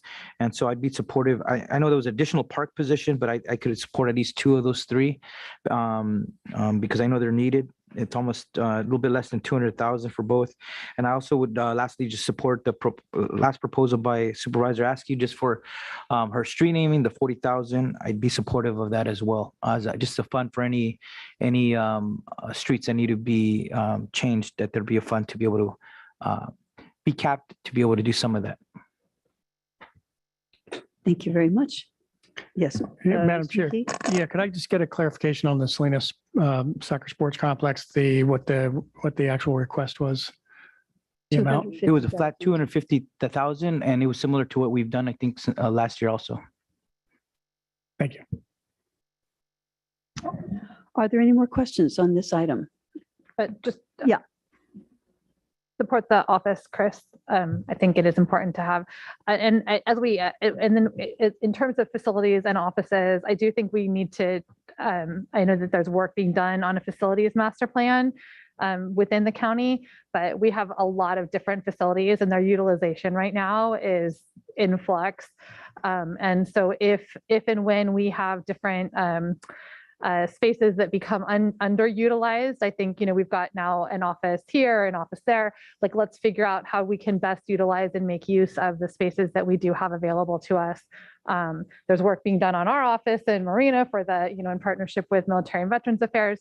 But just to be, I think for overall, with all departments, to be thoughtful about where we are utilizing and how we are utilizing space to maximize and reduce our rental expenditures. Now that we have 4 or 5 board members with district offices, can we say that's enough? No, Oh, wait, sorry. No, but I think Supervisor Lopez is right. He's waiting for the Ag Commissioner to set up his office in King City, and so this is a temporary thing. So we would have those savings by using a building once that's set up, and that would leave me as the only supervisor who doesn't have an office in the district. It doesn't need to be a small. Aren't you in your district? No, we're in District 4, but it would be nice to have at least a small office. But we'll wait till we get a facility, as we're talking about some different options in the future, to be able to have at least some presence in East Salinas, where I would like to set up a small office. Thank you. Thank you. Though my office is within my district, I'm very thankful for that. I also needed an office here in this building, and it took 5 years to get it, but I have it now, and I'm very thankful. And of course, I will support you in your effort to have a place where you can lay your hat. Having visited it, it's a terrific facility, and I think you're right in the heart of where you need to be. It's great. So congratulations that you're there. Okay, any other comments or questions on this item? With not, yes? I'll throw one more on the renaming pot. I know I've got a few in my district I'd like to see renamed at some point. So, 40, I think, is a fair number to start with, and we can assess it as we go. But I think that's got to happen at some point, and setting it aside now, so it's not something we talk about next year, something I'm willing to get behind. Great. I think we're done. Thank you very much. Appreciate Thank you it. very much. Okay, now we will close and open up health and sanitation. And our very first category is the health department. And we have Elsa Jimenez with us to do the presentation. Thank you so much for being with us today, Elsa. Sitting through all of this, it's nice to see you. Nice to see you too. Give me a sec to get myself situated here.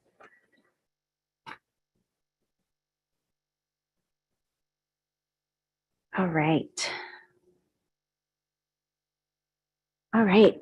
Good afternoon, Chair Adams, members of the board, county colleagues, and members of the public. Elsa Jimenez, Director of Health, here to present to you our fiscal year 2022-23 recommended budget. As you can see on this slide, our appropriations from prior year increased by about $19 million, mostly due to growth in our Behavioral Health Bureau and our Public Health Bureau. And you can see that a combination of new revenues coming into the county, as well as use of specific fund balance, was utilized to help support that increase in appropriations. This slide shows the recommended augmentations as presented by the budget office. Director Vega this morning did indicate that the water damage repair is going to be funded out of the building Improvement and Replacement Fund, the spay and neuter clinics, as well as the SART program out of the cannabis. I do want to point that that's a one-time investment. And as we know, particularly in the sexual assault response team efforts, those are going to be ongoing needs in our community, and ongoing investments are going to be needed. And then also $318,000 in previously approved ARPA dollars to expand our crime prevention through environmental design to three other. Presenting, and I thought it was somewhere up in here. To 3 other high schools in our Monterey County.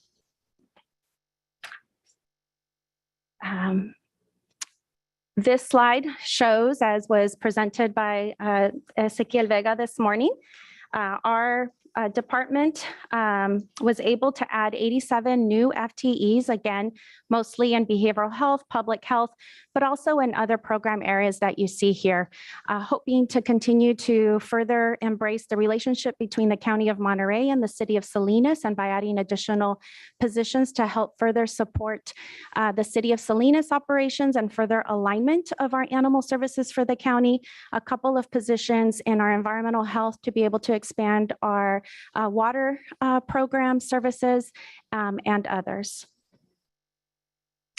This slide shows the pending augmentations that were not recommended. The first area that I want to highlight is 6 positions in our Human Resources Division.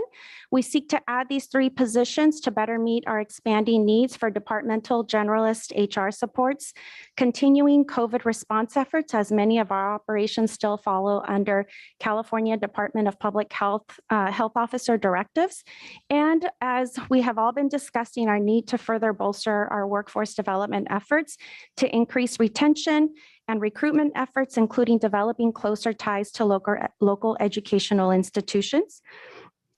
We will be using departmental revenues to help cover those 6 generalist HR positions. The second augmentation before you today for consideration is the addition of 1 office assistant 2 to our public guardian division at a value of about $97,000. This position will further support our deputies so that they can focus on performing duties at the highest level of their competency and better support residents that are under our care, which I don't need to remind you are the most vulnerable in our community. We have managed over 660 cases, and then recent changes in the law, specifically Senate Bill 317, which rescinds certain elements of Penal Code 1370, really eliminates the need to restore to competency for those individuals pending misdemeanor charges. And one possible option for those individuals when they are released from the jail is to be referred to the public guardian's office to investigate whether or not they qualify for conservatorship. Just to give you an idea of the volume, in 2020, we received 2 referrals for individuals deemed incompetent to stand trial. And this calendar year to date, we've already received 8. And then thirdly, the addition of 1 deputy director to our behavioral health unit. This position will be instrumental in helping our behavioral health system of care transform as required under CalAIM, and then impending changing regulations. And this person will also lead quality improvement, cross-divisional and departmental initiatives and coordination efforts, again, as we continue to move towards fully integrating mental health, substance use disorder treatment, and physical health services. At your April 5th budget workshop, I commented that the health department's ongoing COVID response efforts, not funded by our own departmental revenues, was under review, and that I would provide an update to you at our budget hearing. As shown as on this table, we anticipate having a remaining balance of about $4.2 million in ARPA funds at the end of the current fiscal year. And you can see the approved specific services and under the ARPA eligible categories. I will note that the $95,000 for replacing the HVAC in our public health laboratory is included in the Public Works, Parks, and Facilities Department's FY 2023 recommended budget. Of the remaining $4 million, available, we seek your support to reallocate approximately $2.9 million for ongoing Health Department COVID-19 response efforts not funded by departmental revenues and as previously approved by your board as noted on this table. There is still a balance of approximately 1.16 million. As you can see, 770,000 from the small business grants resulting from businesses going out of business, and 385,000 that was allocated for departmental specific services and supplies for COVID response activities. That is available for your board to reallocate to other ARPA eligible activities and projects. So this is a recap of the pending augmentation request, 7 positions that are funded with departmental revenue, almost $97,000 to be able to support our clerical needs in our public guardian division, and then $2.9 million for ongoing COVID response and recovery efforts that are not currently covered by health department revenues for our redirected staff. And then also rolling over the 470,000 or so that's left over from the board approved $1 million for purchasing testing supplies to be made available to community-based organizations and residents. And then lastly, about $1 million to fund the remaining balance committed by the Board of Supervisors for the VIDA project through the end of December. On that last one, I will note that as Supervisor Alejo indicated this morning, that funds about 50 community health workers. Fortunately, we still have our Health and Human Services grant that continues up until June of next year that will hopefully fund 2 to 3 organizations and anywhere between 18 to 20 community health workers that will continue to focus on COVID response activities in the community until the federal grant expires. There is a new Medi-Cal covered benefit for community health workers that is to be made available supposedly July 1st. What we are learning is that the California Department of Healthcare Services is really still trying to figure out what the requirements are going to be under that benefit, what the reimbursement rate is going to be. We did hold one of first conversations with our community-based organizations and with the Central California Alliance for Health today, where we are trying to make sure that our community-based organizations know the latest in terms of that new benefit and what the requirements are going to be for them to sign up as Medi-Cal billable providers, so that when the state does finalize those plans and the reimbursements rate, that our community-based organizations currently involved in VDOT and others will be ready and able to submit their application to become a Medi-Cal billable provider, which would hopefully then expand our presence in the community with respect to supports by community health workers. And I am ready to take any questions. But before that, I do want to say I have a deep appreciation to all of our health department team members for continuously increasing their service levels and increasing the funding that's coming into our county to improve public health, and to our finance units for working with our directors and managers in preparing our health department budget for fiscal year 2023. Thank you very much, Ms. Jimenez. And I will look down the aisle and see if we have questions from our supervisors. Is anybody ready to go? Yes. I've got a question on the VITA piece. So the new number's 50. I know we took time to right size, but now 50 seems like a larger number than we had agreed to previously. So I'm just kind of confused at where that decision got made. Yes, so your board did direct staff to right size the VITA effort. And concurrently, we had applied for a federal grant. And so we were able to maintain that same level that had been funded by the higher amount that was provided through ARPA dollars because of the addition of the federal grants. You may recall we received almost $4 million for a 2-year grant effort to expand our community health worker effort, specifically health literacy around COVID. So right now with the investment from ARPA and the federal grant, we have about 50 trained CHWs embedded within about 5 to 6 different organizations. Okay, just I think to me sitting on Health and Human Services, sitting here and not having heard that until now is a little worrying, in terms of our focus as a board and the decision making, because long-term, those folks do represent us out in the community. So that's just a little surprising to me. That we have 50? That we have 50. I mean, I thought we were down in the mid-20s at the last conversation we had. So that is just a little. You might remember when we first started, there was anywhere between 85 and 100 or so that we were anticipating to train. And then some were trained, some were not continuing or were working very few hours. But the 50 that we do have right now are well trained. We're training them on mental health 101.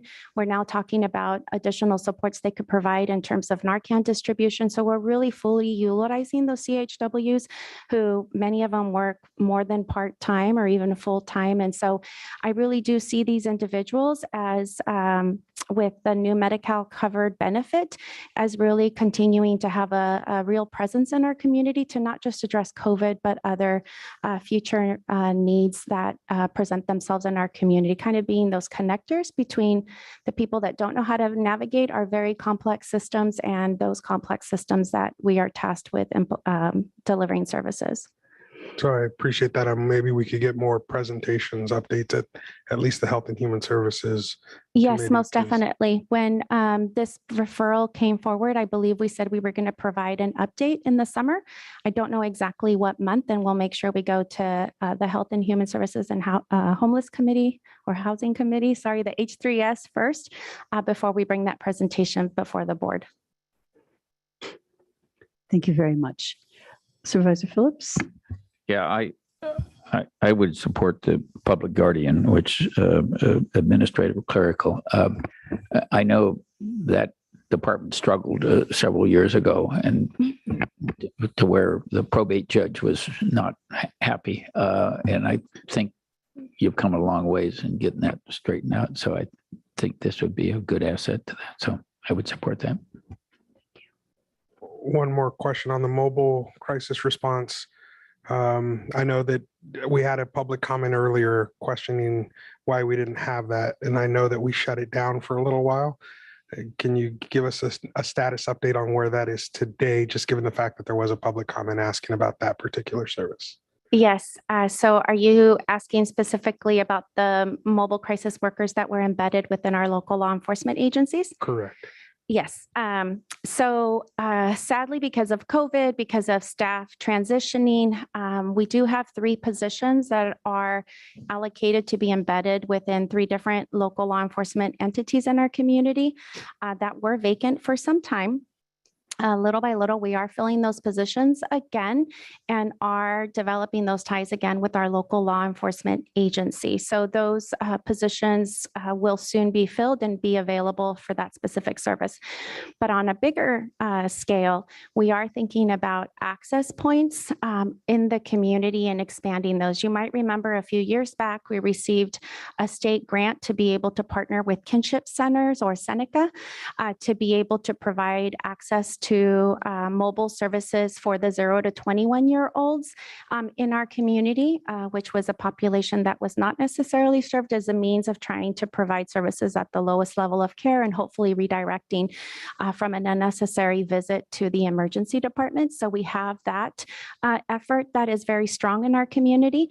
And now that emergency department access services are being staffed by Natividad instead of the Health Department Behavioral Health Bureau, we are redeploying those staff to be more community facing and be more out in terms of access points for the community residents that will complement the 3 staff that are embedded within local law enforcement agencies. So we're just still in that transition mode, and more will be made available as those services are fully launched and available to the community again, trying to meet people where they are and hopefully provide the services that they need and avert an emergency department visit. Thank you. And I was aware of that because we've had that update on behavioral health a couple times, and obviously I've been pushing to get it here. So I just wanted to make sure the community was aware that that is a strategy that we believe in, are investing in, or standing back up. So thank you, Elsa. Yes, most definitely. Thank you. Yes, Supervisor Lopez, Supervisor Alejo, Supervisor Two times Askew. now. But I did want to just say, I already mentioned this and I brought it up in budget, but I take Supervisor Lopez's point on the 3H committee, just on the VITA program, because when we approved the first funding, it was after that meeting that we found out about the 1.8 million, it was a state grant, and that wasn't mentioned when we kind of made the decision. But during the budget committee, the health department staff did clarify that it was 50. I had another question because at the Medi-Cal press conference, it was announced that over 100 were going to be hired, and they said no, that was wrong information. We're keeping it at 50. But I guess the question for Ms. Jimenez would be, if the community workers become Medi-Cal billable, what does that mean? That means they could get reimbursed for some of their outreach work, and then would that leave some of the money that is allocated now, would that leave that unspent, for that kind of work once they become okay. Medi-Cal certified? Yeah.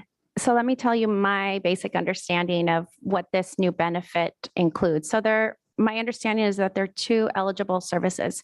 There's the patient navigation piece, which is making sure that patients are able to get to their appointments, and if they don't show up, try to figure out why and provide transportation, whatever it may mean, so that they do show up to their medical appointments.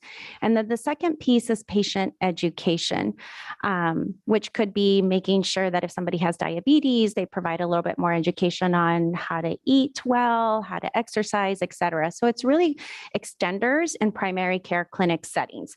How this is going to translate to a community-based organization, which is now not a Medi-Cal billable provider, I think those are the details that still have to be figured out with the California Department of Healthcare Services as they finalize the plans for rolling out CHWs. Now, with respect to impact to the funding currently made available, I think it's an evolving. So as organizations sign up to be Medi-Cal billable providers, we can definitely come back to the Board of Supervisors, to the Health and Human Services Committee first, if that's your direction, with respect to opportunities for perhaps freeing up some of the current ARPA dollars. If some of those current services that are being delivered by our VITA CHWs could transition to being Medi-Cal billable services if their employing agency is submitting an application to become a Medi-Cal billable provider.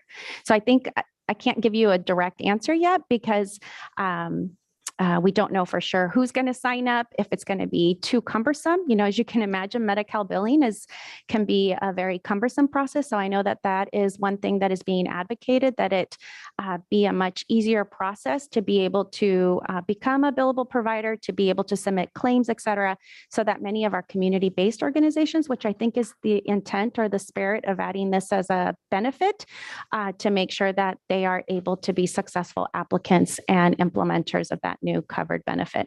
Thank you very much. But it is exciting news to have this option coming around the corner. And I hope that when you get more details, that you could come back to us and give us keep us all apprised. I think this is an important rollout, and I think we want the Monterey County store to be a successful one, that we had our community workers ready to go, and that they hopefully enroll a record number of eligible patients. Thank you very much. Most definitely. I will also add for a plug for our own Clinic Services Bureau that we currently have a few temporary community health worker type classifications embedded within our clinics. And so we will also be looking at expanding our own capacity to be able to hire CHWs and be able to bill for this much needed benefit, which we know many times is kind of the missing link between what a patient is told in their visit and then whether or not they follow through or come back. And so we really do see this as a win-win, and hopefully help to get people in earlier to care, to focus again on prevention. And who knows, we might then be an employer of current CHWs that have been trained under a VITA effort. So as more is known about this, we will definitely come before the Health and Human Services Committee and then to the Board of Supervisors for to provide you information and to seek direction as appropriate. Thank you, Director Jimenez. Thank you very much. Supervisor Root Askew. I'll just call you Supervisor Lopez as well. Everybody today is Supervisor Lopez. But we'll roll with it.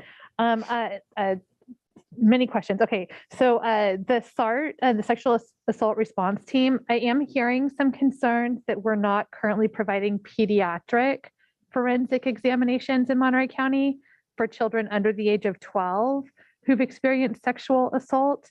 And I was just wondering if there were any funding, is that a funding issue or something else that we're working out that doesn't require and will not require funding? Because if there's a funding need, I'd love to be able to give direction to ensure that we've met that need today. Yeah, definitely.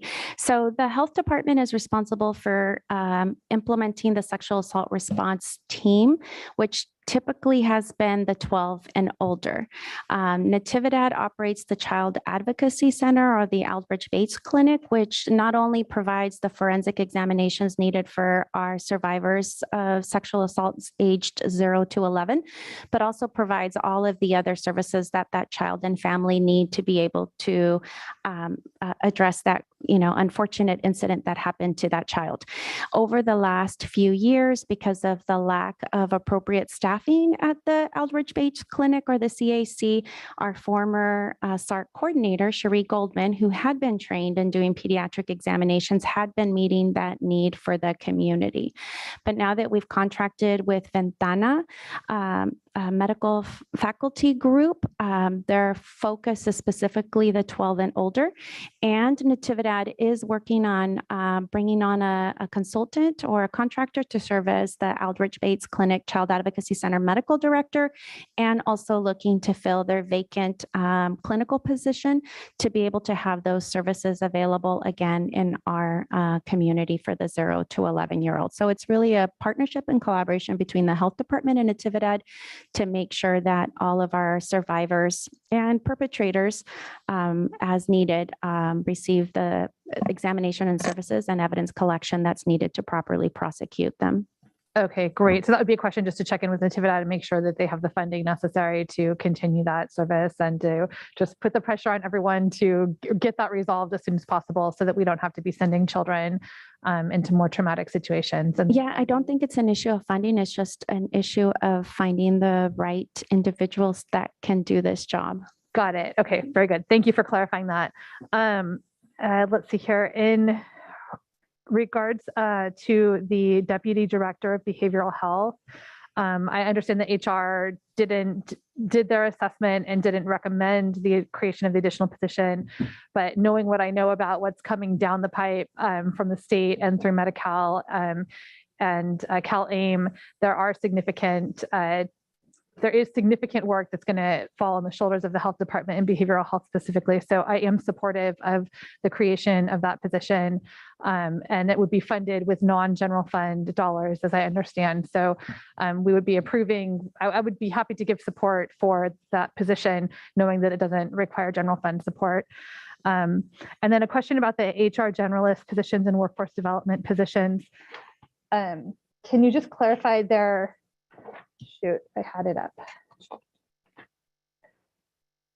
The funding request for those positions is zero. What is the funding source of those positions? So it's our own departmental revenues. They are included in our administrative budget, and their costs are proportioned out to the bureaus that they support. Okay. So there is no request of the general fund. Again, those 6 positions, same thing, the department complied with the completion of the request to classify, the budget change proposal, et cetera, by the deadline, but unfortunately, HRD was not able to approve them, those 6 positions or the 1 deputy director. Okay, and I'm also supportive of that. I mean, I think if we know anything about what impact the pandemic has had on our ability to, on our public health systems, if you need HR support to keep our positions filled, if you need workforce development support to keep appropriate workers in our health department and bureaus, I think that that's something that we have to support. So I'm there with you on that. I want to, at the same time, I acknowledge all the work that our health department staff have done in the past year. I don't think that anyone who came to work for the health department ever anticipated that they'd be expected to rise up to the level of service that they have. And they really have been heroic. So I just want to give, again, a big appreciation. The other two things, I believe that the Bright Beginnings was funded. You were able to find a source of funding for that request? No, after consulting with our local Bright Beginnings colleagues, it was decided to pull that augmentation so that I guess since we had submitted, it was too late to kind of retract it, but that is no longer a request for the coming fiscal year. Okay. And then for the VITA program, it sounds like I hear the questions of my colleagues. It's the presentations that I've received have been very clear that we received a state grant, that state grant was funding about half of the positions.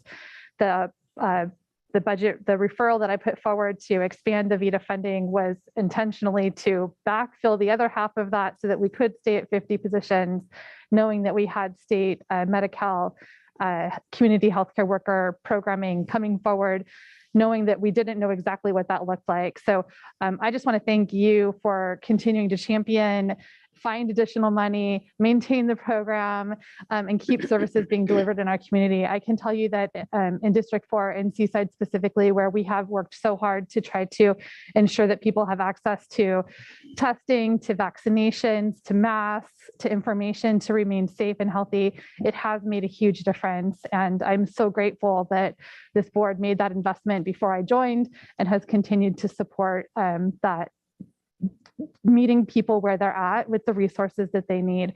So thank you, Elsa, for that. I think those were all of my questions for you today. Oh, and I would be supportive of the public guardian position as well. I think we've had some, it's clear that we need to be taking care of our most vulnerable residents. Thank you. So just for clarification, so I heard some support for the public guardian. I heard some support for the deputy director, some support for our HR positions, those 7 FTEs that are funded by departmental revenues. So I just wanted to confirm. And then also too, if there were any other questions on our request for ARPA rollover to next year for previously approved services under the appropriate categories. Go ahead, Supervisor Lopez. I do have a question about that ARPA piece for Ezekiel. So if this money doesn't get earmarked into this rollover, where are those dollars going in? Are they budgeted elsewhere? So is there a downstream impact to this budget, or were they left aside without being allocated? Supervisor Lopez, so if these funds are not approved to be carried on, then that would be is that the funds will be just held as unspent, and a different purpose will have to be found over the next fiscal year by staff and board of supervisors to be utilized for a different purpose. So right now, these funds are specifically earmarked for use by the health department. So if they don't specifically get approved to be carried over into next fiscal year, then they will just be unspent, and then they'll have to be appropriated at a future date for a different purpose. Okay, so they're not being planned on elsewhere in the budget to support some other department or anything at this point. Correct.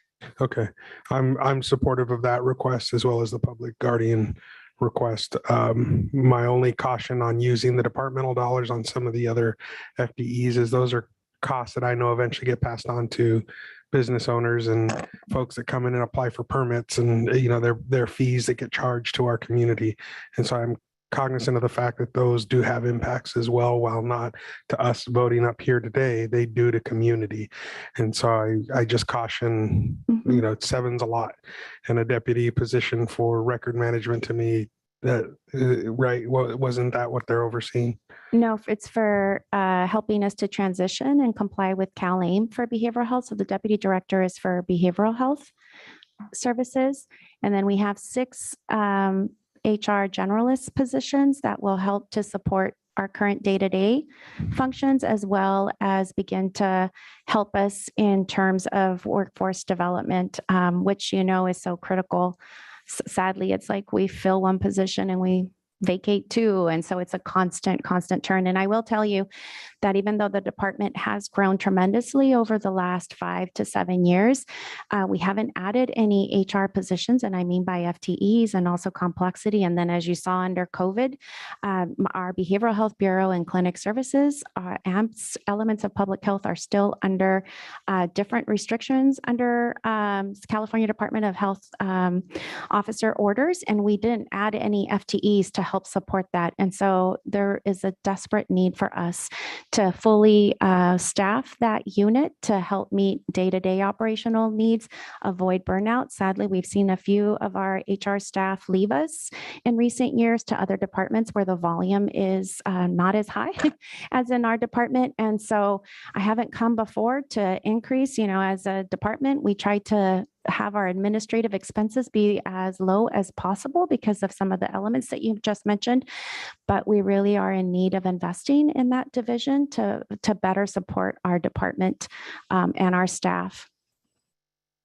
So am I correct then, though, in the assumption that those costs would be passed through in fees and impact the community at the end of the day for 7 positions? I believe when staff looked at the department submittal, as well as fee changes that have already come before your board, they were already factored into those expenses without major significant changes to the fees that go out to some of our businesses or some of the others. And then the other thing too is if our positions aren't filled in some of our billable units or those that charge fees, for example, then we're not able to deliver that service and not able to bring in that money. So filling our HR positions is really critical to ensure that our bureaus are able to meet their mandated services. Okay, thank you. I'm still undecided on that one. I'll wait to hear what everybody else's opinions are on those positions, but that's where I am now. Thank you. Thank you very much. Are we looking question E down here? Going back, because I didn't mention much on the unfunded augmentations, and you said that most of those would be using departmental funds. Yes. So this is, could you elaborate on that? Is this, because I know right now the state is making a lot of funds available to health departments in counties across the state, and perhaps more coming that we don't know yet because they haven't voted on the state budget. But the funds that we do have secure to pay for this, is it temporary? Is it for a certain amount of time? Or what will happen once, I'm not sure how long those state funds will be around to pay for these positions that will be ongoing? So I'll answer it in 2 ways. So you are correct that there is a $300 million investment in public health infrastructure included in the May governor's budget that we are hopeful will get adopted. Exactly how much the County of Monterey of the $200 million that's allocated for local health departments is going to get is yet to be determined. We've seen anywhere between $2 to $2.5 million, and those will be ongoing to bolster our public health workforce. When I talk about workforce development, specifically the management analyst position that we want to add, our priority would be to use that ongoing public health infrastructure funds to fund one of those positions at least. So those are the kinds of things. The budget was prepared using existing departmental revenues or our ability to be able to include in our ongoing revenue streams that we are already aware of. Once we do receive those one-time funding, we will go back and revisit the temporary positions that we may have hired with one-time public health COVID dollars.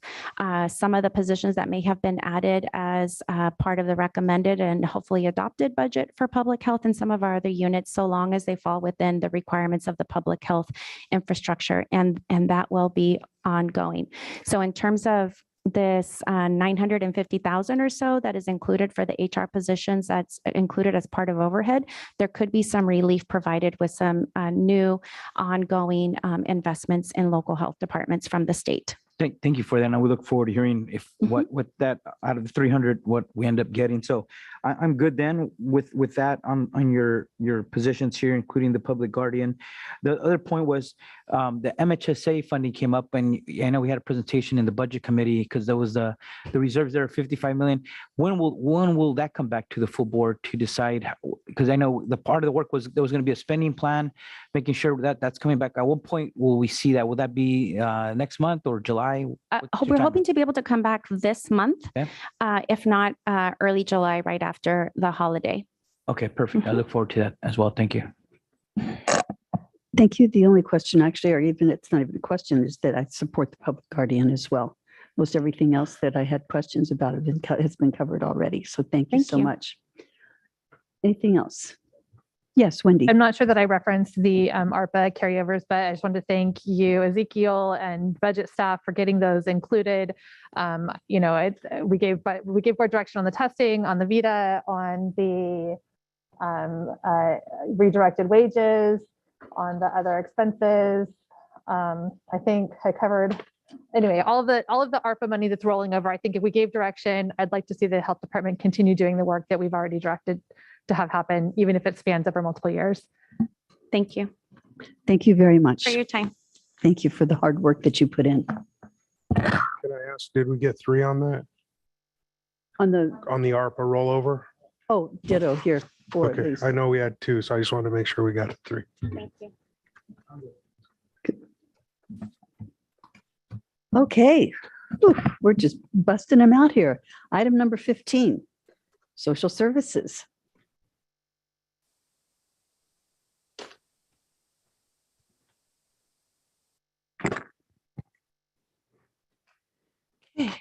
Good afternoon, Madam Chair, members of the board, members of the public.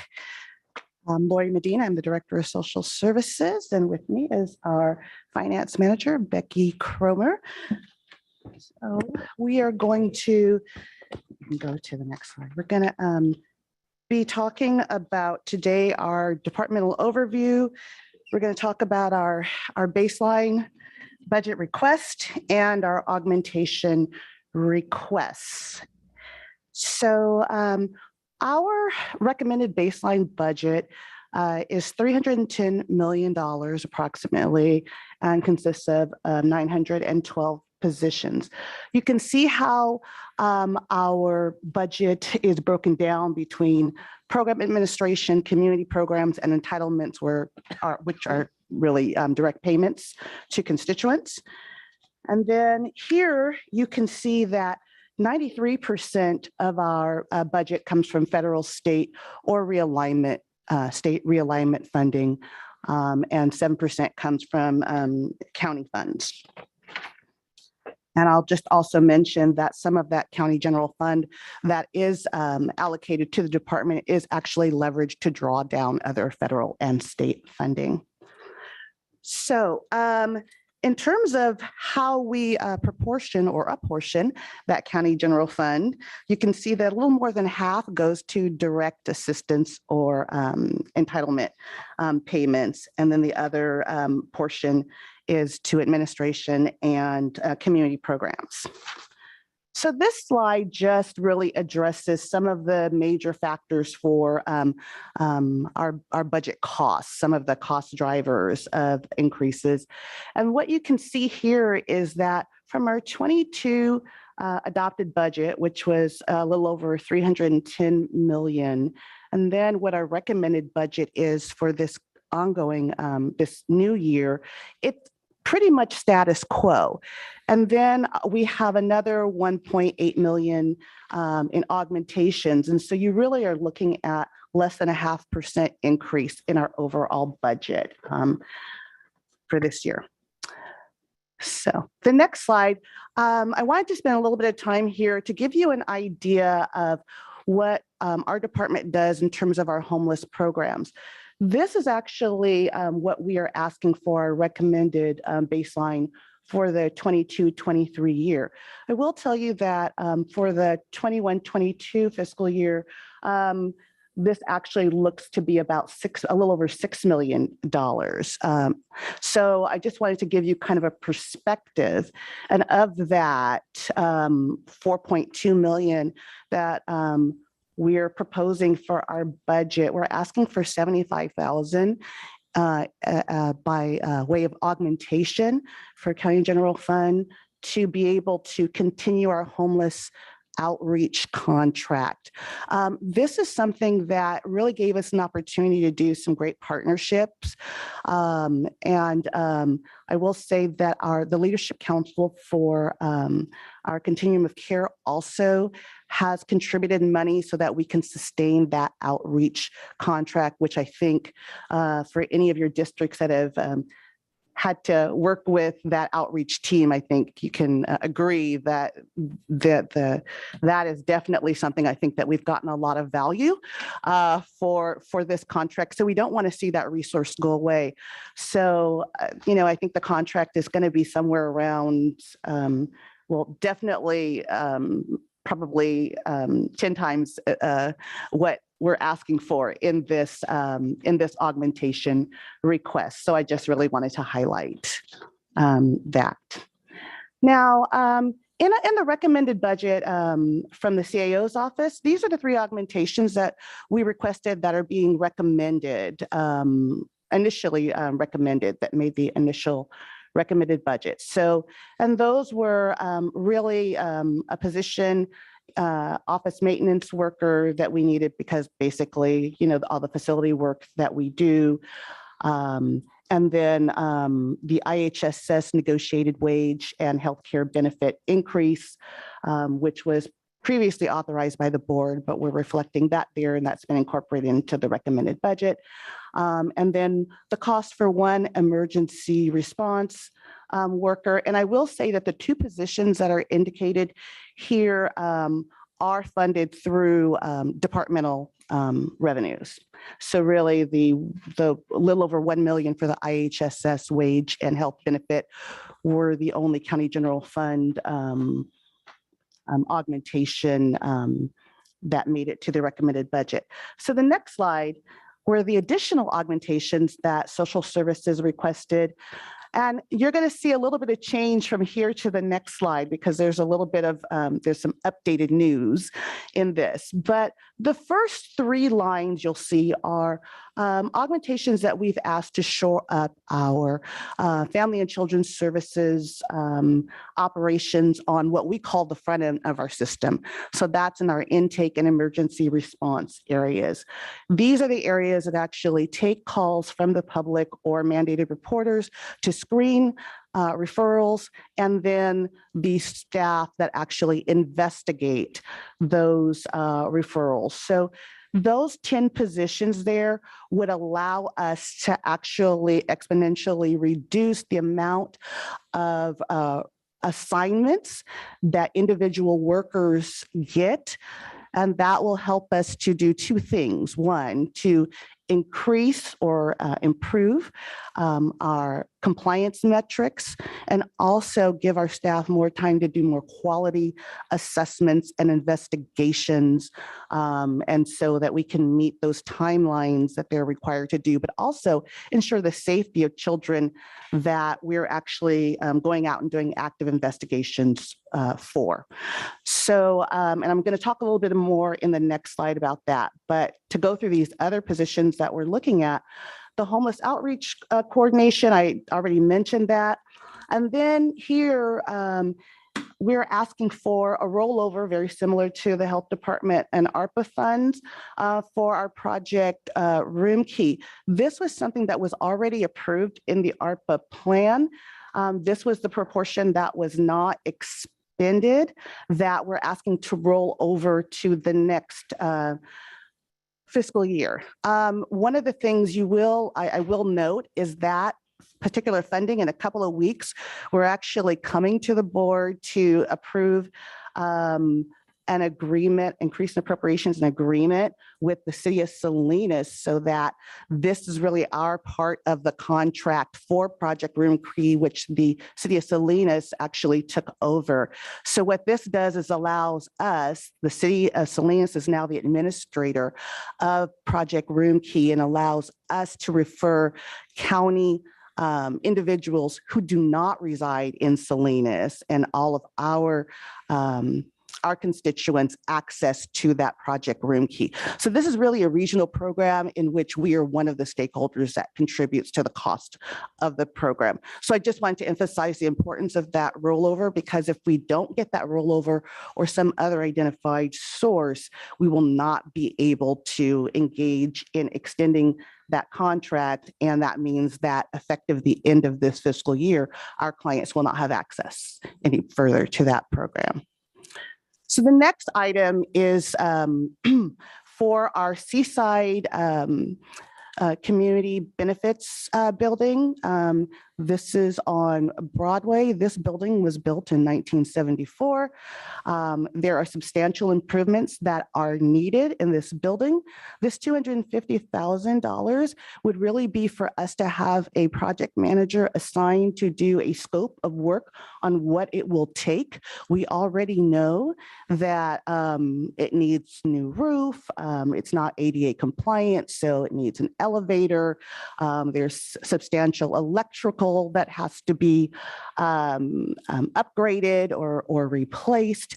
And so we're really looking at probably because the costs are so substantial, that this would really be a building replacement or a build to suit project. But this 250 will help us get started on getting that project scoped. And then the next piece is really around our safe parking program. We have been running our safe parking program. Currently, we are at the Marina Coastal and in a location in Seaside on a church property. And we have been able to really fund that program. Right now, we've done it through a combination of one-time funds for this fiscal year. But one of the things that we had to do a few months ago was fencing had to be put up around that area, and we had to engage in additional security to secure that property to make sure that one, authorized parkers were the ones that were getting access, and also that people who did park during the evening, if they had to be let out because of the fencing, that we had to have security to be able to do that, to allow the in and out access. And so that additional cost is a little over $140,000. So that was initially the augmentations that we were asking for before this week. So the next slide reflects thank you.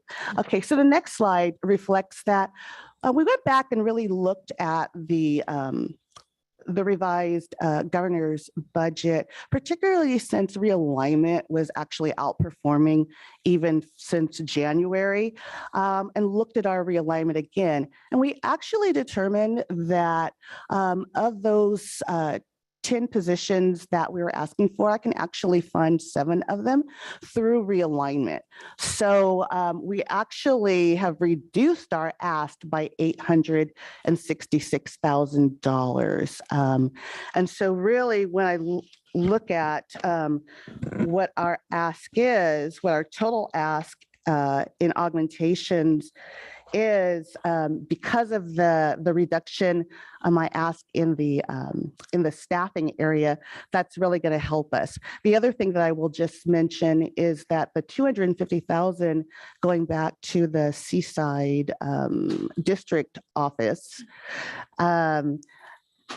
the budget office did indicate to us this morning that that could also be funded through the building improvement fund. So there is an identified source for that funding should the board authorize that particular augmentation as well. So really, when I look at other than what we're going to talk about with military and veterans affairs, we are really talking about the, in the area, the ballpark of $671,000 that we're asking that have not already had identified a funding source. So I'm going to take a breath and let Jason wrap up with the Military and Veterans Affairs portion of our presentation, and then we'll be available for questions. Perfect. Thank you so much, Lori. And looks like we lost our feed for the slide.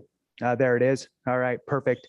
So with this slide, we only have one slide, and just to give a quick overview of our current kind of operating status as far as the budget's concerned, we have about 2.2 million with 11 positions. There's a big chunk of that, which is actually in the bottom left-hand corner of that pie chart, which is labeled VTC, Veterans Transition Center. So what that is it's a contract that we have. It's passed through funds.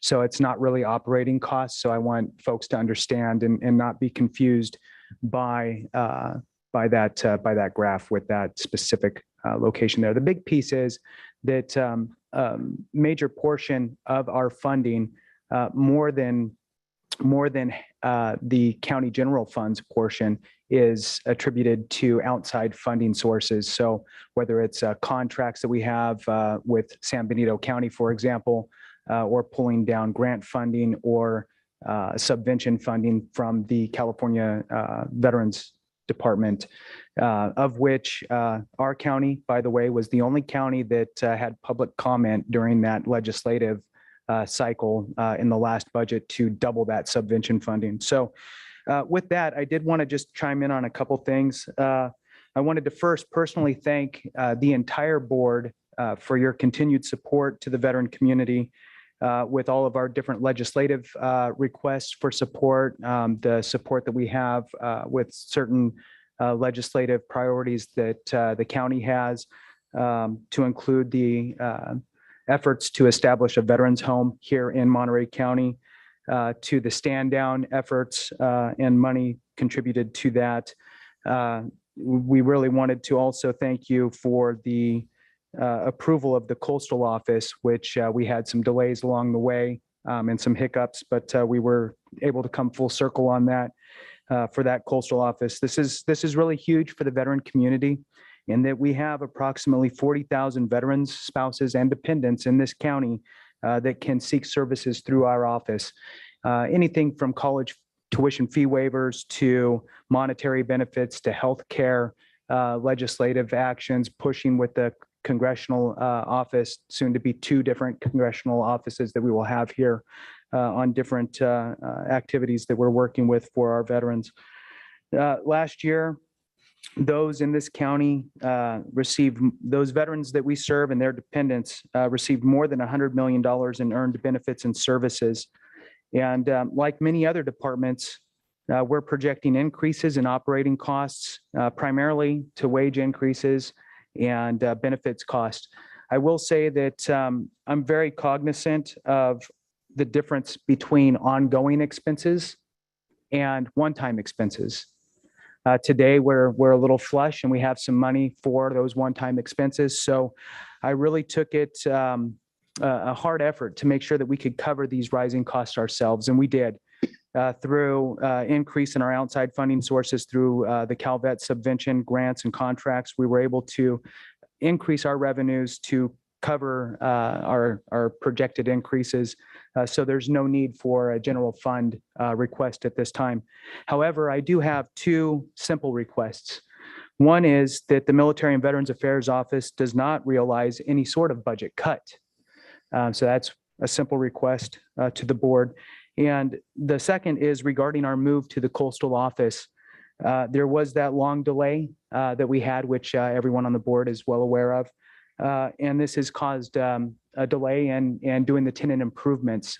We're at this point unable to accomplish all of the tenant improvements by the end of this fiscal year. So we will be working through Becky and the finance department to figure out what is the appropriate way to roll that money over that was allocated for these tenant improvements of that building. I will caution the board that things aren't cheaper in a 6-month span. So what may have covered it before may not. I mean, we might be a little short. So I just wanted to throw that out to the board, just so you're aware. I don't envision it would be more than 10% higher, but I just want the board to be aware that we might have a surprise at no fault of our own. And with that, I'll go ahead and conclude my portion of this presentation, and I wanted to thank Lori for our joint efforts and our partnership between the two departments. It's always a pleasure. Thank you. Thank you very much, Jason and Lori and Becky. And I will now take a look around and see who's got their hands up first. It looks like alphabetically. So there we go. Yeah, well, first of all, to speak on the veterans, I want to commend Jason Cameron for being a great leader in his office and a well respected among the veterans community, and they've sent numerous letters supporting you and the work that you've done. And I just want to acknowledge and I thank our veterans for weighing in. They often don't have a voice or on a lot of county matters because you're usually taking care of business there. But I did want to just appreciate your comments about not making any cuts to your office. I fully support that and fully support the move to your new office and making sure we carry over that money and that hopefully that can be done soon. And if there's some additional costs that weren't factored in, we originally approved it. We'd love to have your office come to us to be able to help make sure that there's enough there to finish that. And I did want to just raise, I know this is kind of not the forum for doing that, but I did know that some letters came in just acknowledging your work, and usually somebody in your position would have a wage that would be done to be considered or be compensable to other directors doing your level of work. You have your staff. I just want to acknowledge that is important. Hopefully that will come to us at another date to just look at that and make sure that we're fair. I know that we want to keep you here. I know that Monterey County is your home, and I think it would be a big, tremendous loss not to have you stay here and have your leadership carry out for our veterans community. And lastly, I just want to thank you for really being a champion for the Veterans Home. If we accomplish that, which I know we will at some point, that would be a tremendous asset to have here in our county for our aging veterans as well. So that's all I wanted to say on that. The other questions I have, going back to Ms. Medina, would just be on some key points. Obviously, the seaside assessment, you said that could be perhaps funded through the building improvement fund, right? So if that's the case, I think that's an appropriate place to kind of look at that and the long-term needs of your building through that funding source. I was concerned just about the daytime security for the Marina Coast Office, because I know we've asked for some reason, every time we bring it forward, it gets delayed about looking at an alternative site, because obviously the concerns that were there before, no need to go into it all, but we did give direction to try to find an alternative site. We started the process, but then it seems to kind of go away. And unless we ask for it again, it comes back. But I know Supervisor Phillips in the past has just raised concerns about the cost just of the program itself, but now to perhaps add another $140,000 just for security raises concerns even more so. And I know the security issues were important, the fencing was important, but this issue then drives the question: at what point are we going to be able to find an alternative site to host those clients that are staying there and utilizing this program?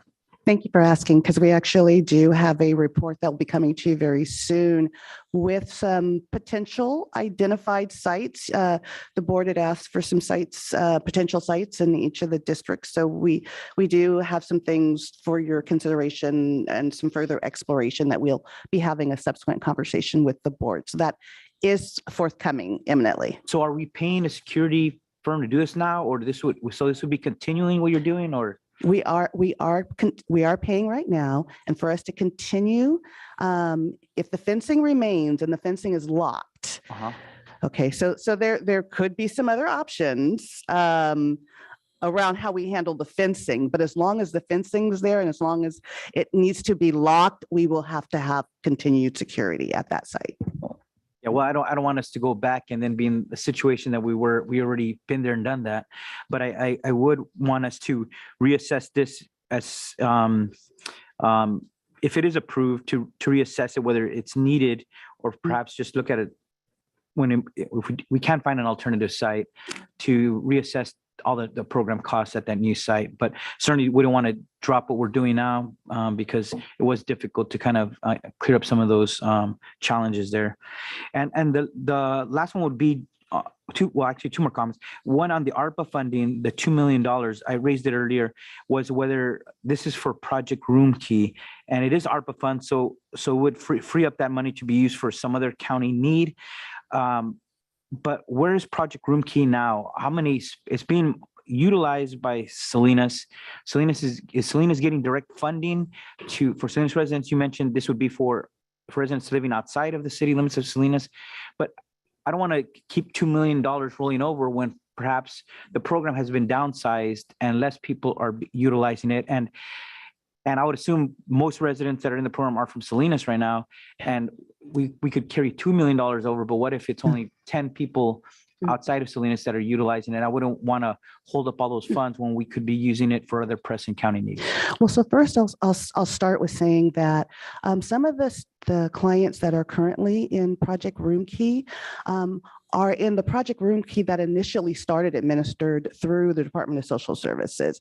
And so if you'll remember, we transitioned a lot of our Project Room Key to the hotel that is slotted for Project Home Key that's in current phases of transition. But until those units are ready, they are still remaining in Project Room Key, and that continues to be a joint collaborated funding project. So in answer to, has Project Room Key gotten smaller? The answer is no. Now, will there be other opportunities for different capacities once Project Home Key is able to be launched and those units are converted? Then I think the answer to that is yes. So I think there will be some other opportunities. We're just not there yet in terms of the readiness of that program. Okay, so looking at the funding stream, how much is Salinas getting other direct funding for Project Room Key? And yes, and it's easy to get these confused. So Project Home Key, the Good Night Inn, 50 rooms are not being utilized because of the environmental NEPA issues, and that still delayed the project. Otherwise, 50 people staying in the hotels would be able to stay in these permanent supportive housing units that have been converted, right? So who knows how long that's going to take, but once we know, that's going to free up 50 additional spaces. In addition, City Salinas is working on 3 other projects with new rounds of Project Home Key, which is hotel conversions. So that would create some more additional spaces in the city limits of Salinas. So what, and if Salinas is getting some direct funding, what realistically would we be contributing to the program outside of the funding they are already receiving? Well, one, in terms of, it will not just be this, yes, the city of Salinas gets some regional funding. So they get ESG, which is designed for the region, not just the city of Salinas. And then of course the county has our contribution. So because we also are a referral pathway into that program, and are also helping to support some of the wraparound services that go into that whole program as a regional approach. So it is a regional partnership. So I think that in that spirit, if we're doing a partnership with the city of Seaside, certainly the city of, I'm sorry, not city of Seaside, city of Salinas, Seaside is in my brain. But I think certainly the city of Salinas has a much more substantial investment in that program than the county does at this point. Okay, so I'm just going to leave this one as an open issue because I don't know what the right number is, right? Oh, so the second question is, in the state budget, which will be voted on in 2 weeks, is there additional funds for Project Room Key to continue? There isn't any mention of Project Room Key. There is additional investment in Home Key, and there's also additional investment or at least an indication of a commitment to reauthorize HAP beyond HAP round 3. The governor's revised budget does indicate it will take some further discussion with the legislature, but certainly the governor's office is committed to maintaining the same level for future years. So it looks like, knock on wood, that HAP will likely be reauthorized beyond this next year and maybe even beyond the future years. And would HAP be able to fund some of these Yes, activities? Okay, so we might have some money coming and we'll have a definite correct. picture when we do in the final vote on this budget at the end of the month. Mhm. So that's why I want to leave it up because I'm just wondering what's the capacity, right? Because the capacity is talking about how many hotels are participating, how many hotel rooms are available. And if if they could only add an additional 10, 15 rooms, you factor that for people living outside of Salinas, I want to budget, I don't know what that be over the next year, $500,000 versus just carrying over another $1.5 million when we could be using for something else. So I know we need to I need to hear what my other colleagues think, but I just leave that out as there is other needs with ARPA, and I believe there's other funding sources coming, streams coming that may be able to utilize to meet this need. The only other thing was, I know on the social workers, that's an important topic for your office, obviously. There's the issue of the vacancies already. These is for new positions. So I'm just wondering realistically, because again, if we budget all the positions, which I know there's a need because of all the calls coming in, the stress on the other staff, we need to hire, but there is some positions already approved, but they're vacant. And if we hire all these positions, we could set that money aside. But if there's still going to be challenges to even hire these folks when we already have the vacancies, what's going to be realistic in terms of being able to hire? Is it all? I know there's like 4 social workers, the supervisor, 5 intake workers. I think that was a price tag of $4 million, pretty significant considering our budget this year. So first of all, I want to just address in terms of realistically, we've done a lot of preparation leading up to this ask in the first place in terms of how we recruit for social workers. It used to be we had to wait until a vacancy and then we'd start a recruitment and then it would take, a few months. We now have open continuous recruitment for social workers. And so it does not take us long to fill those positions. These vacancies, the ones that we have right now, they are not very old vacancies. So we have been able to get people in the door pretty quickly. One of the things that really helps us, we are one of the few counties that is doing open continuous recruitment. So we kind of beat other departments to the punch and swoop up. We're hiring people at a faster rate. We were even asked to do kind of a technical assistance call with other county departments across the state about how are you guys hiring people, because we're having so many difficulties. So I do think it's realistic that we'll be able to fill all of those positions. I think one of the other things that hurts us is that when we don't have enough of the workforce, the people that are there get burnt out and feel they have to leave. So the other piece is getting enough, being able to onboard people and having reasonable workloads and caseloads so that they don't feel they have no other option but to go on a leave or to leave.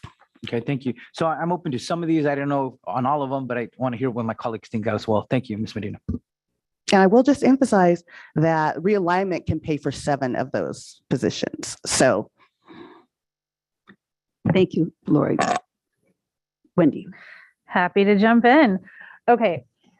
So in regards to, I'm going to go backwards up the list. In regards to the daytime security for the Marina Coastal Office, I will defer to our to-be neighbors for some advice on this. But as it currently stands, there's 4 of us in that office on a partial work from home schedule. And we are able to put the code in to lock and unlock the gate. So we've communicated that to county facilities. But if it's just the 4 of us and we can lock and unlock the gate when we drive back and forth through the gate, I don't think it's necessary to have someone sleeping in the car, in the lot to be providing that security. So I will defer if there's an additional need for people to come and go, that would be something above and beyond. But for the staff who are currently at that site, it's a 4-number code. We put it in, unlock the gate, close the gate behind, and it seems to work well. Thank you, Supervisor Alejo, for again asking for the additional locations for safe parking. That's a need that exists. It's a need that continues until we have another location. I know there's a request from Military and Veterans Affairs that we look for another location. I would urge again that conversation to continue. We've talked about it for a long time. In regards to the Seaside Building Assessment, Ezekiel, Dwayne, facilities team, thank you so much for identifying the building improvement funds for that. It was a priority listed by both the Capital Improvements Committee as well as I believe when we looked at it with Budget Committee. Figuring out what we're going to do there is important. So thank you for bringing that forward. Thank you everyone for figuring out how to make that happen. The ARPA rollover funds, it's listed here as a general fund contribution, and I understand that we're considering ARPA under in the same category as general fund, but we've got to get people off of the street. That has to be a priority. We've got to figure out how to get the home key rooms open. We've got to figure out how to continue prioritizing additional low-income housing. And if we need $2.2 million, $3 million to get people out of really unsafe, unsanitary conditions where they're sleeping outside, that's what we've got to do, and we need to make that happen. So I'm fine rolling that over, bring us more money, figure out how we can do more. The homeless outreach and coordination, I know that that's something that we've been working on. I'm supportive of continuing those funds. And then I'm really, really pleased to see that you were able to find realignment money to fund some of the child welfare social worker positions. You know, where did my notes on this one go? You know, Child Protective Services responds when families are in crisis and works 24/7 to help kids remain safely in their home or put them in a safe home while their family situation gets sorted out. And the staffing shortages that we have, the cries for help that we've been hearing all year from the staff who work in that department. I think that in the best of all worlds, investment in community prevention, like what we're preparing to do with the library request in Gonzales, like ideally we fund prevention and we don't need to fund this type of intervention, but the reality is that we have to fund this type of intervention. And we saw the presentation from social services that showed we are not meeting the safety requirements for these families. I don't know that we have a choice as to whether or not to fund these positions. And if it requires some general fund in the short term to get these positions filled, I think it's what we have to do to provide for the most basic public safety needs of our children. So I think we'd be derelict in our responsibility if we didn't figure out how to make that happen for our social services. Those are my comments. Thank you very much. Supervisor Askew.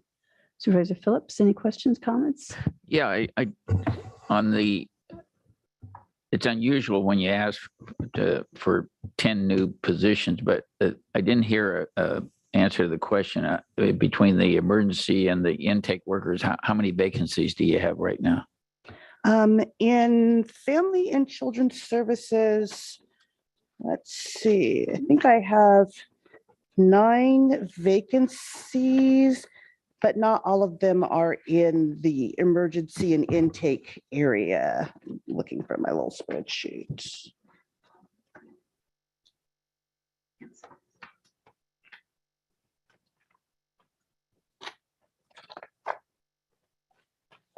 Okay. Yeah. So in that front area, I don't have the exact number for just the intake. In all of FCS, they only have 9 social work vacancies. That's not bad. So Yeah. On that, if 7 of those you can get funded through realignment, yes, then that makes a difference to me. But I wouldn't, frankly, go beyond the 7. On the homeless outreach and coordination, I know we talked about this. I thought that's what we were hiring a homeless coordinator for, but you need this in addition to what she's going to be doing. well, the homeless coordinator isn't actually going to be doing the outreach, I think, themselves. They're going to be coordinating with all of the various entities across jurisdictions, departments, to ensure that we have the right services in place and coordination. The actual outreach, like the outreach team that we have right now that's being performed by CSUNB, Right. that's done through a contract. We issue an RFP for that service to continue. It would not be feasible for one person to do that whole function So this would be for the contracted service. okay. And I know every time we went to deal with the homeless, we used them. So, Correct. okay, that explains that for me. And the Seaside Building Assessment, you have a commitment that can be paid out of the building improvement fund? All right, and you know my position on the Marina Coastal Office. I just think that's turned into a mess. I think we haven't handled it well.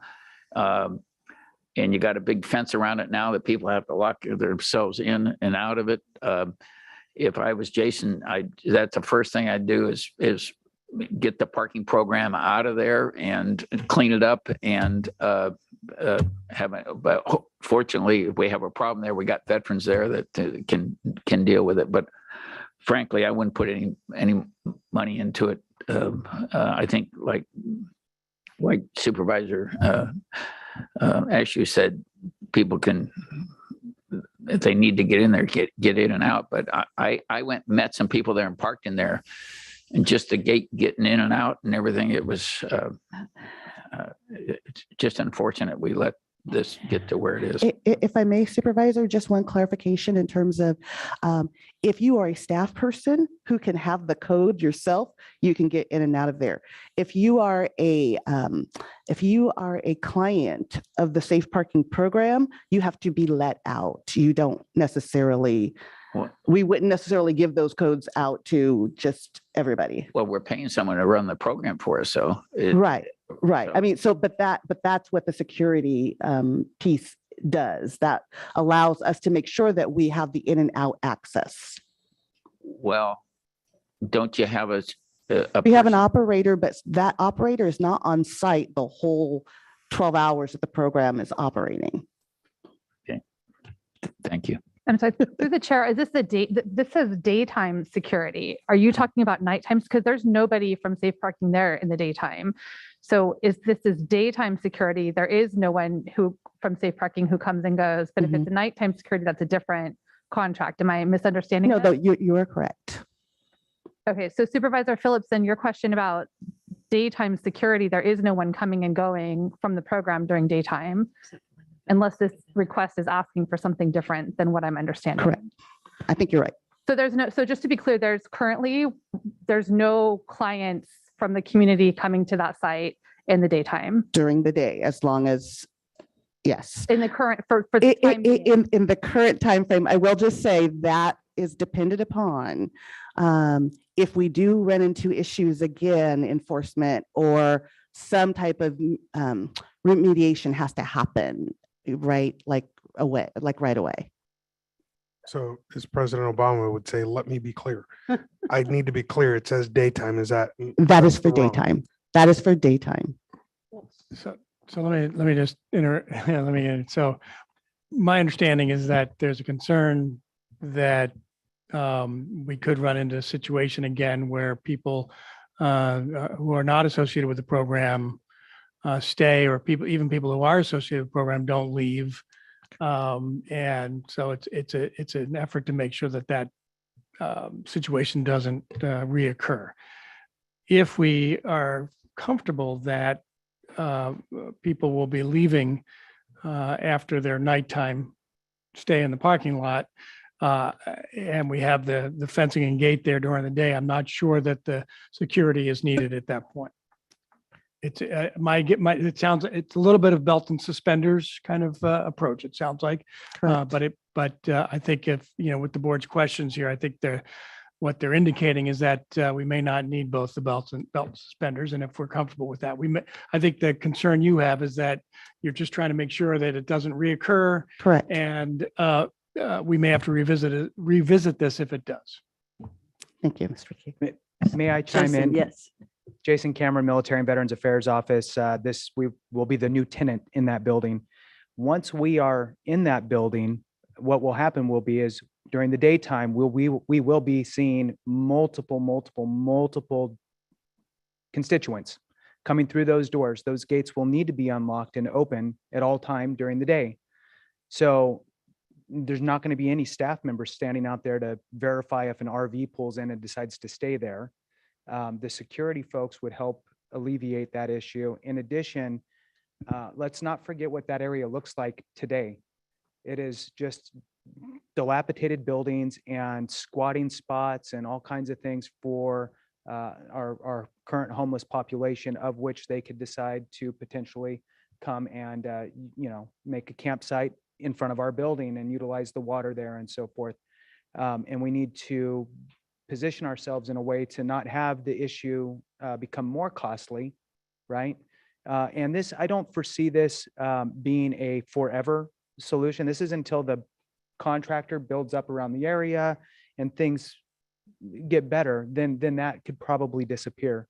Just my 2 cents as the new tenant, in addition to staff concerns that I've already fielded from my staff. Great building, they're excited to move, but they currently have the security of being inside the courthouse. So, you're not going to get much more secure than that. But there were some concerns that were raised. So just so the board's aware of kind of the big, broad picture. Thank you. Thank you, Mr. Cameron. Okay, moving forward. So I'm good with the 7 realignment positions that I've heard 7 positions that can be funded by realignment. Good on those.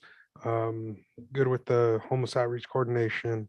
I still have questions on the ARPA, just like Supervisor Alejo, and the questions about whether all that's needed or can be shifted around given some of the other challenges we've heard about today.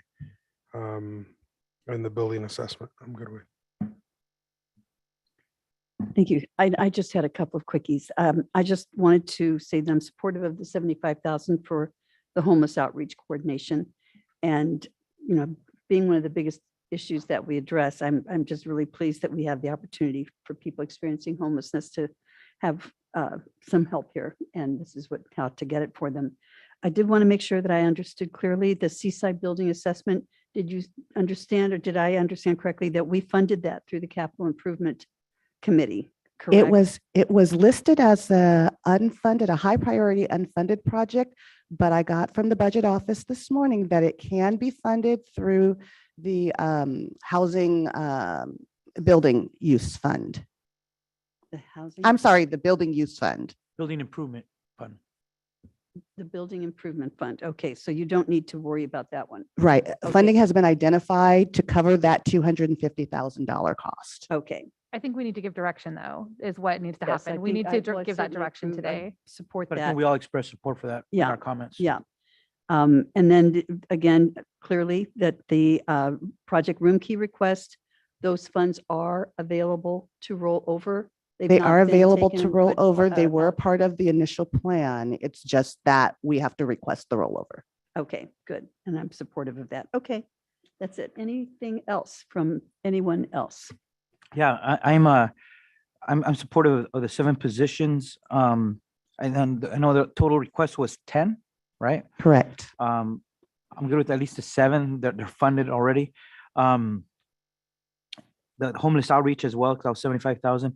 But on the going back to the ARPA rollover, since we are potentially going to have additional HAP funding streams that could fund that, I would just say roll over $1 million, and then that would free up $1 million for us to consider for other ARPA eligible purposes in this budget year.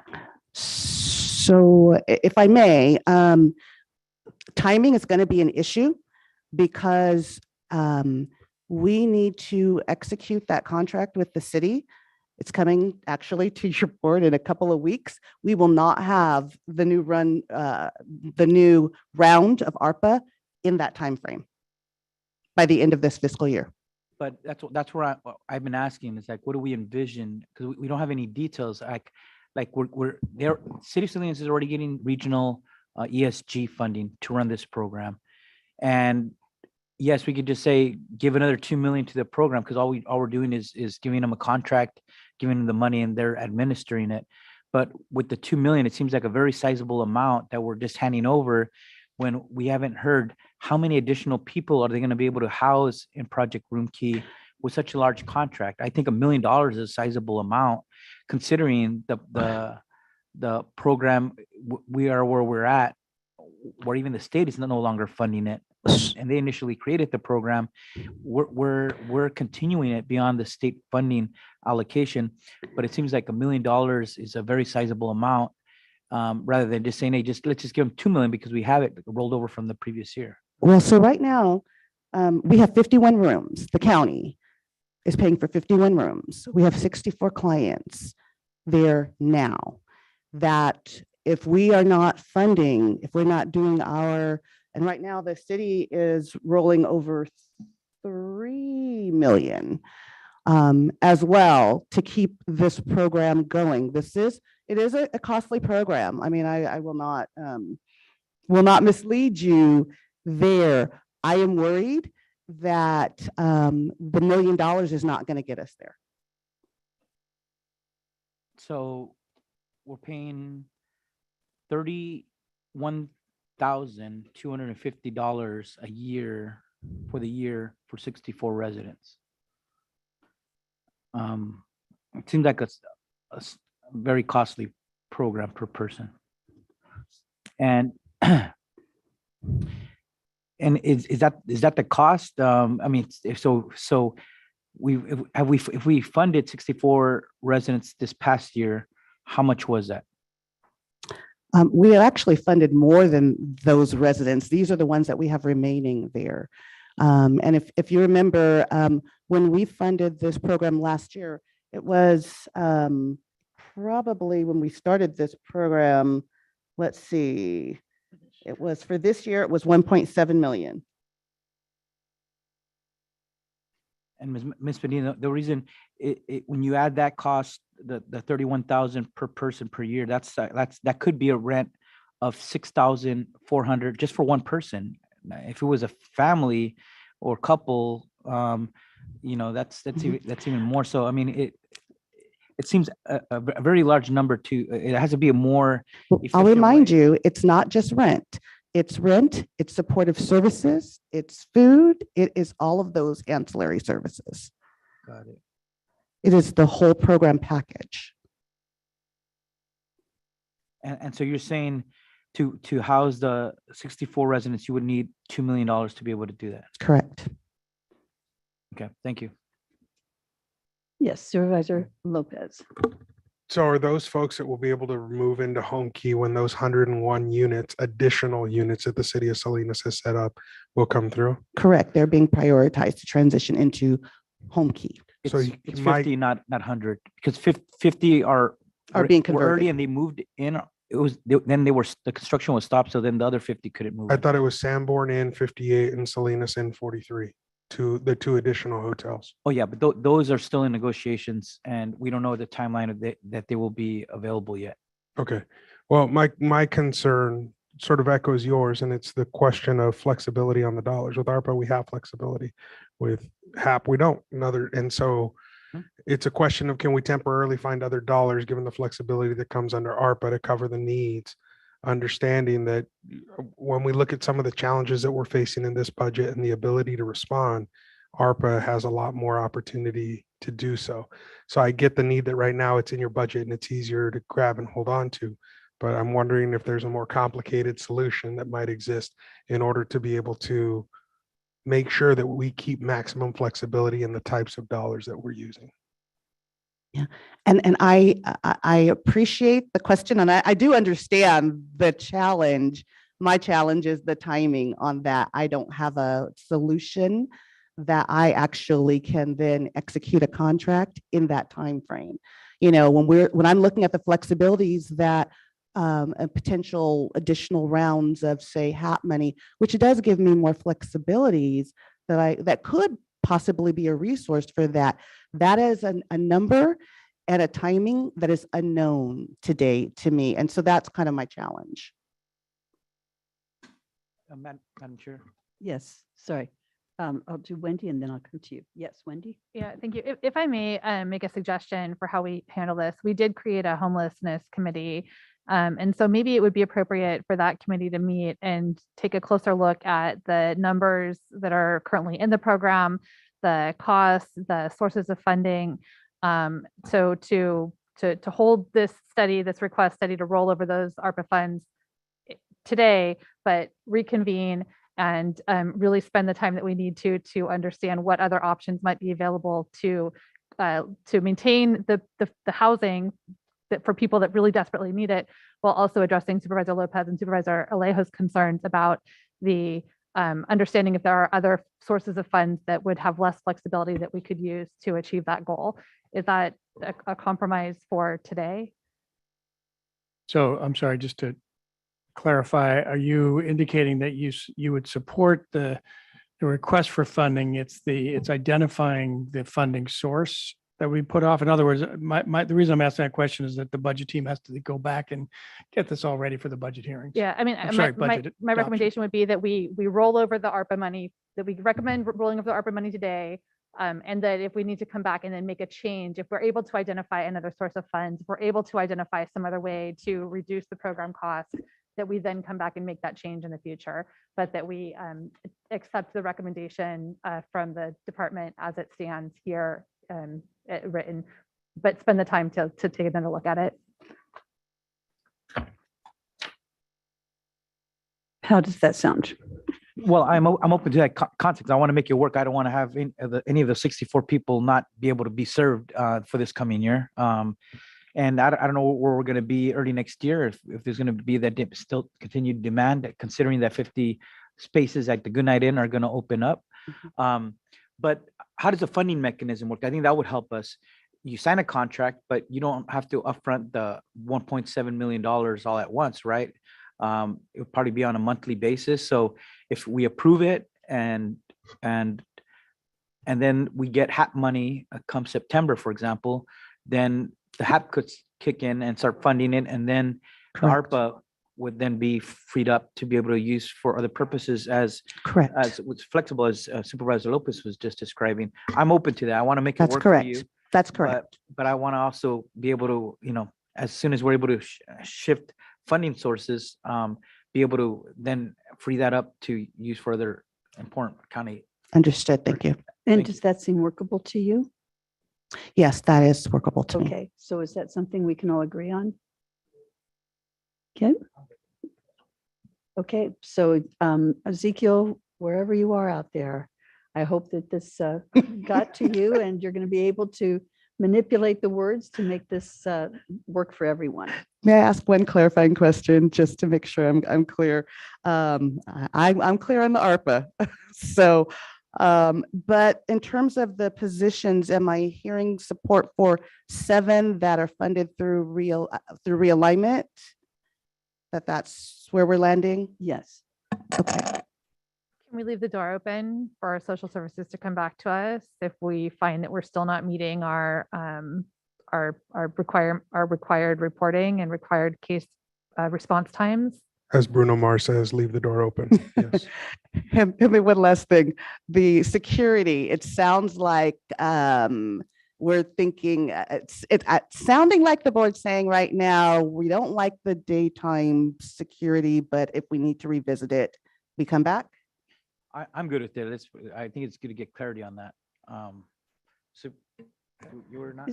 I don't think it's necessary. I'll just Okay. be really honest. I think that when the parking lot became out of hand, it was because there was no one on site at all.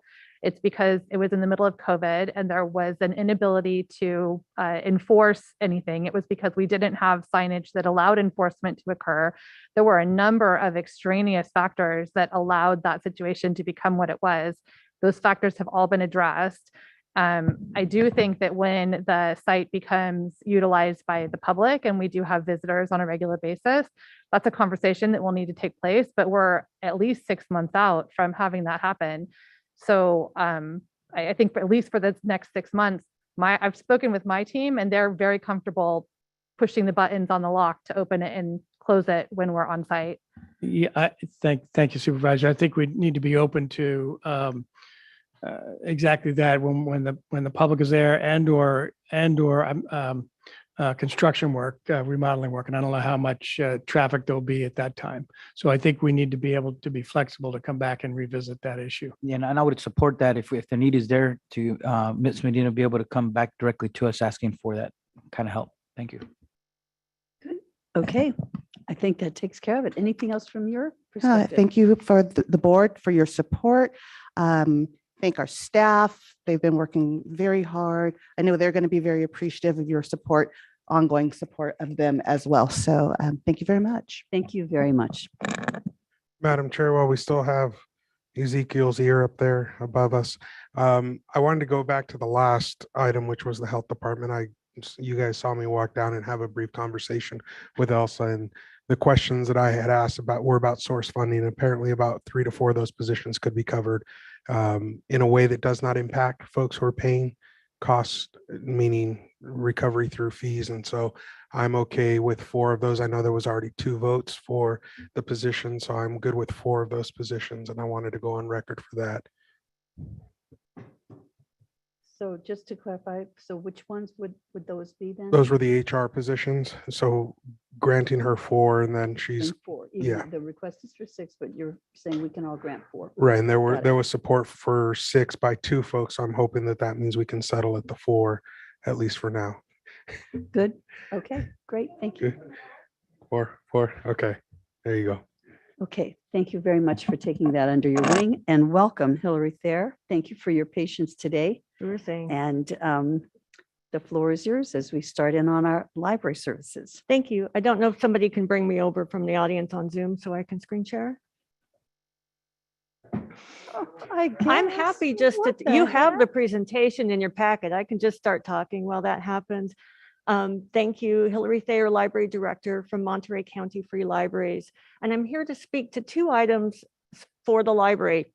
The first is a unfunded augmentation request. It's currently not recommended in the budget, and that is $1.8 million toward the Gonzalez Community Center. This came as a referral from Supervisor Lopez, and it is to the city of Gonzalez toward construction. The highlights for the county library system and for the county include a library that is closer to the kind of the heart of Gonzalez, the kids in their elementary schools, the parks and the playgrounds. We would be able to move across the highway closer to where the other amenities of the city of Gonzalez are. It would give us a better location in a disaster or an emergency.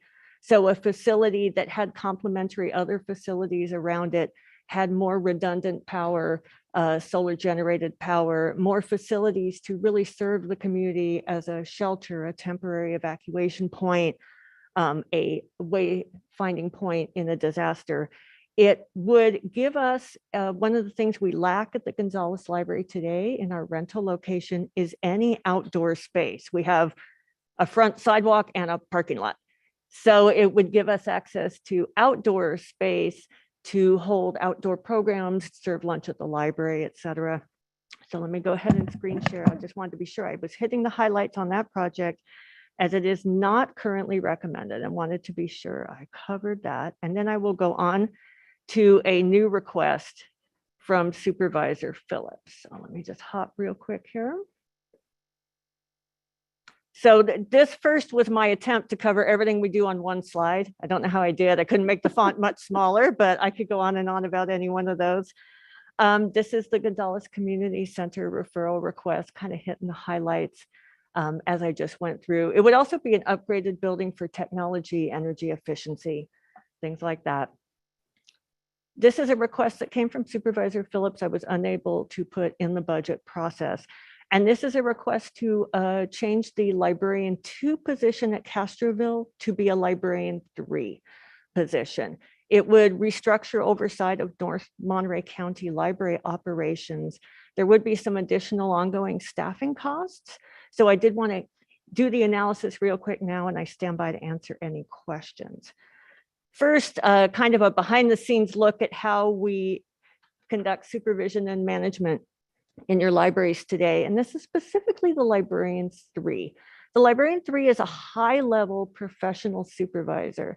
And the distinction between a 3 and a 2 is that the Librarian 3 has oversight of a a branch, a large size branch, plus other operations. So that can be our small branches that don't have their own librarian.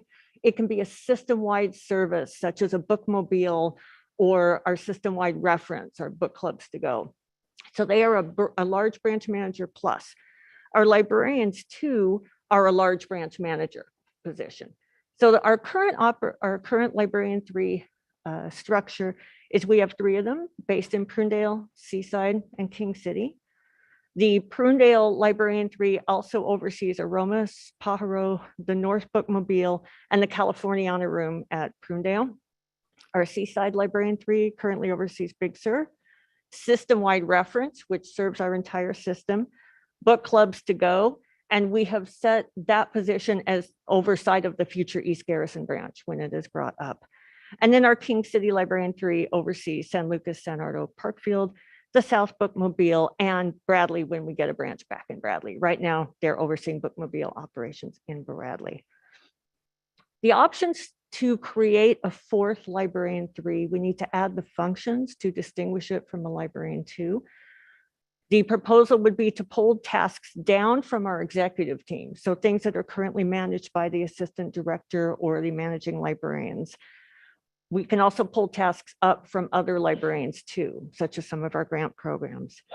I've listed some of the considerations we look at when we're assigning work across our library system, since we do have facilities across the county.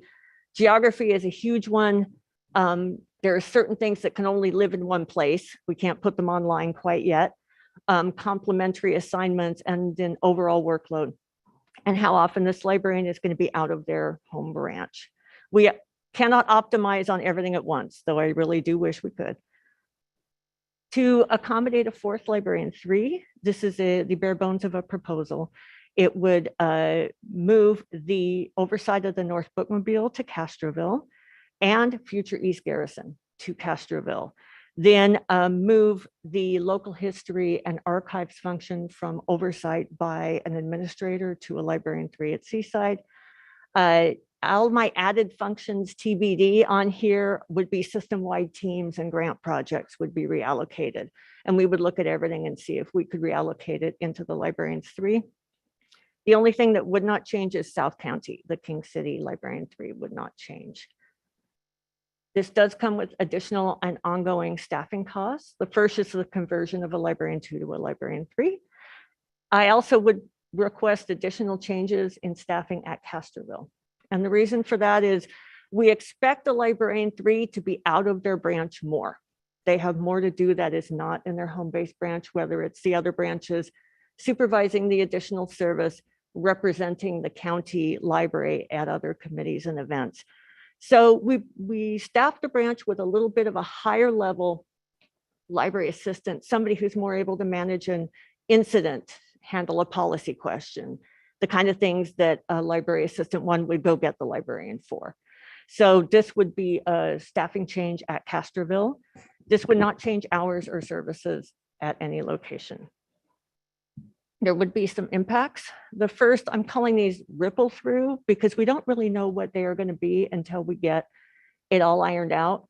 For example, the North Bookmobile driver is a full-time position, currently works out of Prunedale. Moving that to Castroville moves all their hours, even the hours they're not on the bookmobile, where they're currently helping the staffing at Prunedale.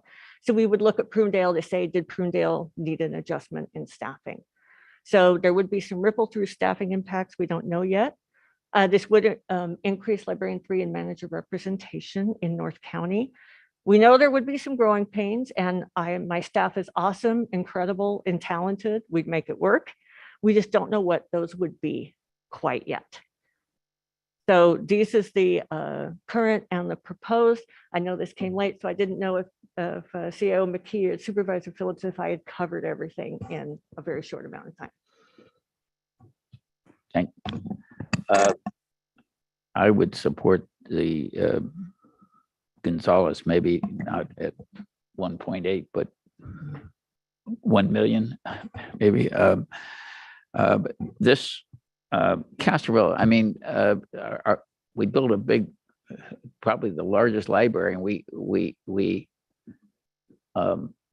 have the basically a city there, and our people feel like we're treated like a stepsister. So that's why it was the people from the Free Library and Nancy Osonio, who's so involved in the library, that come, because we have a librarian there who we really were fortunate to get, who's from Pajaro, so he could manage if that was the direction they went, Pajaro. But he has to move to another area because he's got a family, and it's about $10,000 difference. So I really appreciate the support on this. And frankly, I think a better place for the bookmobile, rather than it being housed, they keep it at the Laurel Yard, yes, where we're worried about security. I'd rather keep it out in Castroville behind the fire department, which is better security on it. But I think the total for this change is 32,000.7, and we're tired of being treated like a stepsister. So I appreciate your support on this. So Thank you for that, Supervisor Lopez. Obviously, I support the Gonzalez Library ask. Really? For me, we look at our communities and want to see them grow in the way that they want to grow. And we wouldn't be the biggest funder. We've had awesome support in getting us there.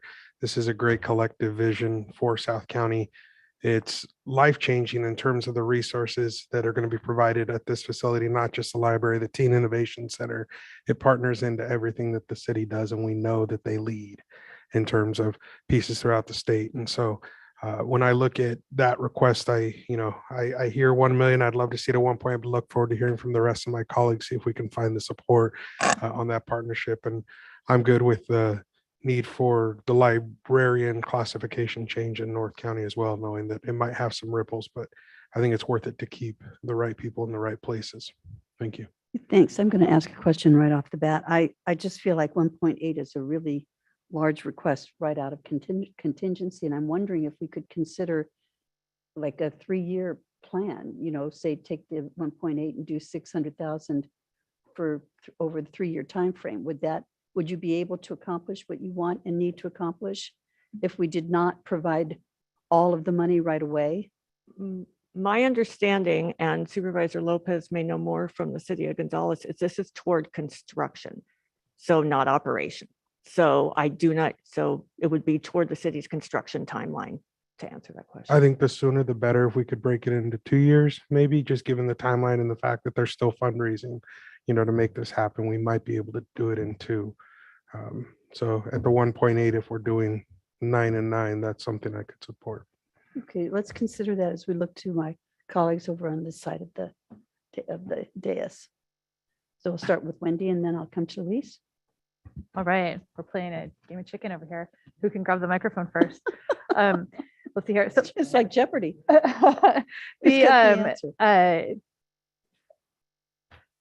I was just curious, the Marina Library, when that project was built, and it's owned by the city of Marina, and a similar sort of joint use, everyone's in this together.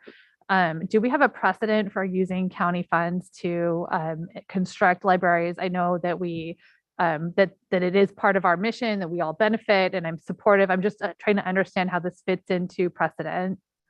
My understanding for Marina was that was a joint thing, and the county actually sold a building. Part of Marina is that our administrative offices are attached to Marina. And I know it's built in that our administrative offices were constructed at the same time. And we now, the city owns the building, and we have, I believe, a 50-year lease for no cost on the building. So in terms of county money constructing other libraries in cities, I cannot speak to the history of a place like Seaside or King City. King City, I believe, we did not construct that. It's a converted bank. But I don't know any of the other history from the cities. But I do think we purchased that, right? It's not rented to King City, or is that? No, we're renting from King City. Okay. Right. Okay. And in Seaside, we're renting the facility from the city. The city is going to want to move it at some point. So, okay. So there is sort of and within the library fund, that property tax revenue that supports our library operation, we don't have funding to be able to support these kinds of large capital improvements, correct? We have funding that I've put in the CIP budget for things like fixtures, furniture, equipment, and operations is all on us. Okay. So in the CIP, not for this upcoming year, but the year after, it will be a request for the fixtures, furniture, and equipment and technology for Gonzales. That Okay. would be ours, and that is ours for all of our facilities. And would the county, by putting brief capital improvement funds into the facility, would the county have an ownership stake in the facility in the long term? I don't believe that's the understanding with the city of Gonzales.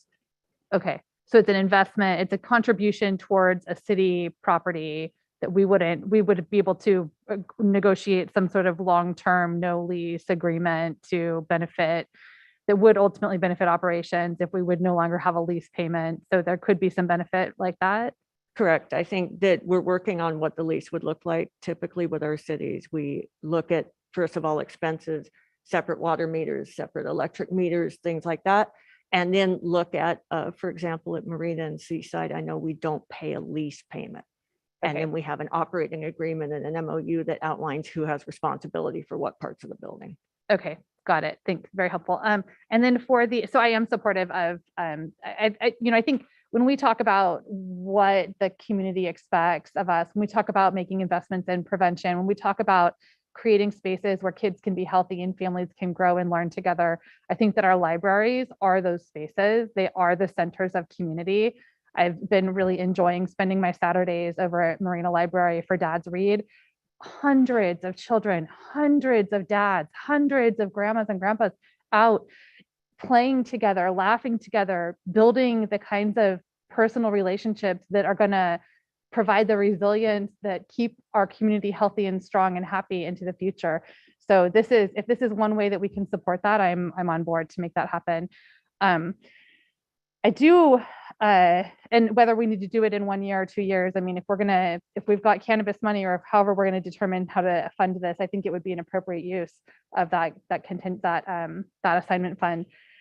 I'm good to go. The question I do have, I don't totally understand the change to the, I lost it now, the North County, the Library 2 to Library 3. Mm-hmm. Is that something that would normally go through HR and we didn't see it come through budget? So position changes normally come, I guess I'm a little bit confused as to why that change is being recommended and what it would mean for all of our other Library 2 positions throughout the library system. The request came in after the budget process for me. So I did work closely with HR to work on the request and conduct the analysis, but it was after the process came through. And would that normally go through be an HR reclassification, but it didn't follow the HR reclassification process? I've worked with HR on a request to classify. We just finished it last week. For the Librarian 2 to Librarian 3, I would have to follow up with all the other staffing ripple requests. So it is not reflected in your budget book. Okay, I think at this point, I would like to see that process be followed. So if we need to come back and if the library has funding within operational, the library operating budget to handle additional staffing, I would just like to see that follow the process. So thank you. Thank you, Supervisor Alejo. Yeah, just getting a little bit more on the library in Gonzales. Obviously, I know it's important to the Gonzales community and to Supervisor Lopez. It is a large amount of money for this project. What is the overall cost of the project and what percentage would 1.8 million pay for the overall construction cost? I don't have those figures up. Supervisor Lopez. Supervisor Lopez probably does. Yeah, I want to say that the overall project is in the mid-20s. Oh, wow. Yeah, in terms of the cost. So, but that's the Teen Innovation Center, the library, and the community center. So they're all on one. It's one large building. And I think the library portion was 7.2. It was somewhere in there was the library construction portion overall. All right. Well, a large amount, but I know this is one of those calls that I hope Gonzales would say their county board of supervisors supported them in that, and that if one day when they put a plaque on that wall that they would be acknowledged the county of Monterey was there helping build this building, because it will be there for a long time, and especially if there's a community center or community room and some other amenities for the community, it would be an important part of the community of Gonzales. So I want to be supportive of that. and also supporting the change for the librarian in Castroville. I think that's important for Supervisor Phillips. A small amount to try to keep a key staff person there. I think we could support that as well today. Thanks. I just wanted to answer Supervisor Askew's question. And so the process was followed. The RTC was submitted. My class and comp team reviewed it. I took a look at it as well. And we are in support of the Librarian 3. Okay. Thank you. Okay. Well, do we want to make sure that we all have, that we are in concurrence? So I'm hearing on the Castroville question, yes. And on the library, I thought I heard 3 at the 1.8. Is there a question about how it's structured? I just want to be sure that we split it half, half this year, half next year, so that we don't take a full 1.8 out of contingency in 1 year. Well, I'm wondering if we could take out of cannabis half and half and do it in 1 Hear year. that? Well, I wonder if I have 3. Well, it depends on the construction, right? If the city of Gonzales is the lead on it, so when they contract, depending what their timeline is, right? I don't know where there are, but they're going to need to upfront those costs with their contractors and the architects, and so I think they're going to spread those costs between architects and the general contractor, and those are going to be paid probably 2 separate firms. So I would assume they're going to need it upfront rather than unless their timeline is delayed, where some of it could go to this year and then some next year. I just don't have that information. And I don't have that answer. I did send off a text, but I don't have a response. That's why if I have 3 to go now, then let's go. And So where does it stand in the planning process? Have they got all the permits? Has the they're doing land been design purchased? build and they're moving forward. The firm's been selected and they're already in process.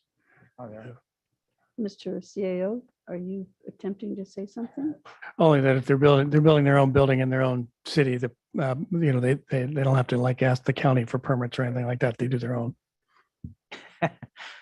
They're the permit grantors. Yeah. But I'm good moving forward. So we've got 3 there. Sorry. It's not my money. I don't know why I act like it is. Thank you so much, Hillary, for a great presentation.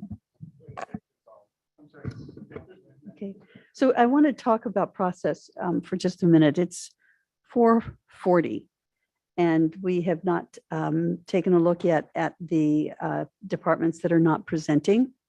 And I'm wondering if I would have agreement from all of us to start tomorrow actually, I want to start tomorrow with the Water Resources Agency, because they've been noted that they're going on first. So 9 a.m. we do Water Resources. After Water Resources, we could go into the departments who are not presenting. And then after that, we will do the other agencies that just the sanitary districts, et cetera, that is just a pro forma that we'll have to go through. So it would be starting at 9 a.m. with Water Resources, then doing the departments not presenting, and then doing the other entities. How does that sound to this board? Good. And then I want to look out to the audience and see Mr. Vega and ask if that would be all right with you as well. Would that work for you?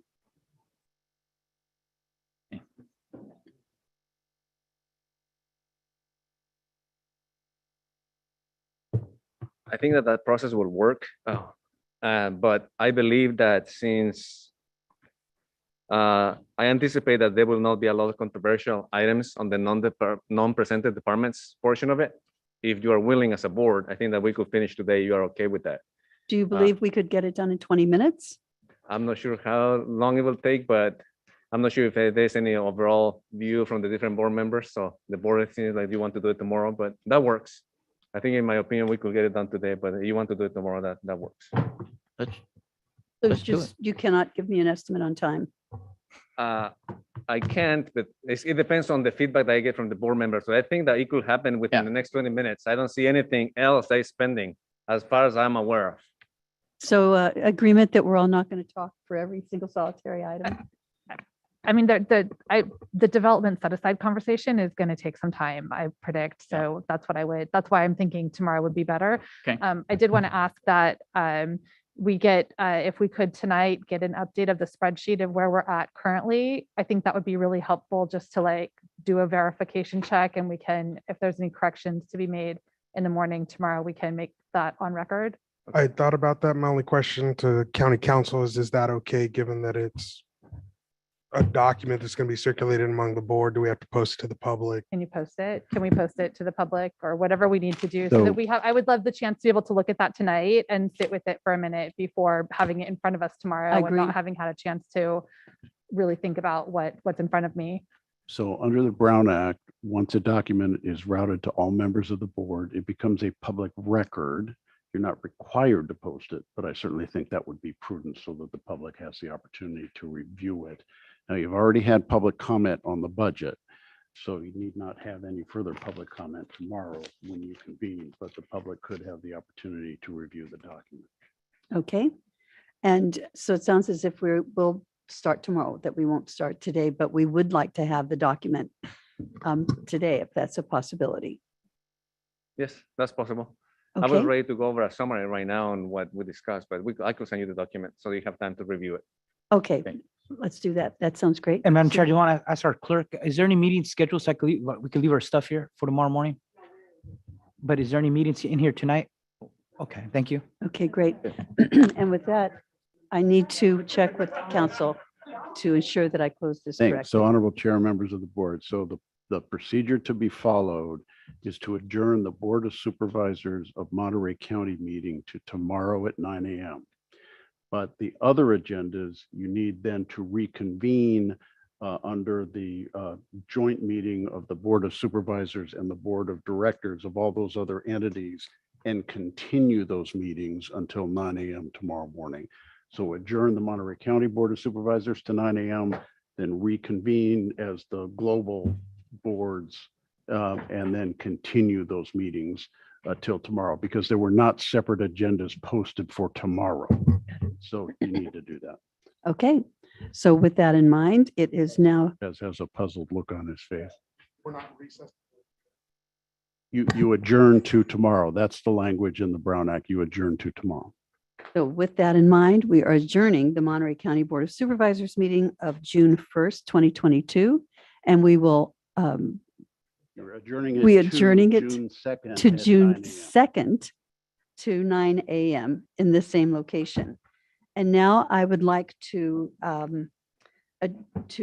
reconvene the joint meeting of the Board of Supervisors and Boards of Directors and ask for a motion to continue all the other agendas until tomorrow after the Water Resources Agency. So moved. Thank you. Thank you. So all in favor, please signify by saying aye. Any opposed? No. Thank you very much. And I'll see you all tomorrow at 9 a.m. Thank you. And of course, don't respond to the email that Ezekiel sends.